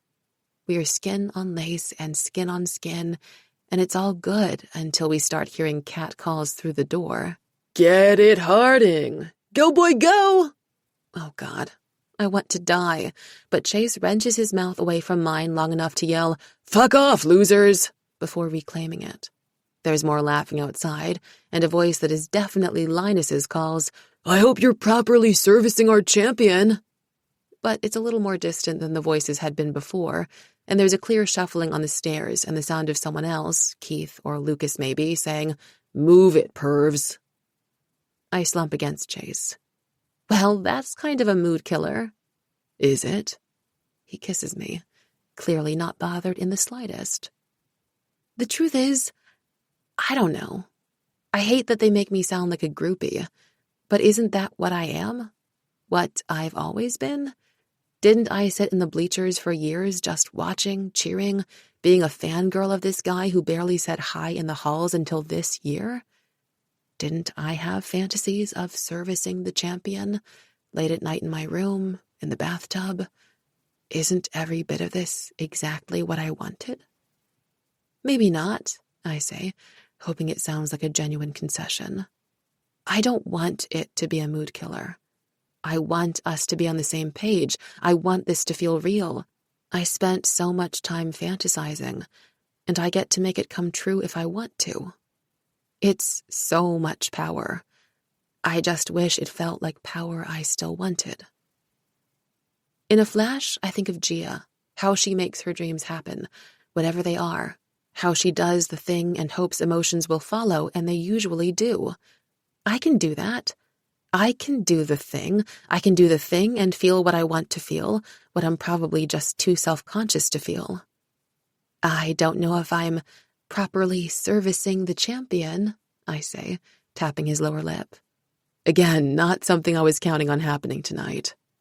I know, and I do. But say I wanted to. His eyebrows rise a fraction. Do you? I've always wanted to, I think, but it's a weird answer and a weird non-answer all at the same time, so I kiss down his chest instead, figuring that'll say everything I need.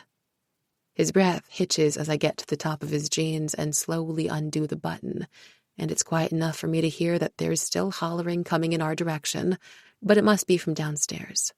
I wish we'd put on music or something, but it had seemed so loud earlier that it wasn't necessary. Now all I hear is my own heartbeat pulsing in my ears and Chase's shallow, rapidly increasing breaths as we take the high scorer title to a new level. For as much as he doesn't care what other people hear or don't, he bites into a pillow rather than screaming out, and it takes away any doubt I might have had about whether he's worth taking this leap. Holy shit, he breathes when we're done. So not bad for my first time on a guy then. Apparently, the reading up on it I used to do in preparation of this moment paid off. Good to know. Do I get your MVP trophy now? I ask. He laughs, still weak as he relaxes against the pillows. For now, but you have to give me the chance to earn it back. His gaze flickers over my short skirt, and it takes me a minute to realize what he's saying. One of Shannon's rules was never to go down on a guy because it gives them all the power and they never reciprocate, which Gia reluctantly confirmed was true, though she definitely did it all the time anyway. Kiki had just snorted, and I'd pretended I was taking notes as usual, though I'd been thinking, good, I wouldn't want him to. Way too many guys talk about how gross it is, and I don't ever want Chase to look at me that way. Shannon's proving to be wrong. Reciprocating clearly isn't an issue for Chase, not with the way he's eyeing me. And it's also clear he isn't going to find it, or me, gross. But I still don't want him to do it. It's never been part of my Chase fantasy. And, okay, maybe I'm not ready to have my memory of the one time someone did go down on me replaced, especially since it's clear that's never happening with Jasmine again. Maybe. We've got plenty of time for that in the future, I say, giving him a quick kiss. How about we go downstairs before those guys come back and harass us again? Besides, you should spend some time at your own party. He looks disappointed for a moment, but only that. True. We've always got homecoming. I can get a room if you want. From zero expectations to a room at homecoming in the space of one blowjob. Noted. My thoughts must show on my face because he quickly adds, no pressure. I'll think about it, I promise, as he retrieves our clothes from the floor and tosses me my shirt. And I'm sure that I will. Non-stop. Cool. We get dressed and cleaned up, and he makes a little teasing aw of disappointment as I scrub off the last of the paint in the Ferris's enormous ensuite bathroom. You ready? I ask, as soon as I've reapplied lip gloss. A futile attempt to make myself look put together, despite my clothes having the permanently rumpled look of someone who's just rolled around with her new boyfriend. Ready. He holds out a hand, and I take it, amazed at how quickly and comfortably we've slipped into these roles. And then he opens the door. The picture of the crown with a big number 14 on it is still there, But no one else is. They're all crowded in the living room, being serenaded by what I immediately recognize as Gia on karaoke. Taylor Swift is her go-to. In addition to being a huge fangirl, she has no problem hitting the notes, but her performance always falls a little flat because she doesn't have the romantic angst. Very few of those lyrics work when you're smiling happily at your boyfriend through them. Currently, she's warbling her way through Blank Space, singing it at a starry-eyed Tommy as if it's a wedding-worthy romance rather than an epic burn of a song.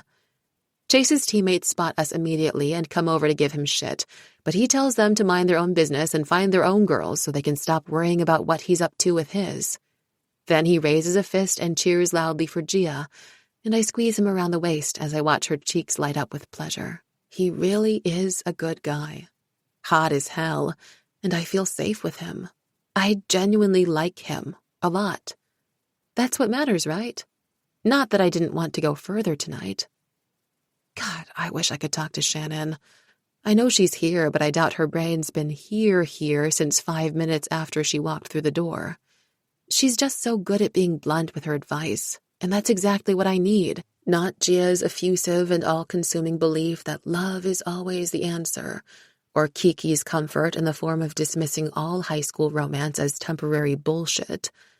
I need some real talk, Shannon Salter's style, even if it means sitting through a lecture on breaking one of her rules, complete with an "I told you so," even though this isn't what she told me at all. And suddenly, there she is, on the stage, taking the mic from Gia as Blank Space fades out and everyone applauds. I'm stunned to see Shannon standing next to the machine. She never participates in karaoke or anything else that might make her look silly. Even Kiki participates in karaoke more than Shannon, as long as you let her sing angry 90s girl rock. But maybe Shannon's been practicing or something. I know better than anyone how much time she puts into making everything she does look effortless. And she certainly looks the part of a pop star in her sequined miniskirt, a purchase I don't recognize. A purchase that means she's been shopping without me. I don't have any time to dwell on how her friendship is slipping away from me before Shannon hits me with the next blow. And now, she says, in her most tantalizing I am the first to everything voice, for the first time in Stratford history, please welcome the vocal stylings of Jasmine Killery. She's joking. She has to be. When did Jasmine even get here?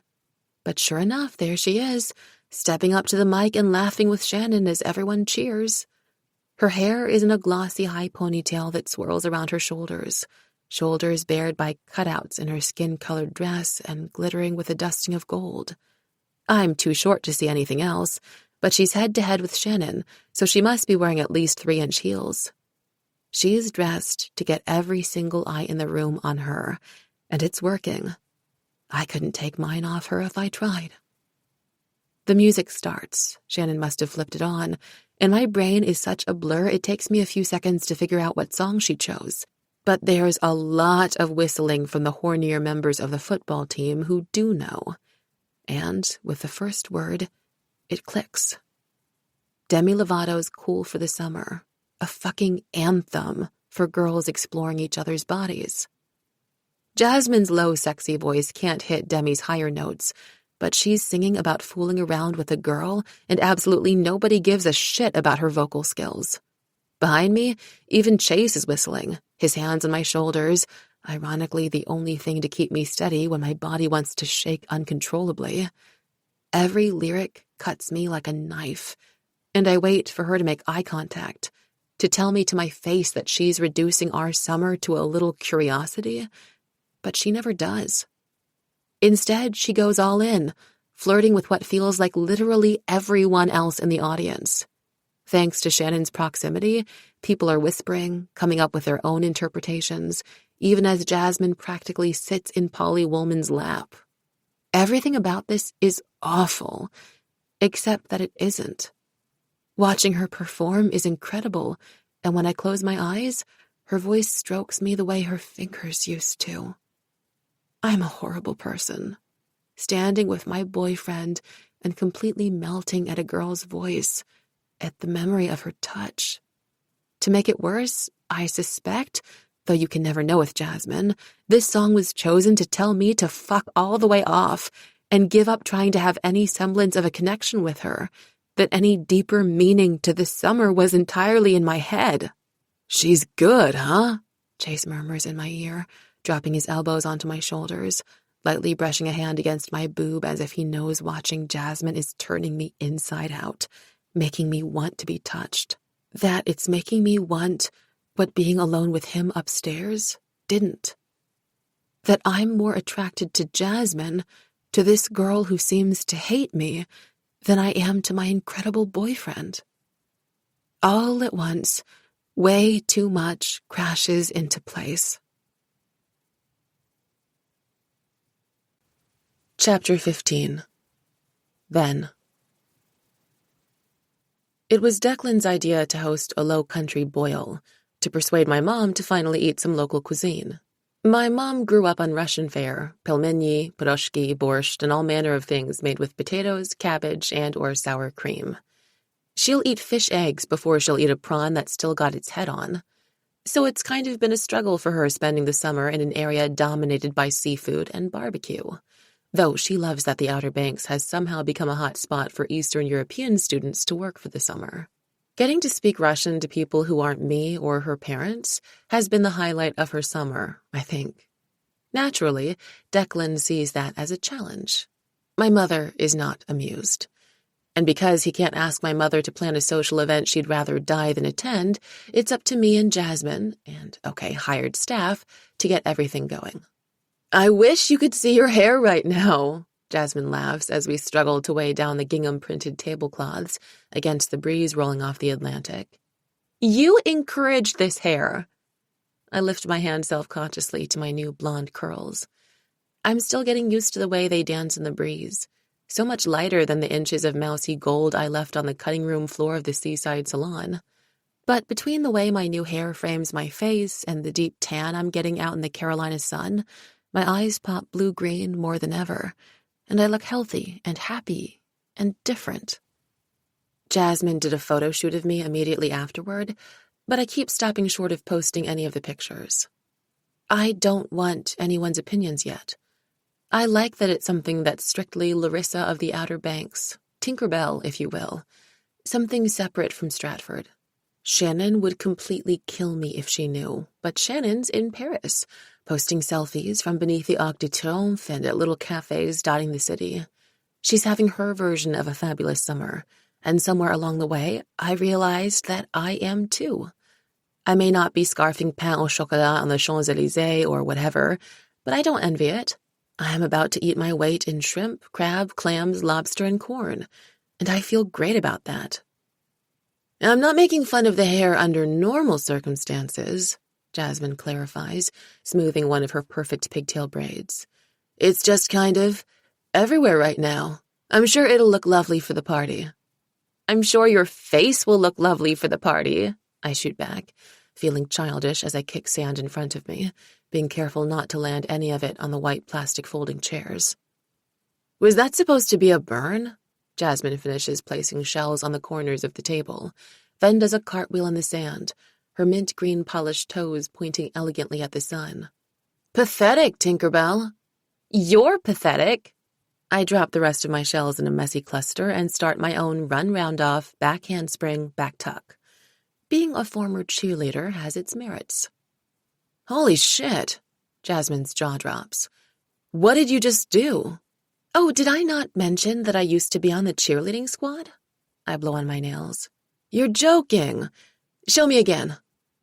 I do, even though it makes me dizzy. It's worth it for the way she wolf whistles when I'm done and yells, "That's so hot!"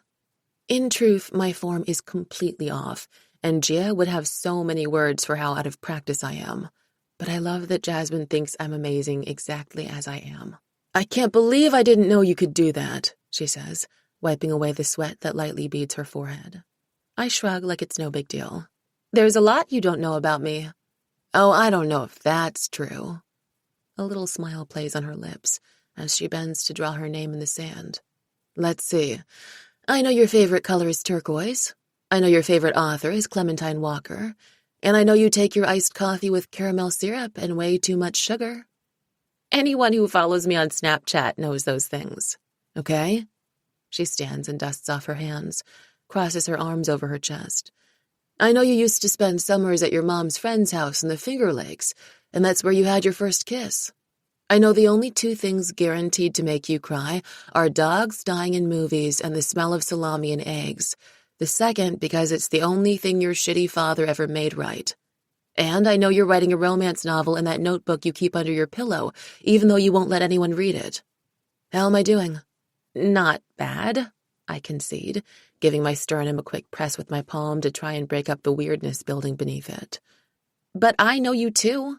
I know you've tried exactly 6 times to replicate your Steta's kibbeh recipe, and that it's what you'd choose as your last meal on death row.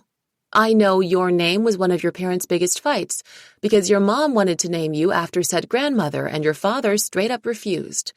I know you still sleep with a stuffed panda, oh so cleverly named Panda, and I know you're scared of water skiing, but don't want anyone to know, because you don't like people knowing you have any fears at all.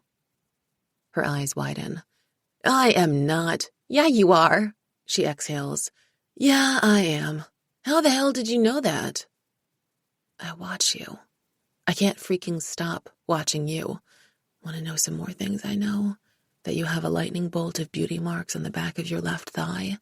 That nothing tastes better than sparkling apple cider on your tongue in the hot tub?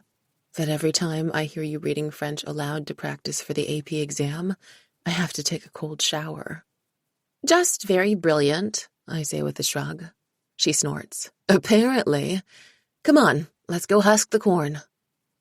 I jump at the chance to clear my head of the thoughts I definitely shouldn't be having and follow her into the kitchen, where green piles await us on the center island's concrete countertop. We immediately get to attacking it, yanking down the leaves and stringy silks and snapping them off at the base. Before long, there's a huge pile of garbage heaped in front of us on the counter, but it smells so sweet and delicious I want to dive right in. You look like you want to go to town on that, Jasmine says dryly as we scoop up the mess. Just remember, it's still raw. Okay, but I'm starving, I grumble. We're doing guacamole next. She opens the fridge and pulls out a bunch of herbs while I grab the avocados. I promise not to tell if you sneak an avocado. Or 12. That's the kindest offer you've ever made me. Probably. Together we peel and pit until our fingers are stained green. I'm about to suggest a break when something cool and slimy mushes against my face. Did you just... I whirl around to see a smirk on Jasmine's face and a mashed avocado slice in her hand. Oh, no, you did not.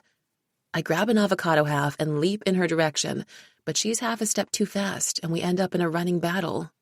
Gotta be way faster than that, Tinkerbell, she crows, and in the second she stops to gloat, I wrap an arm around her waist and mash the avocado into her head. My hair, she shrieks, even though we both need to shower before the party. She rolls out of my grasp as I gleefully hold up my green hand and say, Avocado oil is healthy for it. You're welcome, princess. I'll show you a princess. She comes charging toward me and tackles me to the floor, each of us trying to smear the other's face with goop.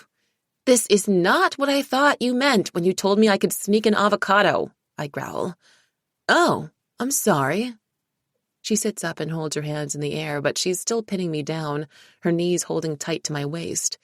Even covered in green gunk, her cut-off tee a stained and sweaty mess, she manages to look sexy as hell. Go ahead. Don't mind if I do. I take one of those hands and bring it to my lips, licking the traces of avocado from her palm. She laughs, but her giggles taper off as I suck one finger at a time into my mouth. By the time I'm done tasting each one, the look in Jasmine's golden eyes could melt the corn off its cobs. I'm about to make a move when Declan's voice rings through the kitchen. Girls, did you do the guacamole? Jasmine rolls off me quick as lightning, and I jump up just as Declan walks into the kitchen.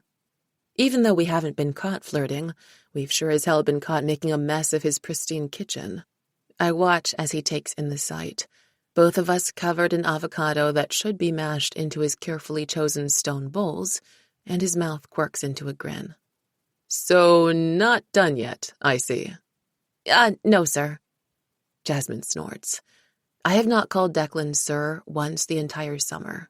In fact, I have carefully avoided referring to him as anything at all, except to thank him for having me.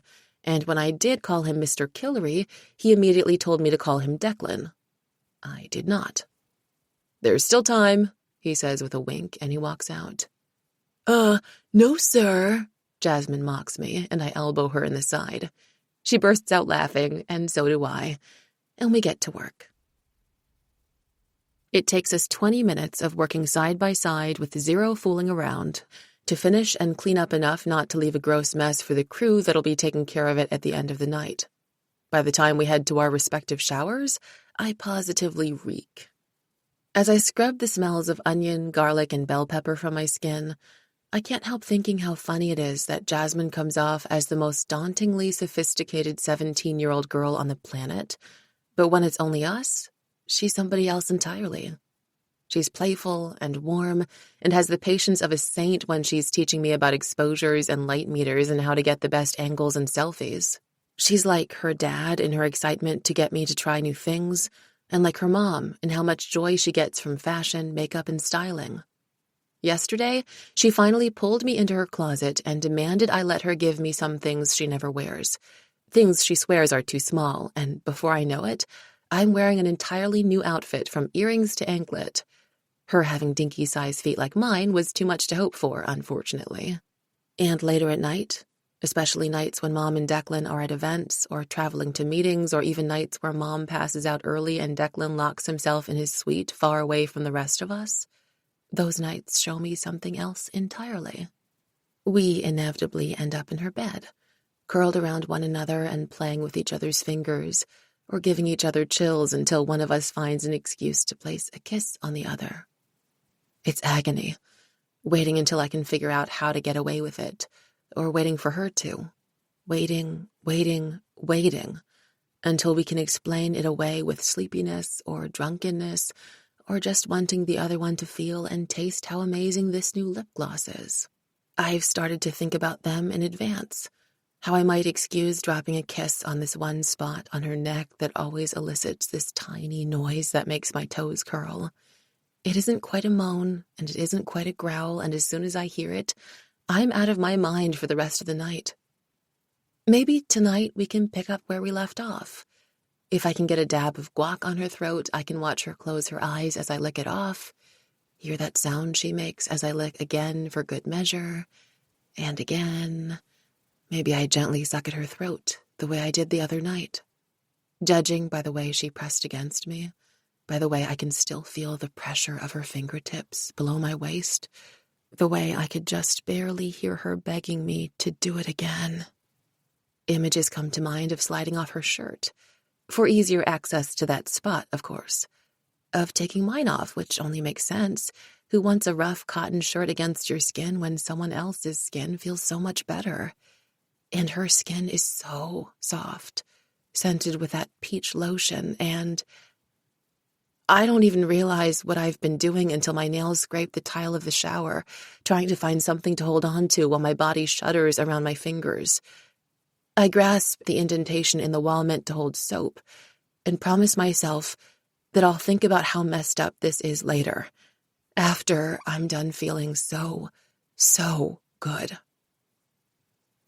True to my word, I feel like a mess when I dry myself off after the shower. I don't know how else to describe it because I don't feel gross exactly. It's not like I think there's anything wrong with masturbating, or let's be real, like it's my first time, or with finding a girl attractive. I just feel confused and guilty. This is how I think about Chase. It isn't how I'm supposed to be thinking about Jasmine. It isn't how she'd want me to think about her. God, if she knew what had happened, she'd probably never touch me again. I wish I was okay with that. I'm supposed to be okay with that. It's something we do for fun, not something I think about in the shower or feel down to my bones. It's not something we do with intention. But isn't that what you were just doing? By thinking about how to make it happen? My brain nags. You were trying to plan it, And the whole point is that this is a thing that only occasionally happens between you two.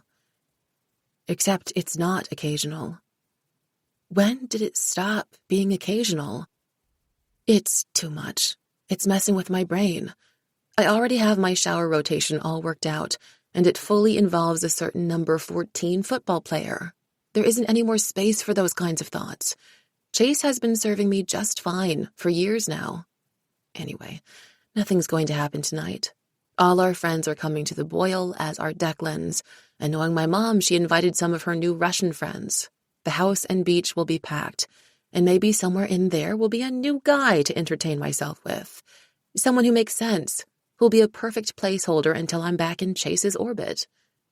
I feel firm in this plan as I go full country girl, tying a sleeveless gingham shirt, thanks Jasmine, under my boobs and pairing it with cut-off shorts. I'll have to cover up once the evening hits, but for now I'll look cute and summery and up for a good time. I style my curls exactly how they taught me to at Seaside, and add only the tiniest touch of makeup since I've yet to find an affordable mascara that stays true to the word waterproof when faced with parties on the beach. I'm putting in the gold hoops my mom bought me for my sweet 16 when my mom walks in. Oh, Larchka, you look so cute. Someone you're trying to impress coming tonight? I hope so, I say with a smile. But you're still in your work clothes. People are going to start showing up soon. I know. She drops her bag on the bed and fans herself. I can't even think about what I'm wearing until I take a shower. They say New York summers are bad, but this heat is unbearable. Missing your dreamy winters of 20 below zero? I tease her. Ha ha, she says, pronouncing the H's with a hard Russian ha. Clearly you have your father's sense of humor. She always does that. Brings him up strictly for the sake of crafting insults. I've gotten so used to it that I barely notice. But tonight my head is swimming with confusion about romance and relationships. I have 1,000 questions about him and them that I know she'll never answer. Then again, he was a he. So how much would it really help? Before I can ask something coherent, she slips into the bathroom for her much-needed shower, leaving me to collapse on the bed with a self-pitying groan. We're only messing around. I know that. I'm eternally obsessed with Chase Harding, and I assume Jasmine is still hooking up with Carter in those rare instances where I lose her at parties or on the beach. It's not that I think there's more happening, it's just what? That's your problem, Shannon would say. You can't accept a just. You think you can, but you always need to know what's past that, and sometimes there's nothing. Maybe talking to Shannon is exactly what I need. She may give way too much advice, and sometimes it's downright bad, but not always. Sometimes it's exactly what I need to hear, enough that I hear it even when she's thousands of miles away. I light up my phone to check the time and do a quick calculation to see if it's too late to call. It's about 1 a.m. in Paris, which is sort of on the border of acceptable, but what would I say? Hey, Shan, I've been hooking up with this girl and I'm confused about what it means. How would she know without knowing Jasmine? Maybe imaginary Shannon's advice is right, though. Sometimes just is exactly that. Jasmine and I are just having fun. It's not even like things are happening intentionally. They just happen when we're doing other things. What could be more just than that? Satisfied, I do one last touch-up of my makeup, take a selfie, and pick up the newest Clementine Walker book. Who needs tough love when you can escape into pure fluff? Half an hour later, the boil is in full swing, and guests are swarming the gingham-covered tables piled high with jumbo shrimp, crawfish, sausage, crab, and corn. The air smells salty and briny and spicy and sweet, and my mouth is watering, even though I'm secretly scared of the crawfish and their freaky heads. "Are you coming or what?" Jasmine calls from the table, where she's sitting with Keisha, Brea, Derek, and Owen, glass bottles of colorful wine coolers dotting the cloth in front of them. "Where have you been?" I'd gotten too wrapped up in my book, which is embarrassing since I'd already read it once this summer. I only looked up from it because Gia FaceTimed me from cheer camp, which she does every week to show me what I'm missing by dropping off the squad, and by the time we hung up, everyone was here and the food was out of the pots and on the table. "Friend called," is all I offer as I grab a plate and sit my butt in one of the white plastic chairs, my eyes roving hungrily over the selection. Sausage is an easy choice. You don't grow up the granddaughter of Tolya Bogdan without kielbasa being one of your major food groups. I glance at my mom and see she had the same idea. Declan is sitting next to her and laughing as he gestures to the other food. "You're missing some damn good crawfish," says Keisha, plucking one from the pile and cracking it open so quickly I can't even see how she's doing it. "They don't make 'em like this in D.C. Best part of coming here for the summers." "And that's from someone who doesn't even eat it right," says Derek, picking up one of the bright red creepers, twisting it, and, oh God, is he sucking something right out of the shell? "Drinking the juice is so gross." Brea wrinkles her nose. "Keisha eats it the normal way." "The juice is the best part," Jasmine protests, and it's dizzying watching them all attack the pile with different methods. There's twisting and pulling and cracking and drinking and biting and loud savoring, but I can't follow any of it. I help myself to the clams instead. Clearly, I'm not very subtle. "Are you not even going to try them?" Jasmine asks, eyeing my plate as if it's got nothing but plain white rice on it. "I'm good," I say. I'm not about to admit that I don't know how to eat them. "Don't tell me you're scared of them like your mom." "Hey, leave my mom out of this." I wave a hand dismissively. "The clams and sausage are delicious." Brea sighs. "Sugar, you're from New York. There's no crime in being a Yankee who doesn't know how to eat crawfish. Just admit it." My face flames, but the others smirk and eat another one each, building a pile of shells in the bowl in front of us. Jasmine laughs. "Come on, I'll show you. Pick one up." I watch her fingers as she carefully pries the shell from the fish, mint polish catching the sunlight. I grab one and try to replicate her movements, but I end up squishing it in my hands and shrieking in surprise. Everyone else cracks up, but Jasmine grins and says, "Okay, let's at least make sure you get to taste it." She tips the shell holding the juice into my mouth, and I'm determined not to be grossed out. It actually is good, in fact, especially followed by the fish itself, which she frees and holds for me to eat from her fingertips. "Fine, that's good," I concede, "but I'm clearly not up to cracking them open myself." "I've got you covered." Jasmine opens another and feeds it to me the same way, and we laugh as I manage to spill on myself. After a while, we get into a messy rhythm, and I can't even count how many the five of us eat as the sun sinks below the horizon. By the time the party dies down and cleanup begins, I feel like a beached whale, but it's worth it. This might be the most fun I've had the entire summer.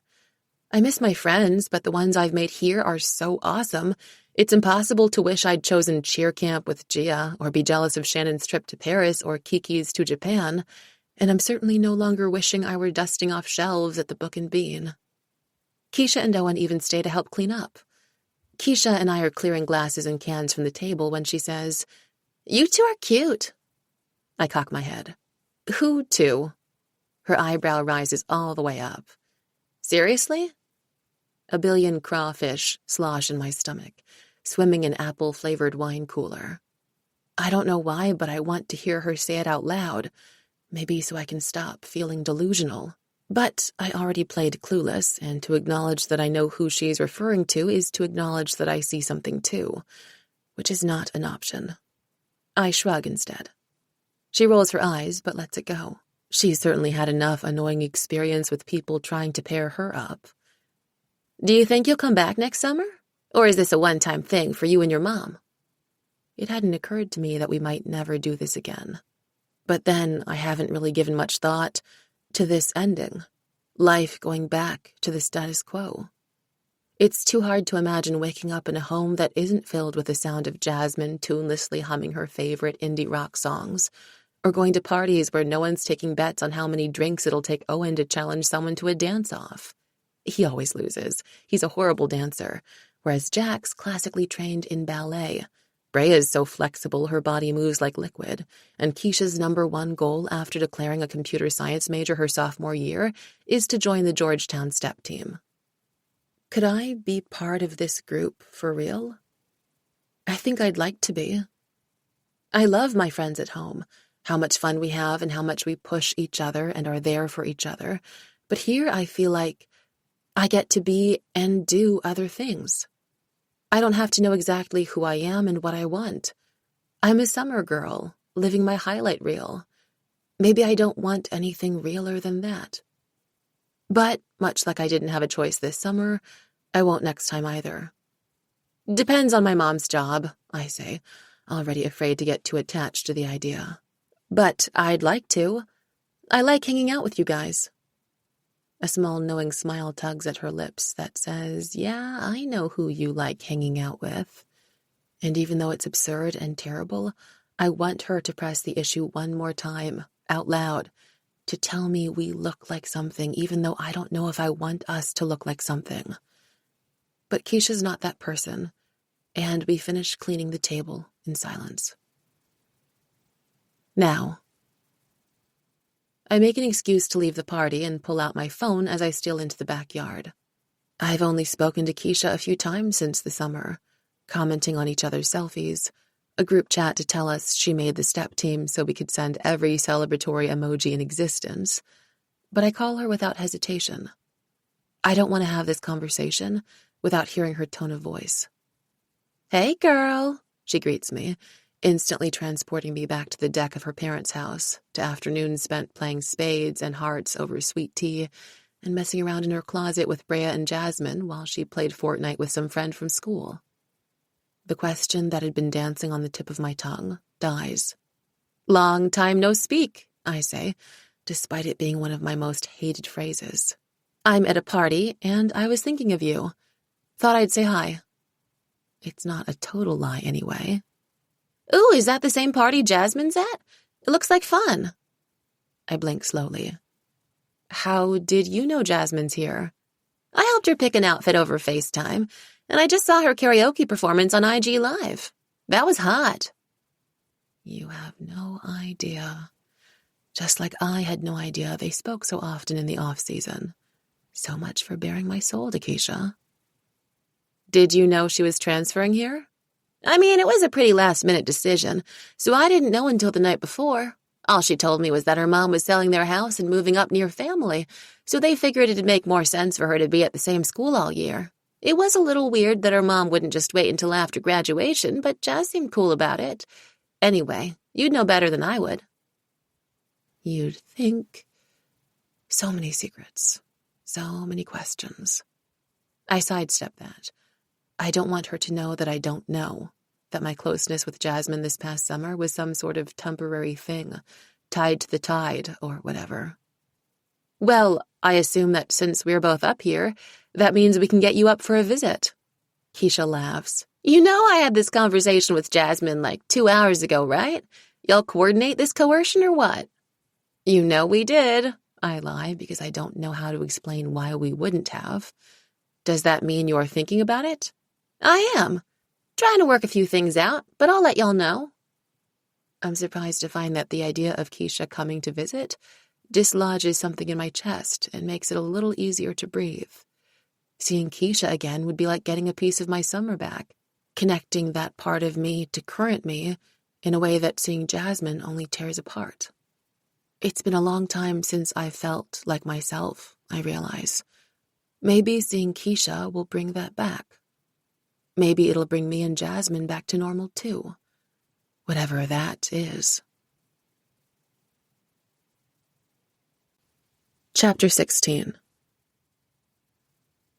It's an unusually slow morning at the Book and Bean, and I can't drink any more failed latte art, so I do something I've been both itching to do and dreading. I pick up the book I started writing this summer. I tried to sit at my laptop in the beach house, but typing on a computer made the attempt too real, so I'd bought a flamingo-patterned spiral notebook at some cheesy tourist shop, planted myself in a chaise by the pool, and wrote. But I didn't get far. It was a silly, rambling story about a guy named Oliver and a girl named Jillian who met on the beach in, where else, the Outer Banks, and hit it off, only to learn they're living in the same house for the summer. Unfortunately, after that initial oh no moment, I completely ran out of plot, so I put the notebook away and forgot about it. But after talking to Keisha last night, it hits me. Oliver and Jillian aren't alone in the house. They have roommates, at least 2 of them. As soon as that comes to me, those characters start to draw themselves in my brain, and I introduce Andrew, a lifeguard who has his pick of the ladies, and Nadia because of course I had to write a Russian girl. Nadia's working as a waitress and perpetually smells like fried shrimp, so much so that Jillian has to look twice to realize that with her impossibly long legs and white blonde hair, Nadia's stunning. My pen pauses on the page. Why would it matter that Nadia's stunning when Oliver's the love interest? Maybe Jillian's jealous, nervous that Oliver will gravitate toward her instead? No, I don't see Jillian as insecure, and I definitely don't want some girl hate scenario. I make sure they have a friendly encounter, and I grin as I write Nadia breaking out into some Russian swears as she drops her coffee mug. You might want to work on those skills before you start your job, Jillian warns her, voice filled with teasing warmth. I don't think that's how customers generally prefer to get free refills. My phone beeps and I tear myself from my notebook to look at the screen. Spoke to Keisha last night. Says she spoke to you about coming to visit. It's the first text I've received from Jasmine since she replied with a heart emoji to the goodbye text I sent her from the airport in Norfolk. It's still visible in the chain. I could scroll up and see pages and pages of proof that we were more than we feel like now. But I don't. My entire body goes cold at the sight of her name, at the taunting red heart. What the fuck was that song last night? I'm the one with a boyfriend. I've clearly moved on. Why the hell does she need to sing to me in front of an entire room of my friends, no matter what sort of bond is happening between her and Shannon, that it was only a stupid summer game? I know. I have a boyfriend. And neither she nor my boyfriend ever needs to know how I felt hearing that song, or how I felt watching her on stage, or how I ran out to call Keisha because I wanted to hear from someone who once upon a time thought we looked like two people who liked each other.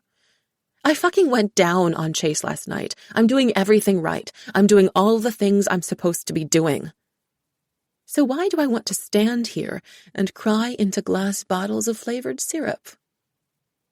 Yep, I reply, blinking back the tears pinpricking my eyelids. She said you mentioned it too. Great minds, I guess.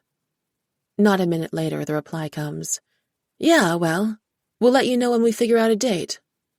That's what Jasmine just had to text me about the day after that performance. She wanted to let me know I wouldn't be part of this planning conversation. God, I don't even know why I'm surprised by her bullshit anymore.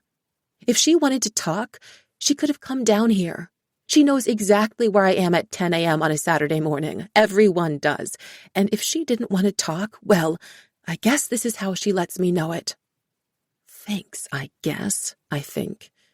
Thanks is what I actually type. I put my phone away and turn back to my notebook, happy to spend time with people who can't send me shitty text messages. It's easier than I expect to pick up where I left off.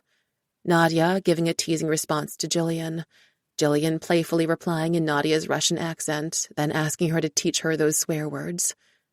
At some point as I write, I realize I've left Oliver out of the story, and I messily add that Jillian is talking to Nadia while waiting for the guy to show his face again. I'm on a serious roll when I'm suddenly interrupted by fingers waving over my page. I look up, blinking into the light as I remember I'm at work, and I'm startled to see Chase standing there, hazel eyes twinkling as he laughs. What's got you so busy?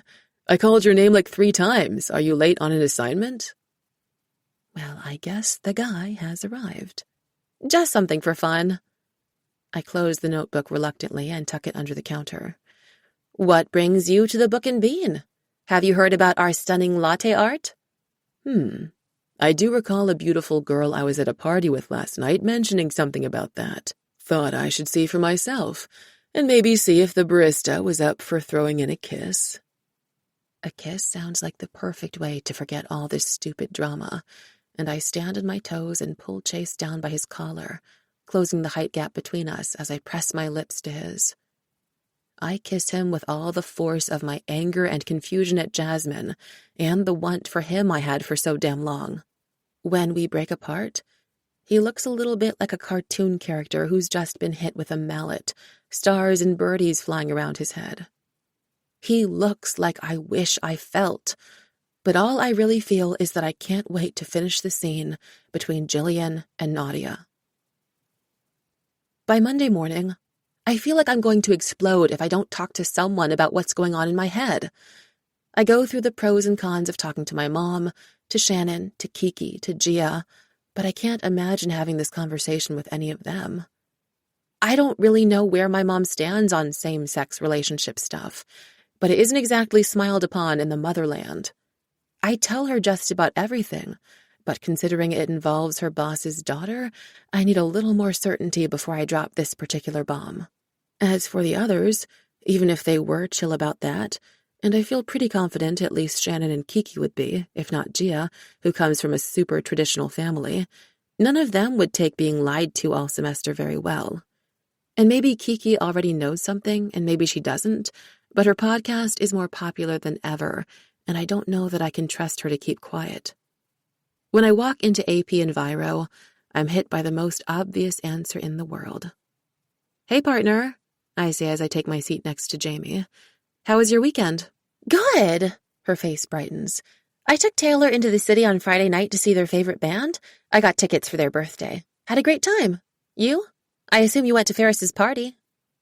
"I did, it was fun," I say automatically, knowing that there's no way the expression on my face matches the glow on hers when she talks about her date with Taylor.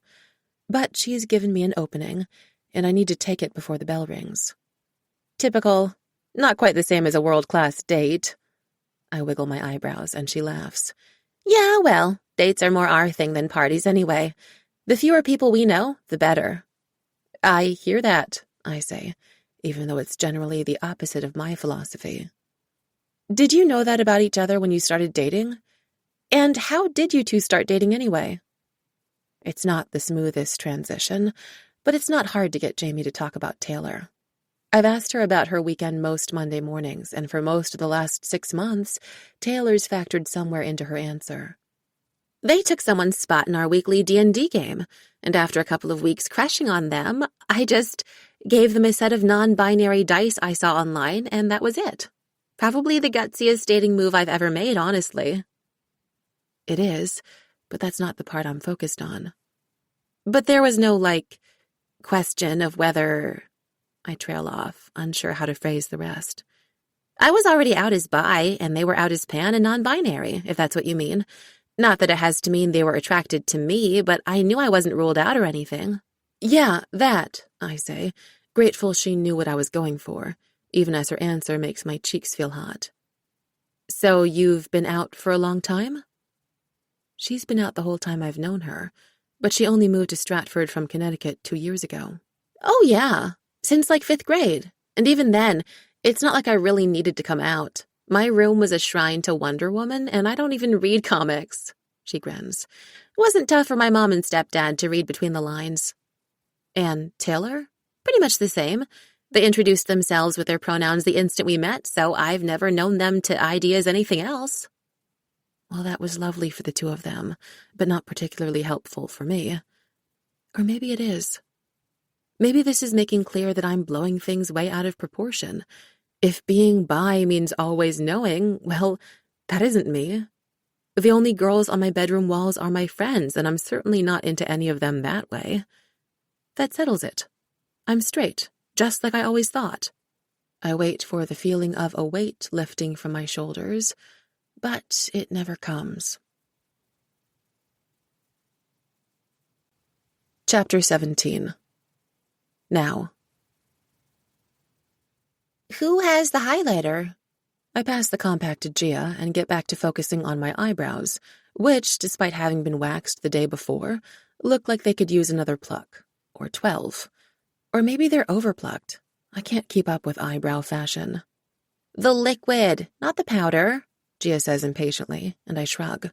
Homecoming has arrived way too fast, and despite having a great dress with an awesomely poofy tulle skirt and enough sequins in the bodice to put the night sky to shame, I'm having an impossible time getting excited for the primping portion of the evening. Here! Kiki hands her the bottle and shoves me gently out of the way so she can examine her earring options in the mirror. "Which ones do you guys like better?" I scrutinize her lobes. Kiki almost never swaps out the pearl studs her parents gave her for her 17th birthday, so it takes a second to adjust to anything sparkly in them. The dangly ones are definitely more interesting, but the diamond studs are classy. Okay, so do I want to be interesting or classy? She asks, turning her head from side to side. You're always interesting, Shannon says sweetly. Maybe try classy for once. The rest of us crack up at her burn, including Kiki. Better not mess with what's already working for me, she says, taking out the diamond and handing it to Shannon. Classy is boring. Shannon puts the studs back in her jewelry box, this massive antique thing her parents bought her for getting a 5 on the AP US History exam. Half her room is filled with little trophies like that. A Kate Spade bag for her first all-A report card, a fancy ballerina painting for landing the principal role in her 5th grade recital, a pair of Louboutins from when her team came in first in Model UN. To her credit, Shannon always shares. Diamond studs, pricey makeup, and even the fancy barrette I'm wearing to hold my curls off my face. I bet your date will look classy, Shannon says, sweeping a minuscule clump of mascara from her otherwise perfect lashes. I snort. By date, do you mean the podcast app on her phone? The other 3 girls exchange glances. Pretty sure she means her actual date, says Gia, carefully rubbing the liquid highlighter onto her brow bones. I'm sorry, what? I cross my arms over my chest, the pink sequins that cover the strapless bodice digging into my skin. Since when do you, Akiko Takayama, have a date? And how am I only hearing this 5 seconds before we get into the limo? It's no big deal, drama queen, she says with a snort. I'm going with Jasmine. I thought my hearing was okay, but it's clear something is malfunctioning because there's no way that I was just informed on the night of the dance that Jasmine Killery is going to be in my limo as one of my best friend's dates. I'm sorry, you're going with who? There's a collective whoosh of air intake as both Shannon and Gia suck in their breath. Wow, Lar, says Gia, flicking an imaginary piece of dust from her silver cocktail dress. It's the 21st century. This is really not a big deal. It takes me a few seconds to realize that Gia fucking Peretti is giving me a lecture on homophobia, and this is all so twisted and ridiculous that I could die. Next to her, Shannon is shaking her head in similar disbelief, and it takes everything in me not to scream. How is this my life? I exhale sharply and clap my hands together. Okay, let's try this again. Kiki, I am very happy for you that you have a date, and it's cool that it's a girl. I just don't understand how the fact that you have a date of any gender somehow did not come up before now. With me, at least. She shrugs. It was kind of last minute, but she wasn't going with anyone, and I was going to be 7th wheeling with you guys anyway, so... Great, I manage through gritted teeth. Mercifully, the doorbell cuts through the tension filling the room, and Gia squeals, effectively ending any conversation. We each take one last look at ourselves and do one last lip gloss application before heading out to the staircase to let our dates fully appreciate our glamorous descent. We're going as friends, Kiki murmurs just loud enough for me to hear, and I catch the flash of her smirk as she passes me, so she can be the first to walk down. Her words slash sharp and hot at my insides as the layers of her statement hit me. Layer 1, Kiki absolutely knows about my feelings for Jasmine, and maybe even knows about our history. Layer 2, Kiki put herself out there as queer to test the waters, and wanted me to see that Shannon and Gia passed with flying colors. But Kiki doesn't know about the party, the song, how Jasmine basically told me to fuck off in front of an entire room. She doesn't know how much deeper I got in with Chase. She's clearly more of a romantic than I thought, or at least a better friend, but even Stratford's greatest detective is missing some pretty important pieces to this case, and there's no filling them in now. Especially when I reach the top of the stairs and see Jasmine standing at the bottom. She looks radiant. There's no other word for it. She's wearing a 2-piece dress that's all glittering gold on top and matte on the bottom, short enough to show off long legs that glimmer with a little bit of that lotion I love. She's wearing a fancier set of gold bangles than usual, and they match the earrings that march up her lobes. Even her eyes look like liquid gold, lined with kohl. It feels like someone has reached into my chest and squeezed the shit out of my heart, and I have to stop staring at her, but I can't. Not until I hear, "There's my girl," in Chase's affectionate voice, and it's like someone's dumped a bucket of Gatorade over my head and drawn latte art with my internal organs. Does that even make sense? I don't know. Nothing does. I force myself down the stairs in my silver platform heels and take the hands he extends, accepting the kiss he drops delicately on my cheek so as not to mess up my makeup. With every move he makes, you can tell he's done this before. Been the handsome guy picking up his beautiful date who's told him not to muss anything before pictures. But that knowledge doesn't affect me, and I don't know if it's because I'm aware of who he's dated in the past or because I feel strangely numb as everything moves around me. We pose for pictures, in a group of 8, in our quartet, in couples. I make a point not to watch Kiki and Jasmine take their photos, but when I sneak glances, it's clear that Kiki was telling the truth. Jasmine doesn't put her arms around Kiki the way Chase does to me, and they don't take classic shots of one of them gazing into the other's eyes, though maybe that's because they're the same height. I don't know if Jasmine tells Kiki she looks beautiful the way Chase tells me I do, though Kiki definitely does look beautiful in her gothic gown with its corset bodice, and I'm jealous, even though it's stupid. But there are thousands of pictures of me and Jasmine together from this past summer. Selfies on the beach, and pictures taken by Keisha at parties, and portraits forced by Declan and Mom before events where our presences were requested. It feels like we should take one for them, at least. Except, of course, no one knows how closely our parents work together. "Everything okay?" Chase murmurs, his hand warm through my thin dress, and I assure him that it is, without even having to think about it. It's homecoming. I'm Chase Harding's date. How could it not be? Everyone piles into the limo, and Chase immediately pulls me close. Part of me is happy to let him, and part of me wants to claw my way out and end this night before it even begins. I hate that I feel this way on a night that should be one of the best of my life, especially since I have a weirdly good chance of being named homecoming queen. But I hate so many things about how I feel lately. This is just one more on the pile. "Time to open that champagne!" Lucas whoops, and suddenly there's foam everywhere and everyone's laughing and a bottle is being passed around. I don't want any, but that doesn't stop me from drinking when it comes my way, and it's so nice to have something occupying me that I take an extra sip. And then another. And another. "Save some for the rest of us, Mrs. Harding," Shannon yells, and everyone cracks up, even Chase. I try to smile, but the name makes me want to crawl out of my skin. Even Jasmine's laughing. How is Jasmine laughing? I pass the bottle along, and now I don't know what to do with my hands, so I take one of Chase's and twine my fingers with his.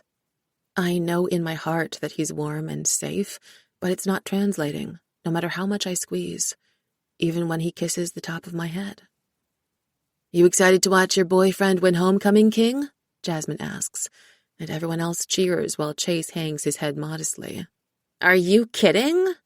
Apparently Gia's had some champagne too. "This is literally Laura's dream come true. Like, literally." I shoot daggers at her with my eyes, but she's completely oblivious, as is everyone else. "Who knew so many years fangirling on the sidelines would pay off?" Shannon says innocently, and then giggles like she's had too much to drink, even though the bottle hasn't reached her yet. Gia and Jasmine join her, even though I know I never talked to Jasmine about that, which means Shannon has. How much time have they spent laughing at me behind my back? What kinds of friends do that?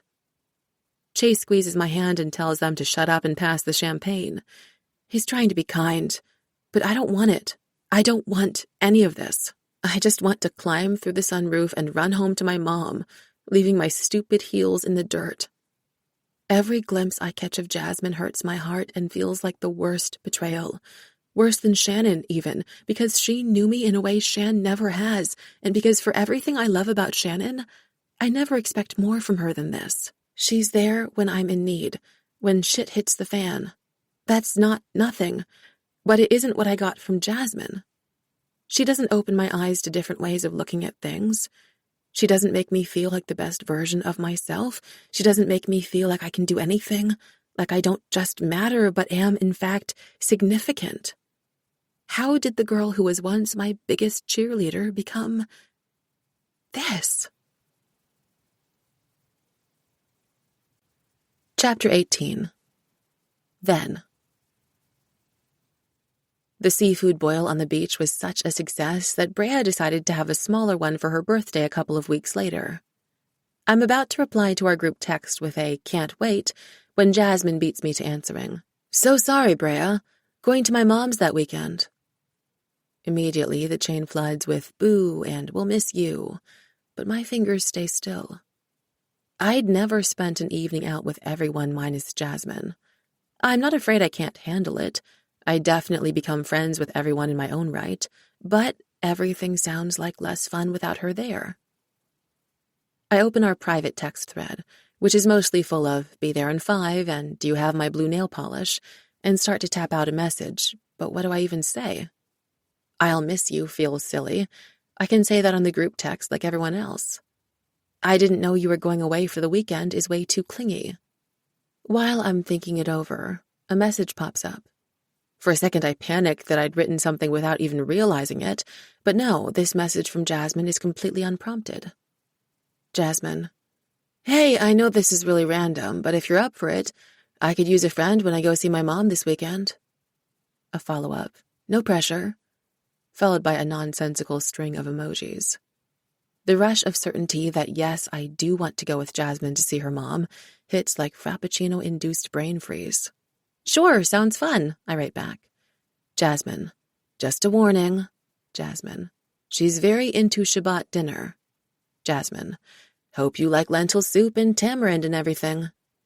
Lara: "I have no idea what tamarind is, but if it's anything like crawfish, I can handle it." I tack on a strong arm emoji. She sends back a laugh cry one. "It's not, but you can handle it." I probably can handle tamarind, but meeting Sylvia Halabi is a lot, in the very best way. Come in," she ushers us, her voice as low and melodious as Jasmine's imitation of it. She gives Jasmine a big dramatic kiss on each cheek, turns and does the same to me. "It's so nice to meet the famous Larissa." Famous, huh?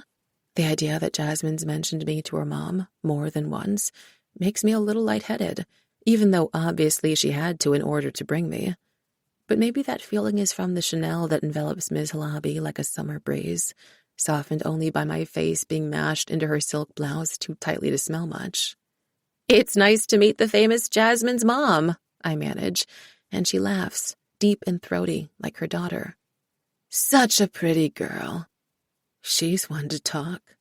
Jasmine's mom is stunning, with the same thick, glossy black hair and liquid gold eyes as her daughter, which are even more striking against her deeper bronze skin. She's meticulously made up, and I worry we've interrupted her on her way out to something. "No," Jasmine says, reading my mind. "She looks like that all the time." Sylvia looks puzzled, and Jasmine says, "She's not used to someone wearing a full face of makeup to have dinner with her daughter." Embarrassed, I mumble, "You look great," and she laughs. She's much easier to make laugh than her daughter, but it's still hard not to be anxious against the backdrop of her neat, expensive perfection. The house is all marble and gold and glass, stunning and lavish in a very different way from Declan's. I could see how they'd been confused into thinking they were a match before realizing they were actually polar opposites. "Let's go to the kitchen," she says, an arm around each of us, and we enter a white marble palace that smells so good I have to wipe my mouth to keep the drool at bay.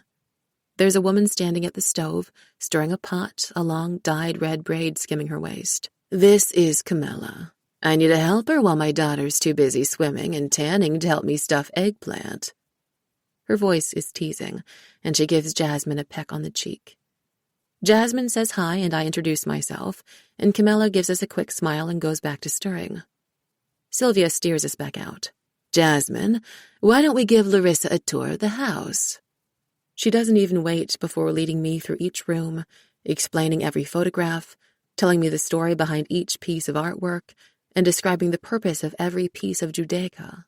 I'm proud to come in knowing a few, like mezuzahs and menorahs. My mom and I are technically Jewish too, though we're not remotely affiliated, and Sylvia seems similarly pleased about it. We end with Jasmine's room, and Sylvia declares she's going to check on the food, leaving us standing in Jasmine's doorway. There are definitely some personal items in Jasmine's room at the beach house, but it's clear that this is where she lives. I sweep into the room to examine every inch of it. "This vanity is amazing," I declare, walking over to the glass and mirror table immediately. It's covered in makeup and gorgeous perfume bottles, none of which I've ever known Jasmine to wear. In the Outer Banks, she smells like sunscreen and peach lotion and honeysuckle shampoo and chlorine and salt water. In Asheville, apparently, she smells like Dolce & Gabbana. "Since when do you wear perfume?" "Since never." She cracks a smile as she collapses onto her huge, fluffy bed. "My mom doesn't think an outfit is complete without Chanel, so she keeps buying me fragrances and hopes I'll find my equivalent, but, it makes me feel old." "Your mom looks like she's 30. No wonder she likes you." I continue snooping around, looking at pictures of Jasmine and her friends, Lila is easy to pick out, and family, brushing my fingers over her enormous collection of graphic novels and riffling through her closet. "I cannot believe you have this much here, given how much clothing you brought to the beach." "What can I say? Halabi women like to shop. But we also give a lot to charity," she says, crossing her arms a little defensively. "I don't doubt it." If there's one thing both Sylvia and Jasmine radiate, it's having a warm heart. "But, wow, this is impressive." "Size don't mess around. Wait until you see dinner." She is not kidding. Sylvia calls us in a few minutes later, and my eyes widen when I realize how much there is. "Did your mom think all of your friends were coming?" I whisper to Jasmine. "Oh no, she went light for just the three of us." Jasmine has got to be kidding. After we have wine and round golden challah studded with seeds, enough food emerges from the kitchen to put the seafood boil to shame. As promised, there's an incredible lentil soup, and by the time I finish, I'm already half full. But the hits keep coming, and I find I can't say no. Not to the football-shaped kibbeh stuffed with meat and pine nuts, nor to the mini pizza-looking things called lamajun, whose slightly sour taste, Jasmine explains to me, is the infamous tamarind, nor to the roast chicken spiced with cinnamon. "I appreciate a girl with a healthy appetite," Sylvia says with a smile, and I blush. I don't usually eat that much, but the food is so good, and Jasmine keeps encouraging me to just taste the stuffed onions and have one bite of the flaky bastel. I'd expected the food to be spicy, but it isn't at all. Not in the hot sense. It's flavorful, more than anything else I've ever had in my life. My mother would hate it. "I told her you were a great cook," Jasmine says with no small amount of pride. "She did." I take a gulp of water from my glass and notice Sylvia has barely eaten. Jasmine mentioned that too. Her mother loves to cook far more than she loves to eat. I selfishly hope that means we'll be going back with leftovers. Sylvia pats Jasmine's hand affectionately, and a wave of missing my mom comes over me. But it's quickly replaced by the realization that this is Jasmine's normal. I'm looking at the life she's coming back to after the summer. The food, the Friday night dinners, the vanity covered in perfume bottles. She won't be returning to New York with her dad, and none of us will be staying at the beach. Suddenly, I'm not hungry anymore. "So, you know I like to cook," Sylvia says to me. "Tell me, Larissa, what do you do for fun?" "She's a writer," Jasmine says before I can get a word out, definitely knowing I wouldn't have said a word about it if she didn't force it. "She's been writing a book this summer." My blush before was nothing compared to the heat level in my cheeks now. "It's nothing. It's for fun." "Doesn't everything always start for fun?" Sylvia says with a shrug. "You know, my sister Rachel is a writer, a journalist, but she's been asked to consider turning her work into a book. If you ever want to talk to someone about publishing, I'm sure she'd be happy to speak with you." It's the first time I've let writer be attached to my name, and it makes me itchy in a way that isn't as bad as it sounds to have someone take it seriously. I can't imagine talking to a professional about it, ever, but I say, "Maybe, thank you," through a mouthful of rice. "Rachel's really cool," Jasmine tells me. "She does a ton of reporting on the Middle East, and she's been everywhere. She wins awards and stuff." Where is she now? I ask. Officially, she lives in D.C., but barely. She's probably traveling somewhere like Morocco or Jordan. Jasmine says it a little dreamily, and it's obvious Rachel is kind of her idol. It must be obvious to Sylvia, too, because she says, "It's interesting how cool you find it when Rachel travels, considering you used to have a meltdown every time your father did when you were little. I used to beg him not to go because I couldn't take another one, but of course that never stopped him." Immediately, Jasmine stiffens. We've talked about how our moms do that thing where they find ways to mention our dads just to criticize them. But while I don't care, I know my dad's a dick and I have nothing to do with him, Declan is very much in Jasmine's life. I don't know whether Sylvia realizes she's pissed off her daughter or senses that might have been a little much in front of company, but she gives an embarrassed cough, takes a sip of water, and asks what my father does. I feel bad for both of them. For all of us, really. "Pays child support on time?" I say, and there's a stunned silence before Sylvia bursts out in laughter. That even makes Jasmine grin. "What more can we expect from them, really?" Sylvia says dryly, and we all laugh again. It's a weird night, in the best way. We talk until the tall white candles Sylvia lit to bring in the Sabbath have melted to nothing, and only traces of honey and pistachio crumbs remain on the dessert tray. Then we sip tea with real mint leaves in it, while Sylvia shows me old photos of Jasmine, and I laugh at her extensive princess phase until there are actual tears in my eyes. By the time we go to bed, it's nearly midnight, and I feel like I'm glowing from the inside out from the warmth of it all. There's a guest room, but there's no discussion of me sleeping in it. Jasmine has as big a bed here as she does in the Outer Banks. We change into pajamas and brush our teeth and slide in together like I belong with her here as much as I do there. I imagine these sheets still smelling like me when she comes back, even though they won't. "Hey, thank you," I say softly, curling up in the mound of pillows on my side of the bed. "For what?" Her voice is thick with sleep, her eyes already closed. "For bringing me here to meet your mom, for Shabbat dinner."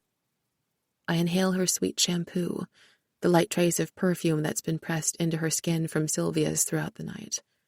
For not laughing at me about the whole writing thing? "Why would I laugh at you?" she murmurs, halfway to dreamland. I feel fingers brush mine, intertwining, holding tight. "You're gonna do amazing things, Tinkerbell." A few moments later, her soft snoring fills the air, and I let it lull me to sleep, her hand warm in mine. Chapter 19. Now. The dance isn't better than the limo ride, but it's easier to blend in with the crowd and get some space from the other girls. Chase is having a great time, that much is clear, and it's a little infectious. I do my best to let go of the digs and champagne headache and enjoy the night like I'm supposed to. When Chase kisses me, I kiss back. When he grinds against me on the dance floor, I press right back against him, feeling how badly he wants me. I smile for pictures, smile when people comment on how adorable his asking me to the dance was, smile when recent graduates come over to say hi and compliment him on his season, smile when Dee Harker, who was on the JV squad with me when I was a freshman and she was a sophomore, says, "I guess it's true that patience is a virtue," and nods in his direction. Even people who've graduated can't see me as anything more than the girl who's always loved Chase Harding. On stage, there's a tap at the mic and a screech of feedback. My stomach sinks. The time has come to announce homecoming king and queen. Even through all my dreams of standing alongside Chase in our crowns, I've never really believed that homecoming queen is a title I could win, not as long as Shannon's around. And that's fine, it's only a cheap plastic crown. But it was a fun dream. Or it was until I realized it might be more than that. Judging by the amount of attention we're getting tonight, I might actually have a shot. I don't think anyone has ever wanted a crown less.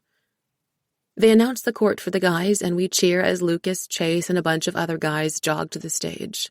Immediately, the crowd starts chanting, "Harding, Harding, Harding," and Vice Principal Canner smiles wryly and says, "Well, I guess your homecoming king won't come as any surprise. Chase Harding!"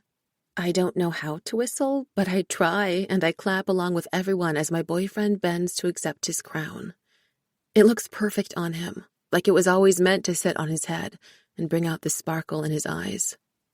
How would I look in the matching crown? Would it look like it was made for me too? I don't have to wait long to find out whether I'll be joining him. The more boring job of crowning one of the guys in near-identical tuxes is done, and it's time for the queens. They announce Shantae Reynolds and Christina Morse, and bam, there it is. Larissa Bogdan! And quieter, but still audible, Shannon and Jasmine's whispered, Chase his girlfriend, and peals of laughter that follow me all the way to the stage. I'm seething as the rest of the names are called, including Shannon's, and I watch her sweetly preen like she didn't just mock her best friend as a pretender 10 seconds earlier. For the first time in our lives, I want to beat her, want to yank this dream of hers she's acting like she never had all the way out from under her. And then I do. Your homecoming queen is Larissa Bogdan! The room bursts into applause when my name is announced as the winner. And sure, maybe it's because I'm Chase's girlfriend, but I don't give a damn. I smile so brightly at the sound that I'm sure Jasmine can see it from wherever she is, and Shannon can't avoid it from her vantage point on the stage. I don't want them to miss a single clap as the crown is placed on my head, and I certainly don't want them to miss Chase sweeping me into a dramatic movie kiss as the entire room explodes. Congratulations, my queen, he murmurs with a smile, as if there was any doubt. I believe it's time for us to dance, my king.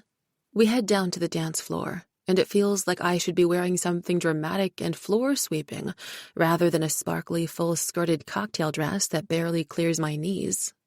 But the way Chase looks at me when the spotlight finds us in the crowded gym makes it clear he thinks I look plenty regal. I try to focus all my attention on him, and while I succeed in ignoring the people snapping pics of us to post with crown emojis, I can't help searching for Jasmine in the crowd. I want her to see this, how real it is, how real we are. But when I find her, she's making vomiting motions at Kiki, who mercifully refuses to laugh. Suddenly, I can't see Chase or the spotlight or anything else other than red. How fucking dare she? What is her absolute need to make sure I'm miserable at all times? She chose to drop out of touch with me and send me back to my life without so much as a note that, whoops, by the way, she'd be moving here and I'd have to see her every fucking day. What am I supposed to do with that? What am I supposed to do with this? The minute the dance ends, I tell Chase I'll be right back. I have never appreciated more that he is not a follow-up question kind of guy. He gives me a quick kiss and turns to his buddies, and I grab Jasmine by the wrist and yank her out into the hallway without giving a single damn who might be watching. What the hell, Lar? No, I cut her off. That is not your question. That is my question. What the hell happened to you? And why do you hate me? God, Larissa, could you be any more dramatic? Cut the shit, Jasmine. You've spent the entire last month acting like I barely exist, like last summer never happened. It happened. We spent every damn day together, every damn night together. Did it all really mean so little to you? I expect a smart-ass answer, but she draws herself up to her full height, towering over me in her glittering stilettos.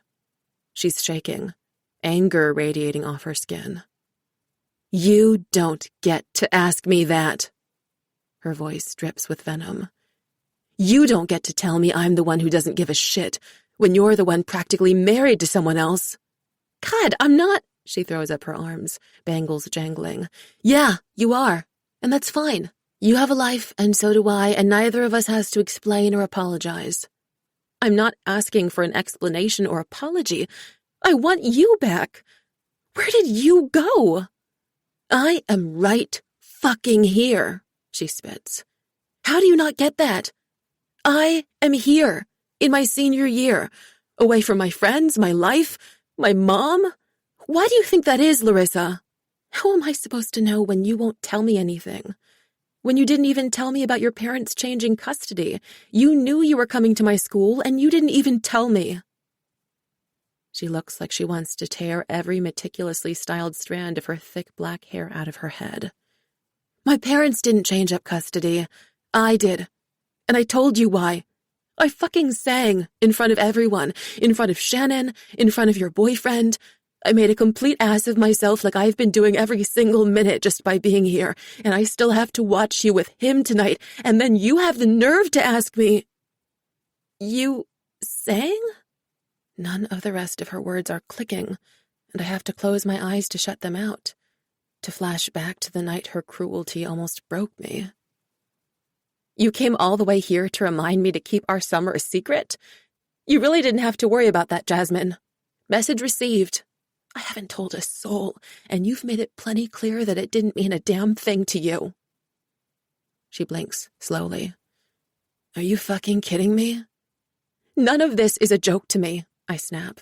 Apparently, you don't feel the same way. Well, congratulations on making me feel like shit that night, same as you've been doing since you got here. She buries her face in her hands, and I hear a muffled fuck through her fingers. For the first time since before we got in the limo, I feel my anger slip a little, my guard dropping. Gently, I pry her hands away. What am I missing here, Jazz? Everything, she says with a short laugh. God, Larissa, everything. Well, can you please fill me in? Because you're confusing me. As usual. Pardon me for not knowing how to interpret things. I scratch at the top of my dress, which suddenly feels itchy and way too tight. Okay, well, apparently I'm about to clear shit right up. She exhales sharply and folds her arms over her chest, which I think is a defensive move until I realize she's hugging herself. The lyrics, Tinkerbell. Or rather, the lyric. You didn't hear it. The lyric. I was so focused on the song choice, on blocking out what I thought she was trying to say, that I missed the lyrics entirely. In a flash, I know exactly which one she means. Because I'm the one who introduced her to the magic of Demi Lovato when she finally let me take over the music in the Jeep. I'm the one who taught her that very lyric. I can picture it like it was 10 minutes ago. The wind whipping our salt-sticky hair through the open windows on our drive back from the ferry as Cool for the Summer wound down through the speakers. Then, she changed the lyrics of the song for her 2018 tour during Pride Month to Go Tell Your Mother. I drop a random fun fact I learned from Demi Lovato stands on Instagram. Huh, says Jasmine, tapping a finger on the wheel. That's definitely different. It is, I agree. Just one word, go instead of don't, and it made her fans so damn happy. I literally saw pictures of rainbow shrines. Well, that makes sense. I mean, it's Pride Month. Tell your mom about it is certainly prouder than, like, hide your secret shame girl. I snort. Secret shame girl sounds like the title of a really terrible porn. You sound like the title of a really terrible porn, Jasmine retorts. Like that, the conversation is over. And the next night, in front of a bonfire, everything changes. Now. One look at Jasmine's face, wide open with heartbreak, and I know exactly which version she sang. I didn't sing that to you because I wanted you to forget the summer, she says softly, confirming. I sang it to you because I wanted you to remember how good it was. And I know it was a stupid night to do it, but it felt like my last chance before I lost you for good. When I finally got the nerve to look at you, it was clear I'd already lost you before I even got here. Her gaze meets mine, and it looks like it takes all the effort in the world on her part. The least I can do is hold it. I moved in with my dad because I could not get you out of my fucking head. I thought about going back to school and pretending our summer was just a summer, and I couldn't do it. I thought that maybe if I came here, we'd have a chance to be something real. But I didn't know how to tell you I was coming, and before I could even see you, you had a boyfriend, and I was stuck here. Watching you live this perfect life that was already full without me. I've been trying to carve something out and save what's left of my dignity and my senior year, but I'm pretty sure I'm in love with you, and I just need to go crawling back to my mom. My heart can't take you breaking it anymore. Her gaze drops, but she doesn't walk away. I'm sorry I've been an asshole all night. For longer than tonight, I guess. I really didn't handle it well that coming to Stratford wasn't what I hoped it would be. Because you hoped... God, I feel slow, and yet my pulse is racing. Jasmine, why didn't you say anything? You had a billion chances. Did I? She says. And maybe I've been breaking her heart, but the sadness in her voice cracks mine wide open. It feels like I never had one at all.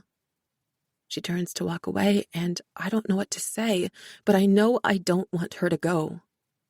Then she looks back. Look, I should tell you. I'm bi. I was questioning it for a while, but when you came along this summer, I felt like I finally knew for sure. And maybe for you, it was liking the taste of my cherry chapstick or whatever. But even though this has all hurt like hell and honestly kind of sucks, it's good to know for sure who I am. So thank you, I guess. She sounds so certain. She's been certain, while I've been floating along thinking we were both in the same weird and nameless territory of summer. I don't know what to say. I don't know what to think. I don't know what I am. And it doesn't matter, because she's gone. Chapter 20. I don't go back into the dance. I can't see Chase now, can't prance around in a tiara, and I definitely can't see Jasmine. Luckily, when someone does surface to find me in the hallway, it isn't either of them. It's Kiki. You know, I say. I know. You always did, didn't you? How? Kiki taps her nose. I have pretty excellent powers of deduction. Also, you stare at each other a lot when you think no one's watching. Like, a lot. And a few of the things you've each said about your summers line up. And that fire pit picture you texted us, Jasmine has a really similar one on Instagram. Finally, I looked up her dad. It wasn't hard from there. Kiki's on the case. She smiles proudly. Always. Her face turns serious. Look, I know Chase has been the dream for literally ever, but how do you feel? Unless you don't want to talk about it. Do I want to talk about it? How do I feel? Then. Carter's end of summer party is a lot like his beginning of summer party, which doesn't have anyone complaining. On the beach, laughing and drinking and dancing and staring into the bonfire with everyone else. I know this is going to be the summer I think about a billion years from now. I can't believe I'm leaving tomorrow. I can't believe I won't be living steps away from the ocean anymore. I can't believe I'll never fall off Derek's jet skis again, or get destroyed by Keisha and Carter at spades, or have spa nights complete with Brea's sheet masks. I can't believe this is it for me and Jasmine. As much as I'll miss everyone, it's killing me that we're spending our last night with a billion other people. I keep trying to make eye contact with her, but every time I do, she's swept away by someone wanting her to play flip cup, or I'm yanked into a selfie by Owen or Brea. I keep wanting to drag her close, to imprint the feeling of her skin on mine, but I don't have any excuses. My mind can't come up with a single justification for why I need to grab her hand right now, or how to pull her away for a walk along the water, just the two of us. We're all about the excuses, the setup, the ways we happen to fall onto each other's mouths and hands. It's just what happens when you're hanging out alone and watching a movie, or swimming, or lying in the hammock together, or spreading out on the grass to watch the stars, or taking pictures of sunsets, or feeling lazy in a canoe. It's just what happens for us over and over again, and it's so good I can't stop thinking about it, wanting to kiss that spot on her neck, wanting to touch the incredibly soft skin on her shoulder blades, wanting to feel her hands tracing my hip bone on a path to making me see stars. How can I not have an excuse for our last night? Watching her flirt with Carter certainly isn't helping any, so I decide to give myself a little breathing room and take that walk on the beach myself.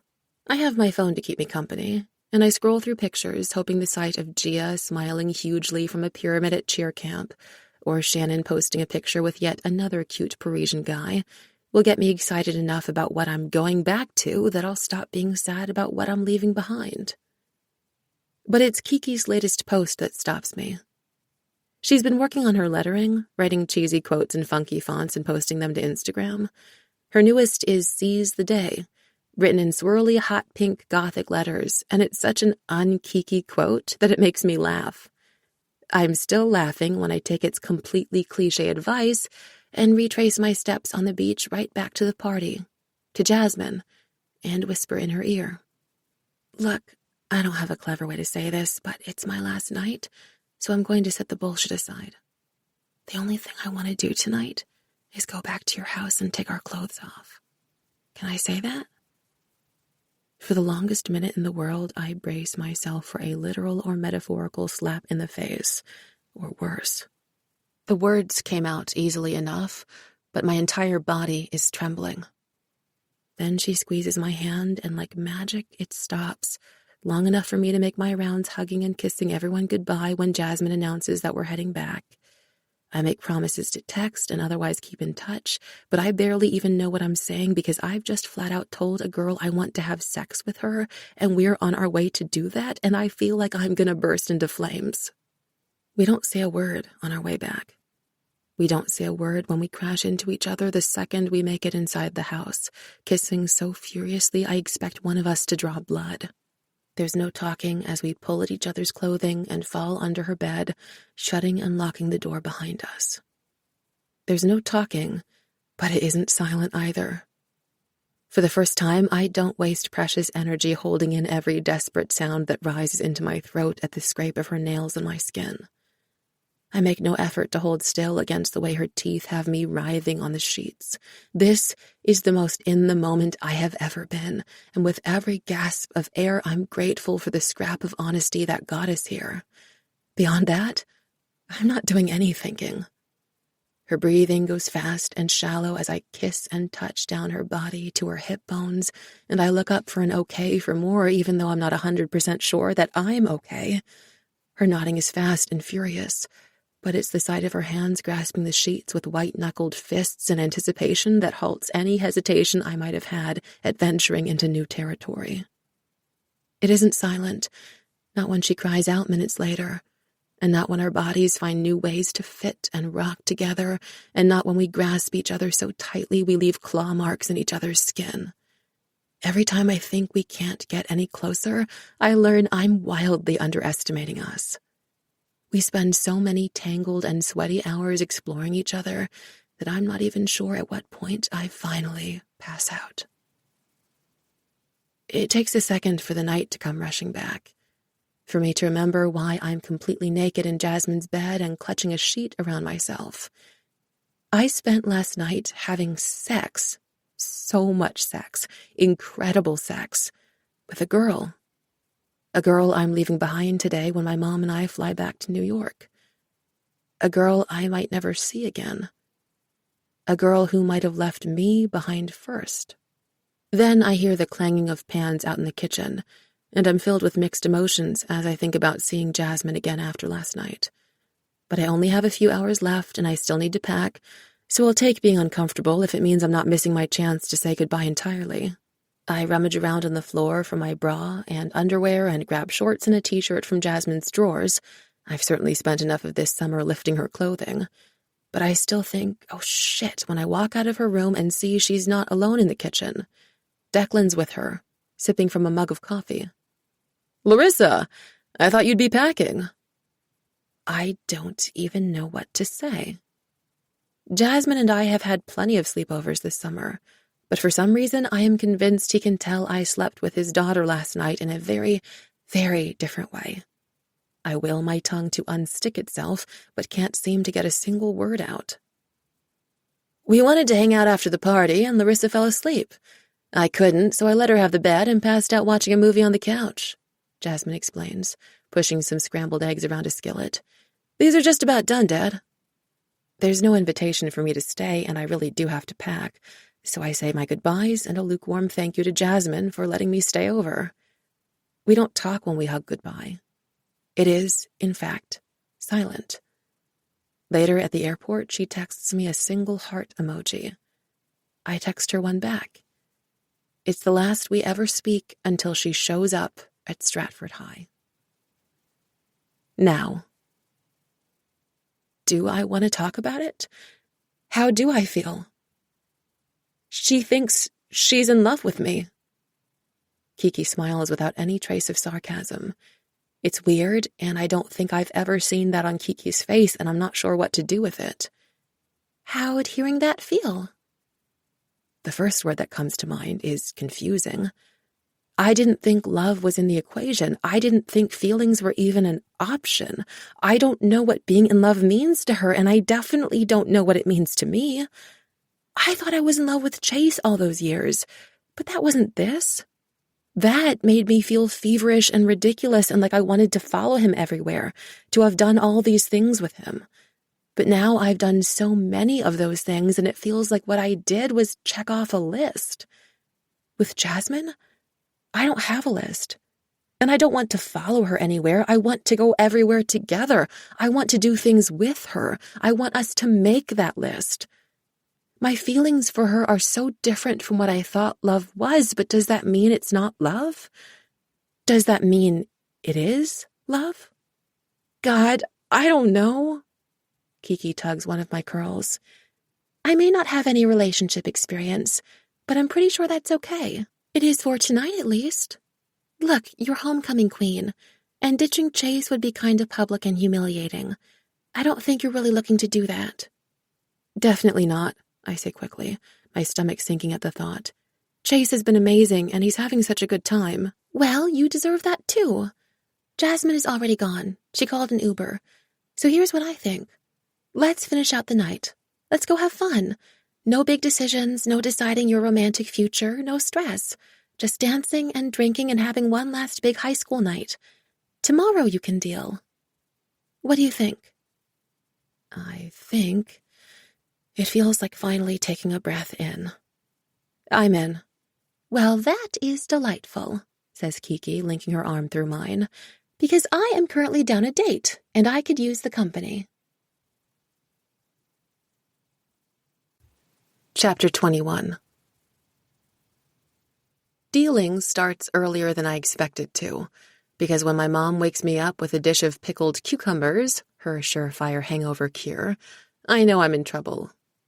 Enough sleeping. Eat, Dochka, she says, holding it close enough to my nose to make me gag. Mama, don't mama me when you are still passed out at 2 p.m. the day after a dance at which there isn't supposed to be any drinking. Now eat. I hate to admit it, but they work. Did you really think there wasn't going to be any drinking at homecoming? Besides, none of us were driving. The limo brought me home. At what time? I mumble, 3 a.m., as quietly as I can, but she catches it anyway. 3? Boże moi, Lara. There's a reason you have a curfew, and I think it's a pretty generous one. If you wanted me to take the limo and stay safe with my friends, I couldn't come home until everyone else was, I point out. In truth, I have no memory of what we were doing until that time, but judging by the gross, fuzzy taste in my mouth, it involved a lot of vodka. Anyway, I'm home, safe, and eating pickled cucumbers. I take another one, as if it'll make the argument for me. She raises one of her eyebrows. I take it you had fun? Did I have fun? I know I did all the things that are supposed to be fun. I danced and played drinking games and took 1,000 pictures in my tiara. I also know I avoided fooling around with Chase as much as possible and spent most of the night thinking about Jasmine until I drank enough to stop thinking about anything at all. I won queen, I say, instead of answering her question. And was that fun? She asks, because my mother is very smart. I hug my covers to myself. I want to tell my mom the truth. I want to tell her about Jasmine and how confused I am, and I want her to stroke my hair and call me Laruchka and tell me everything is going to be okay and to just listen to my heart. I want to, but I am fucking terrified. Of course, I lie. My mother always knows when anything less than the truth is falling from my lips. It's why I have to text if I'm being slightly dishonest about where I'm going to be. My face shows everything. and I wonder what it's showing that's making her give me that, "Oh, honey, look." But she doesn't say anything, just takes my hand, and I fall apart. My mother holds me while I cry into her shoulder, not moving even when I'm definitely getting snot all over her shirt. The hair stroking I'd been hoping for happens like clockwork, and I know that I'm running the risk of feeling it for the last time. I can't bear that. My mother is pretty literally my everything. It's why I barely complained about going to North Carolina for the summer. It's why I didn't argue with my father about me going to a state school. It's why I've never fought her having full custody. It's why I have to tell her the truth, even though the very thought sends me into another round of tears. Larichka, what happened? Did he hurt you? That's enough to make me pick up my head and wipe my nose. No! God, no. Chase was great. Chase is always great. It's me. I'm a mess. You're not a mess. You're my wonderful daughter who is not fully escaping punishment for missing curfew, but that's beside the point for now.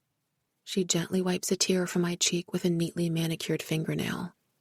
What's going on? I take a deep breath, and another, until I can talk without breaking into sobs. I need to tell you something, but I don't want you to hate me. She looks like I've slapped her, which makes me feel worse. You are my daughter. You are my whole heart, Larichka. I could never. She squeezes my hand so hard it's like she's trying to push that fact into my skin. There's someone. Not Chase, not a boy. I exhale slowly. I met a girl. She's not my girlfriend or anything, but I think that I want her to be. And I think she wants that too. And I know we've never talked about anything like this, but I didn't. Her fierce hug cuts me off and sets off a fresh round of tears, her whispered, Larichka, ruffling my mess of curls. Boże mój, you had me so worried. This happiness is a good thing. Someone who loves you is what I want for my daughter. I didn't think I could clutch my mother any tighter, but I'm pretty sure I'm leaving claw marks in her back. You've always told me how traditional Baba Mila and Deda Tolia are, how mad they were when you had me without marrying Dad. I didn't know how much tradition was in you, too. Do I seem traditional, Dochka? Well, there's a dish of pickled cucumbers in my bed, so yes? She laughs gently, releases me, tucks one of my messy curls behind my ear. Some things about Russia, they stick. Their laws on gay people, not so much. But I have to admit I am surprised after so many years of hearing about the legend of Chase Harding. The mere mention of Chase, the knowledge that I have to tell him, makes me want to be sick all over again in a way Mama's top remedy can't cure. It wasn't a lie, I assure her. I'm not gay. I'm not sure what I am. I just know that this one girl makes me feel everything. The rest I'll have to figure out. You have plenty of time for that. She drops a kiss on the top of my head. How about we have a girls' day? I'll get some ice cream and we can watch movies and put on those ridiculous face masks. God, that sounds good.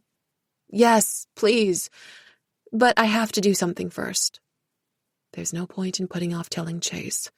Whatever happens with Jasmine, he deserves to spend his senior year of superstardom with a girl who will appreciate him. And I'm no longer that girl. I'll come back right after, okay? She nods, knowing exactly where I'm going. I'm proud of you, Lara. I'm pretty proud of me, too, I say honestly, even if this feels kind of horrible. I get up to get ready, turning away, and something hits me. She hasn't asked about the girl. She didn't say we'd watch movies while I tell her all about the person who's stolen my heart.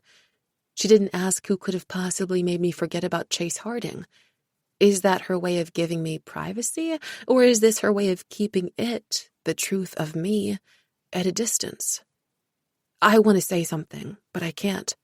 I don't know if Jasmine told her parents the real reason she wanted to spend the year with Declan. What if she didn't?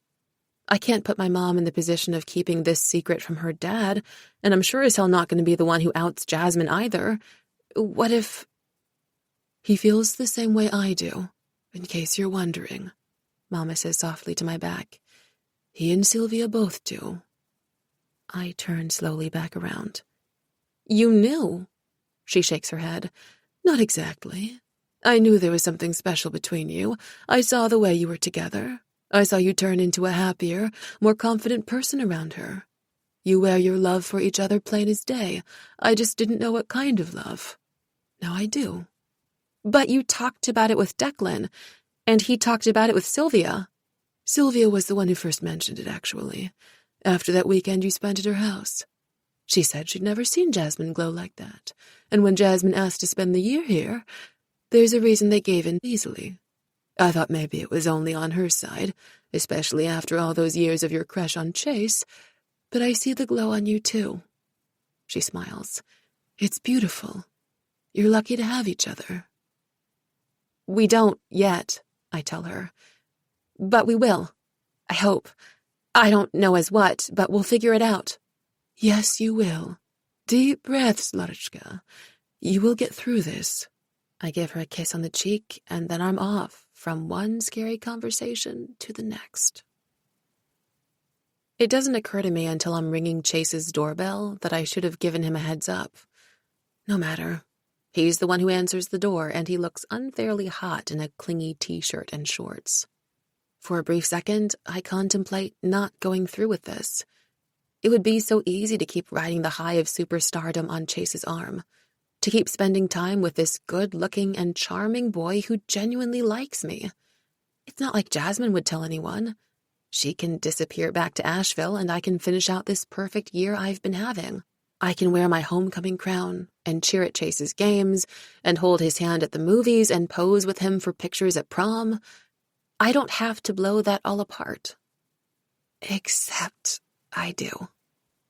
Because when I think about spending those Friday nights watching movies with Jasmine, when I think about Jasmine's hips beneath my fingertips when we dance, when I think about ice cream dates and road trips and planning for college and making out in the backseat of a car, she's the person I want to do all that with. She's my top of high school bucket list prom date. It's that simple, even if it isn't simple at all. Hey, I was just thinking about you. He drops a kiss on my cheek and steps aside to let me in. I had a great time last night. Well, that's going to make this harder. I'm glad, but I really need to talk to you about something. Okay. He closes the door behind me and leads me into his living room. You want a drink? No, thank you. Can we just sit? This sounds serious. He frowns. This sounds breakup serious. Are you breaking up with me? I hesitate because that's really not how I wanted to start this conversation, and anger flashes in his eyes. Did you seriously hook up with me to become homecoming queen and then dump me? That's really fucked up. No, I assure him firmly. God, no, Chase. It's not like that. Then what's it like? He asks, his voice dipped in acid. Deep breath. He's hurt. He's allowed to be hurt. This isn't about homecoming. You of all people know that I liked you forever. It's that there was someone else and I didn't really realize it until last night. Hold up. You cheated on me? No. God, I should have prepared this better. I scrub my face with my hands and groan. I'm sorry. I am doing this really poorly. Let me start over. Another deep breath. There was someone before you, and I didn't understand my feelings, and you came along, and you're Chase. I have had a crush on you since I was in Little League with Kira, and you were her string bean of a brother sitting on the sidelines. When you were interested in me, it kind of obliterated everything else. It helped me stop thinking about this thing I didn't want to think about, but I couldn't stop thinking about it. He scratches the back of his head. Laura, I gotta be honest. I don't understand what you're talking about. And I'm officially out of ways to dance around this. Deep breath. It's a girl, Chase. I like a girl. I was with a girl this past summer. Whoa. For the first time since he realized this was the end of our relationship, he doesn't look mad. He looks stunned. As stunned as I feel that the words just came out of my mouth. That's exactly how I felt. I was so confused, and then you were into me, and I have liked you for so long. I thought if I had you, I could put her behind me. I wanted to put her behind me, to be with you, but it didn't work. I mean, this is the bisexual thing, right? He says, and his voice does not sound kind. Not being able to choose? I recoil as if Chase has slapped me, which it kind of feels like he has. If by thing you mean stereotype, then yeah, it is, but this isn't that. I wanted you, Chase. For fucking years I wanted you. You know it. Everyone at Stratford knows it. You had years to see something in me, but you didn't. Someone else did, and I didn't know I snap off.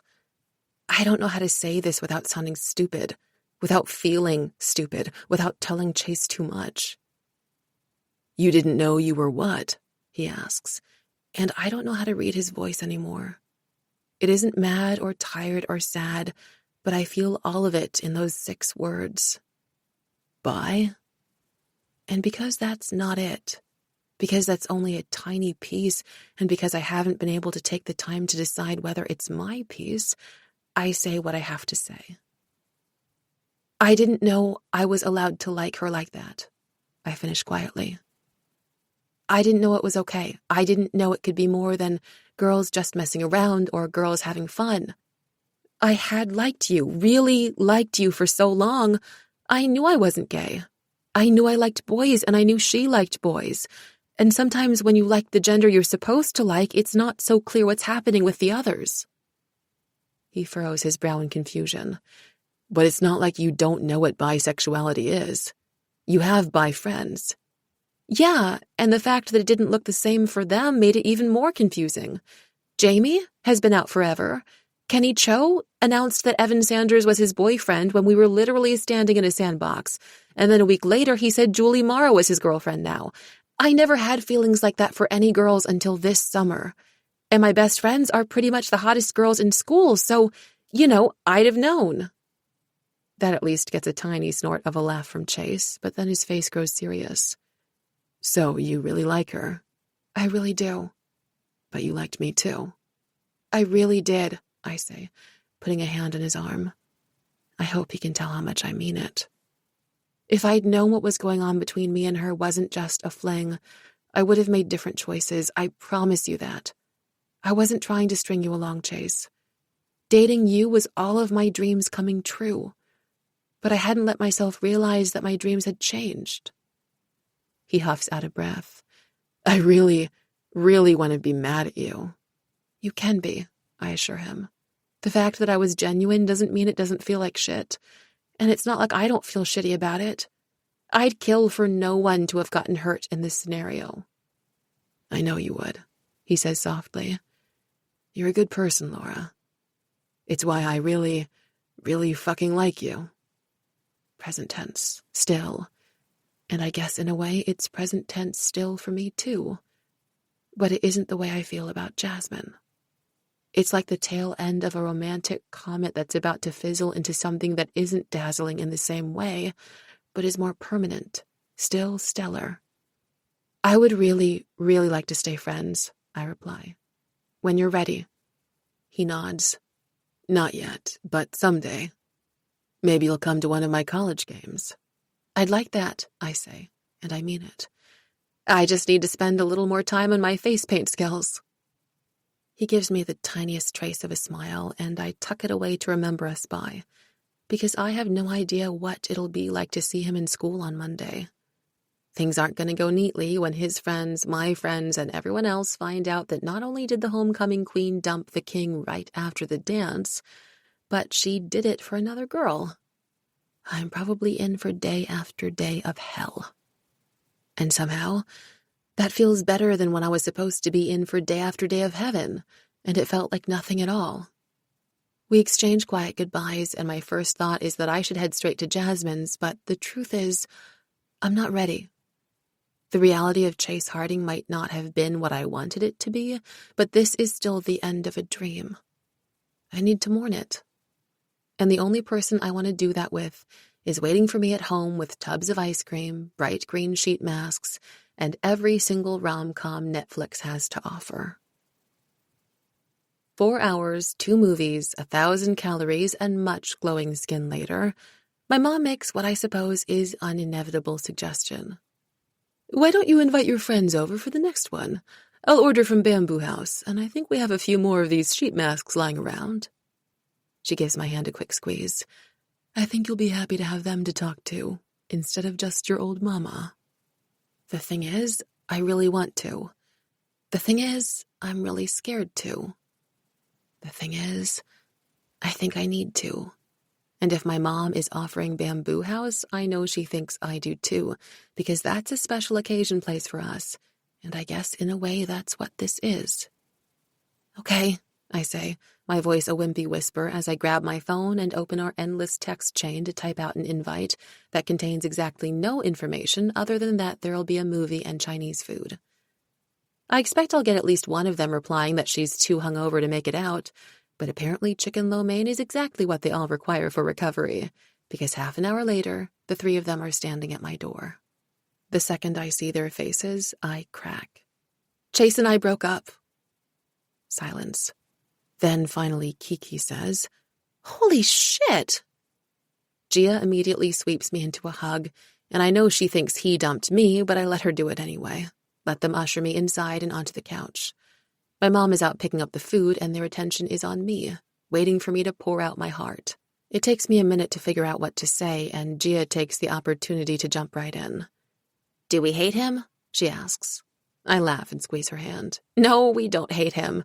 He's great. It turns out I'm just not his fangirl anymore. Shannon's eyebrows shoot to the sky. Wait, you broke up with him? It's hard not to exchange glances with Kiki, but I know if I do, Shan will pick up on it immediately and demand the truth. And while I finally feel safe figuring out my shit with them, I don't know what to say until Jasmine and I figure out where we go from here. I did. I realized I'm looking for something else. Wow. Shannon looks at me, really looks at me, and the corner of her mouth curls into the tiniest hint of a smile. You really did change this summer. My mom lets herself in then, the sound of the door saving me from having to respond. I jump up and take the bags from her hands, giving her a peck on the cheek and scurrying into the kitchen. I'm pulling out the takeout containers when I hear footsteps and see that Shannon has followed me. I'll be out in a second, I tell her, searching the cabinets for paper plates. I know. She glances into the living room, where my mom is chatting with Kiki and Gia, and turns back to me. Look, I'm sorry. I was kind of shitty telling Jasmine and everything. That wasn't cool. Thank God there's nothing in my hands but plastic cutlery, because at the sound of Shannon Salter saying the word sorry, forks and spoons go clattering to the countertop. Did you just apologize? It happens occasionally. It doesn't, though. We've been friends for more than 10 years, and I don't think it ever has. Okay, well, shut up, because I'm making it good. I shut up. How can I not? I thought you were going to disappear on me, okay? For Chase? She crosses her arms. Of course for Chase. You finally got the guy, Laura. You weren't going to need my fashion advice or makeup tips or even car rides. I don't know what happened between the 2 of you, but he was smitten as fuck. Any idiot could see it. And, well, every idiot knows you were smitten with him, so... I can't even believe what I'm hearing. Never in my life would I have imagined Shannon Marie Salter to have an insecure bone in her entire perfect body. You really thought I would ditch you for a guy? After everything? Chase wasn't just a guy, Lar. He's the guy. Okay, but you're the Shannon, I counter, raking a hand through my short blonde curls. I barely leave the house without you. I always need you, and not for your clothing or makeup. She picks up the cutlery, opens the cabinet I'd been reaching for, and pulls out the plates. That used to be true, but things have changed. You seemed like you didn't need me anymore, and then I met Jasmine in AP French, and she seemed like she might, so... Shan, you will always be of the utmost importance. You are the person who got me over being embarrassed to buy tampons in public. You've been getting my ass to school on time since the day you got your license. When I got that horrifying zit right before picture day sophomore year, you spent like an hour making sure I didn't look like a human pizza. But there's more to being friends than being needed. You don't need to, provide a service, okay? Well, other than eyeliner application. I'm really reliant on that. Deal, she says, her lips curving at the corners. I grab a bottle of Diet Coke from the fridge and bump it closed with my hip. You were really straight up trying to replace me, huh? It sounds so bitchy when you put it that way. Yeah, because it was bitchy, Shan. That's why you're apologizing, remember? She sighs heavily. Fine, yes, it was bitchy. I was bitchy. But for what it's worth, Jasmine's cool. I think you'd really like her. It's just too much. I have to put down the soda. I have to put down everything because I have started cracking up, and I feel like I will never stop. It's so loud that Gia and Kiki come rushing in to see what they're missing. What the hell? Kiki looks back and forth between me, who's laughing her ass off, and Shannon, who's looking at me like I am deranged. When I finally manage to gather myself, I look Kiki right in the eyes and say, Shannon thinks I would like Jasmine if only I got to know her. Oh! Kiki bites her lips so hard to keep from laughing that I think she's going to draw blood, and I lose it all over again. What the hell is going on here? Gia asks Shannon, who just shakes her head. Having sort of come out twice today so far, I know that when an opportunity arises, you have to take it. The laughter stops, and I do glance at Kiki this time. She gives me an encouraging look. Deep breaths. I do like Jasmine. A little too much. It's kind of why I broke up with Chase.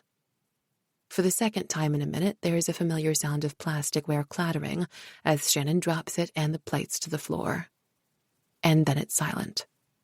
I turn to Kiki. Is this how it went when you told them you were going to prom with Jasmine? No, but apparently they'd both already assumed I was gay. Aren't you? Gia asks, her face screwed up in confusion. Kiki laughs, which absolutely does not mean she isn't, or that she is. Okay, wait.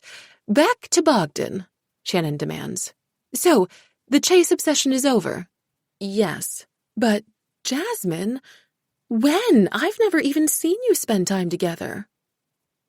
I fix my gaze on one of the takeout cartons, opening and closing the little tabs. It's, complicated. It's not that complicated, Kiki says with a snort. Jasmine's dad is Anya's boss. Jasmine's the girl Laura lived with all summer. God, do you guys ever listen to my podcast? You would be so much better at detective work if you did. Nicely done, Kiki, my mom calls from the living room, where she's apparently been listening to this entire conversation. Why, thank you, Kiki calls back. Facepalm. So, you guys have been a couple this whole time? Shannon asks. Of course not. No, I was very much with Chase until a few hours ago. And I'm not with Jasmine, I add quickly, partly because I'm not and partly because I don't know if going to prom on Kiki's arm counts as outing herself, but I'm certainly not doing it for her. I just have feelings of the confusing and complicated and definitely shouldn't be dating someone else while I have them variety. Gia nods. Got it. I think. I turn to Shannon. And you? Still mad, less mad, more mad? She blinks and it seems to take forever, long enough that I'm afraid she's going to walk right out of my house and leave us with an extra portion of dumplings, especially when her mouth twists into a frown. And then she opens her mouth. Okay, I feel like I'm falling behind on coolness by not being into girls now. This may have been a very missed opportunity in Paris. I still have time to catch up in college, right? She looks from me to Kiki like we are somehow gurus in the art of the gay. I mean, art girls are all free and into expression and whatever, right? Wasn't Frida Kahlo by? I gawk at her. What? She asks innocently, gathering the plates and cutlery back up. How did this become about you? Isn't everything? Not this, I snap. Jesus, Shannon. Sexuality isn't something you buy in a Parisian boutique and wear for a season. This is kind of a big deal for me. She blinks, nods. I'm being an asshole again. Yes, Kiki, I, and even Gia say at once. Points for self-awareness and saying I'm sorry way faster this time? She asks meekly. I wrap my arm around her shoulders and kiss the top of her head. I'm glad to have you back, Shan, I murmur. God, you are so sappy. But before we pile into the living room, laden with takeout cartons and soda, she gives me a quick squeeze. Chapter 22. It seems almost cruel that the morning after my own romance ended is the one in which I finally get to meet Clementine Walker face to face. I'm a huge fan, I tell her when Beth brings her to the cafe counter, wiping my hand on my apron before shaking hers. I've read every single one of your books, repeatedly. Well, that's always a nice thing to hear. She has a big smile, bright teeth, and long blonde hair that's clearly out of a bottle, but in a way that looks really cool with dark roots. It somehow makes me even more nervous that she's extremely nice, and everything else I'd thought to say to her flies out of my head. I excuse myself to make her a coffee, and she even compliments the half-formed heart drawn in the foam. It feels more complex that way, she assures me, like this is a heart that has been through some stuff. You have no idea, I mutter, grateful when Beth calls for me to come get the cart of books for the signing. The crowd starts trickling in about 10 minutes before the event. I guess romance is a hotter genre in the Stratford area than I knew, because soon every seat in the store is full, and Beth's sending me to get more folding chairs. I barely get back to my spot at the cafe counter before Beth makes the grand introduction and everyone claps for Clementine. Thank you for coming, Clementine says, and she sounds so professional that it makes me want to be her all the more. She's pretty, she's confident, she's talented, and the huge rock on her left hand suggests she's got all her romantic shit figured out. I know from her posts on social media that she's got a hot husband and 2 adorable kids, and I bet she's never had her heart twisted up by a girl she'd become too afraid to call. 36 hours later, I still haven't spoken to Jasmine. I can't. I'm back to feeling like it was all in my head. Like I've gone ahead and come out to my friends, and for what? What if she's changed her mind since the night of the dance? What if she's mad I didn't go after her? What if she thinks I'm still with Chase? Part of me is so angry we didn't have this conversation back when we were exchanging heart emojis, letting a tiny little picture in a text thread mask everything we had to say to each other, everything we felt. I wouldn't have had to hurt Chase. I wouldn't have had to keep secrets from everyone. But if that hadn't all happened, would I ever have been able to get here? And where exactly is here anyway? I just want to see her. When she'd first mentioned coming to this event, I was horrified at the thought of her showing up, but I can't help wishing she had. These books were something I'd shared with her, something she knew mattered deeply to me. Hell, these books were directly responsible for making sure that night by the bonfire wasn't a one-time thing. I really want to share this with her. There's more applause, and I realize Clementine's done with her reading, and I quickly join in the clapping. After, Beth takes questions, and I force myself to clear my head and listen, knowing I'll regret it if I miss out on her wisdom. Where does the inspiration for your work come from? Asks a woman in a green sweater, twisting a long strand of pearls around her fingers. Pretty much everywhere, Clementine says with a smile. This story in particular was inspired by a similar mishap on one of my vacations. Another woman took my suitcase by accident, and it made me wonder what it would be like to stumble into someone else's life when you're most in need of a change. Everything kind of spun off from there. Green sweater looks satisfied, and Beth takes the mic from her and hands it to a woman in a sleeveless denim shirt, whose chunky rings flash in the light. How does your husband feel about you writing romance, specifically explicit sex scenes? Not that I'm complaining. Well, neither is he, Clementine says with a wink, and everyone laughs and applauds. That's when I hear it. The familiar jingle of bangle bracelets. I crane my neck, and sure enough, there's Jasmine, casual and beautiful in a soft pink sweater and jeans, her dark waves cascading over her shoulders. She's here. She's here without knowing how I feel. She's here without knowing if I'm still with Chase. She's here without knowing if I want to be friends or girlfriends or kick her out of my life completely. She's here, and she's beautiful, and she's so fucking brave. Braver than I've ever been. My hand flies into the air. Yes, the barista, Clementine Walker says. You have a question? I do. My voice is shaking so badly, and it's awful and embarrassing and forces me to take a deep breath as the whole room turns their eyes on me while Beth brings me the mic. Have you ever... Another breath, and this time I meet Jasmine's quizzical gaze. Watch the way her teeth gently tug at her lip, and I steady.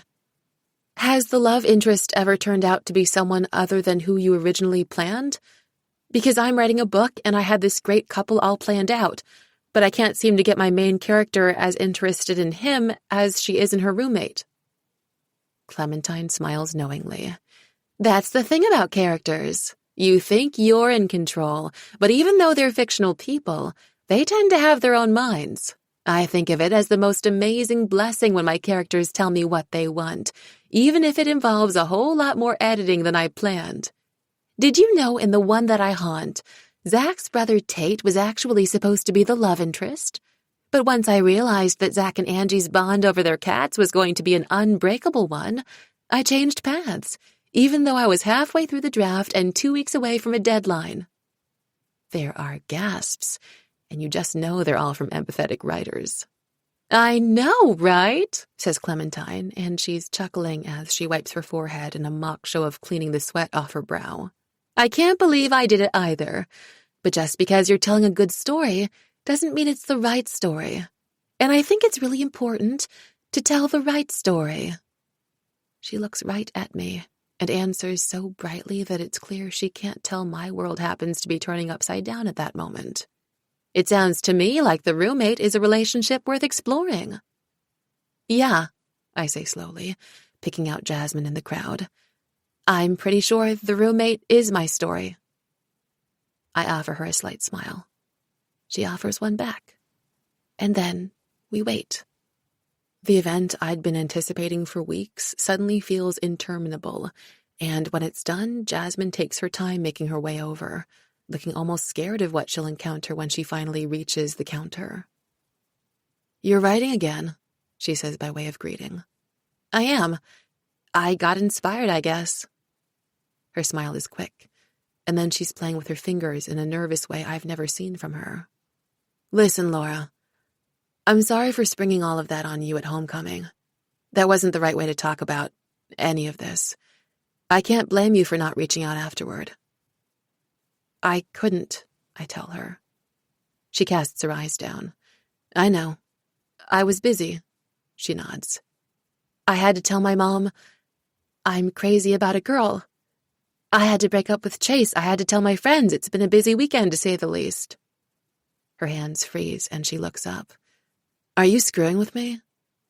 I feel like you should be saying something more romantic to me right now, I say, disentangling one of her hands so I can twine my fingers with hers. Weren't you just telling me something about being in love with me?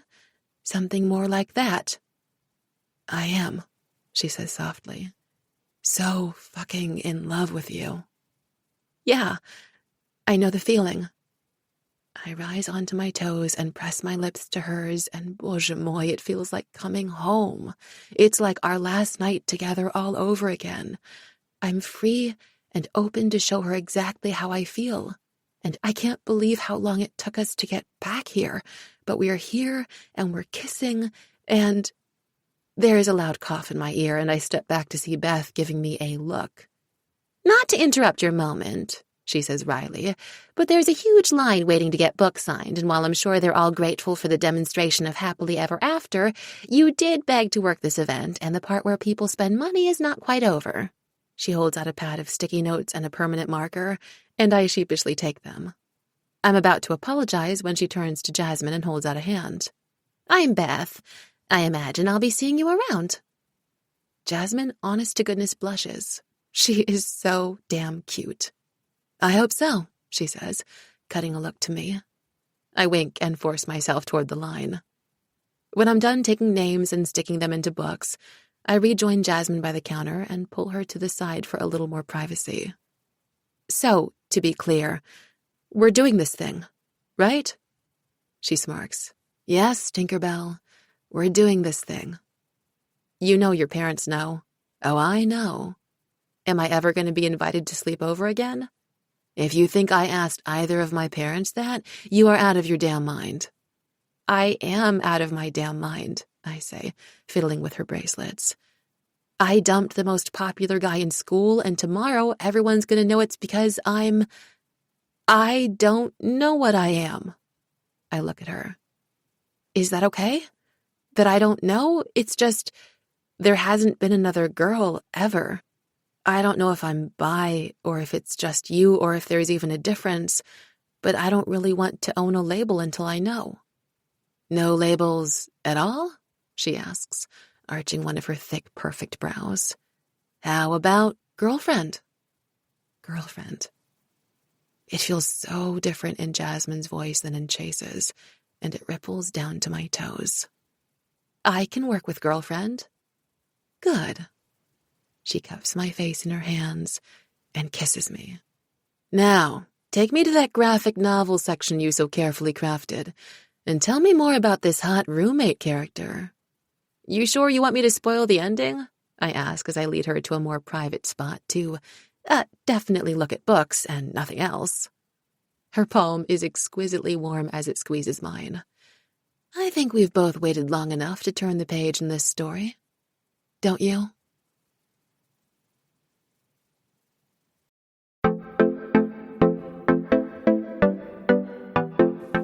This is Natalie Naudis. Thank you for listening to Cool for the Summer, a Macmillan audio production from Wednesday Books. This program was produced by Maddie Argyropoulos. Text copyright 2021 by Dahlia Adler. Production copyright 2021 by Macmillan Audio. All rights reserved.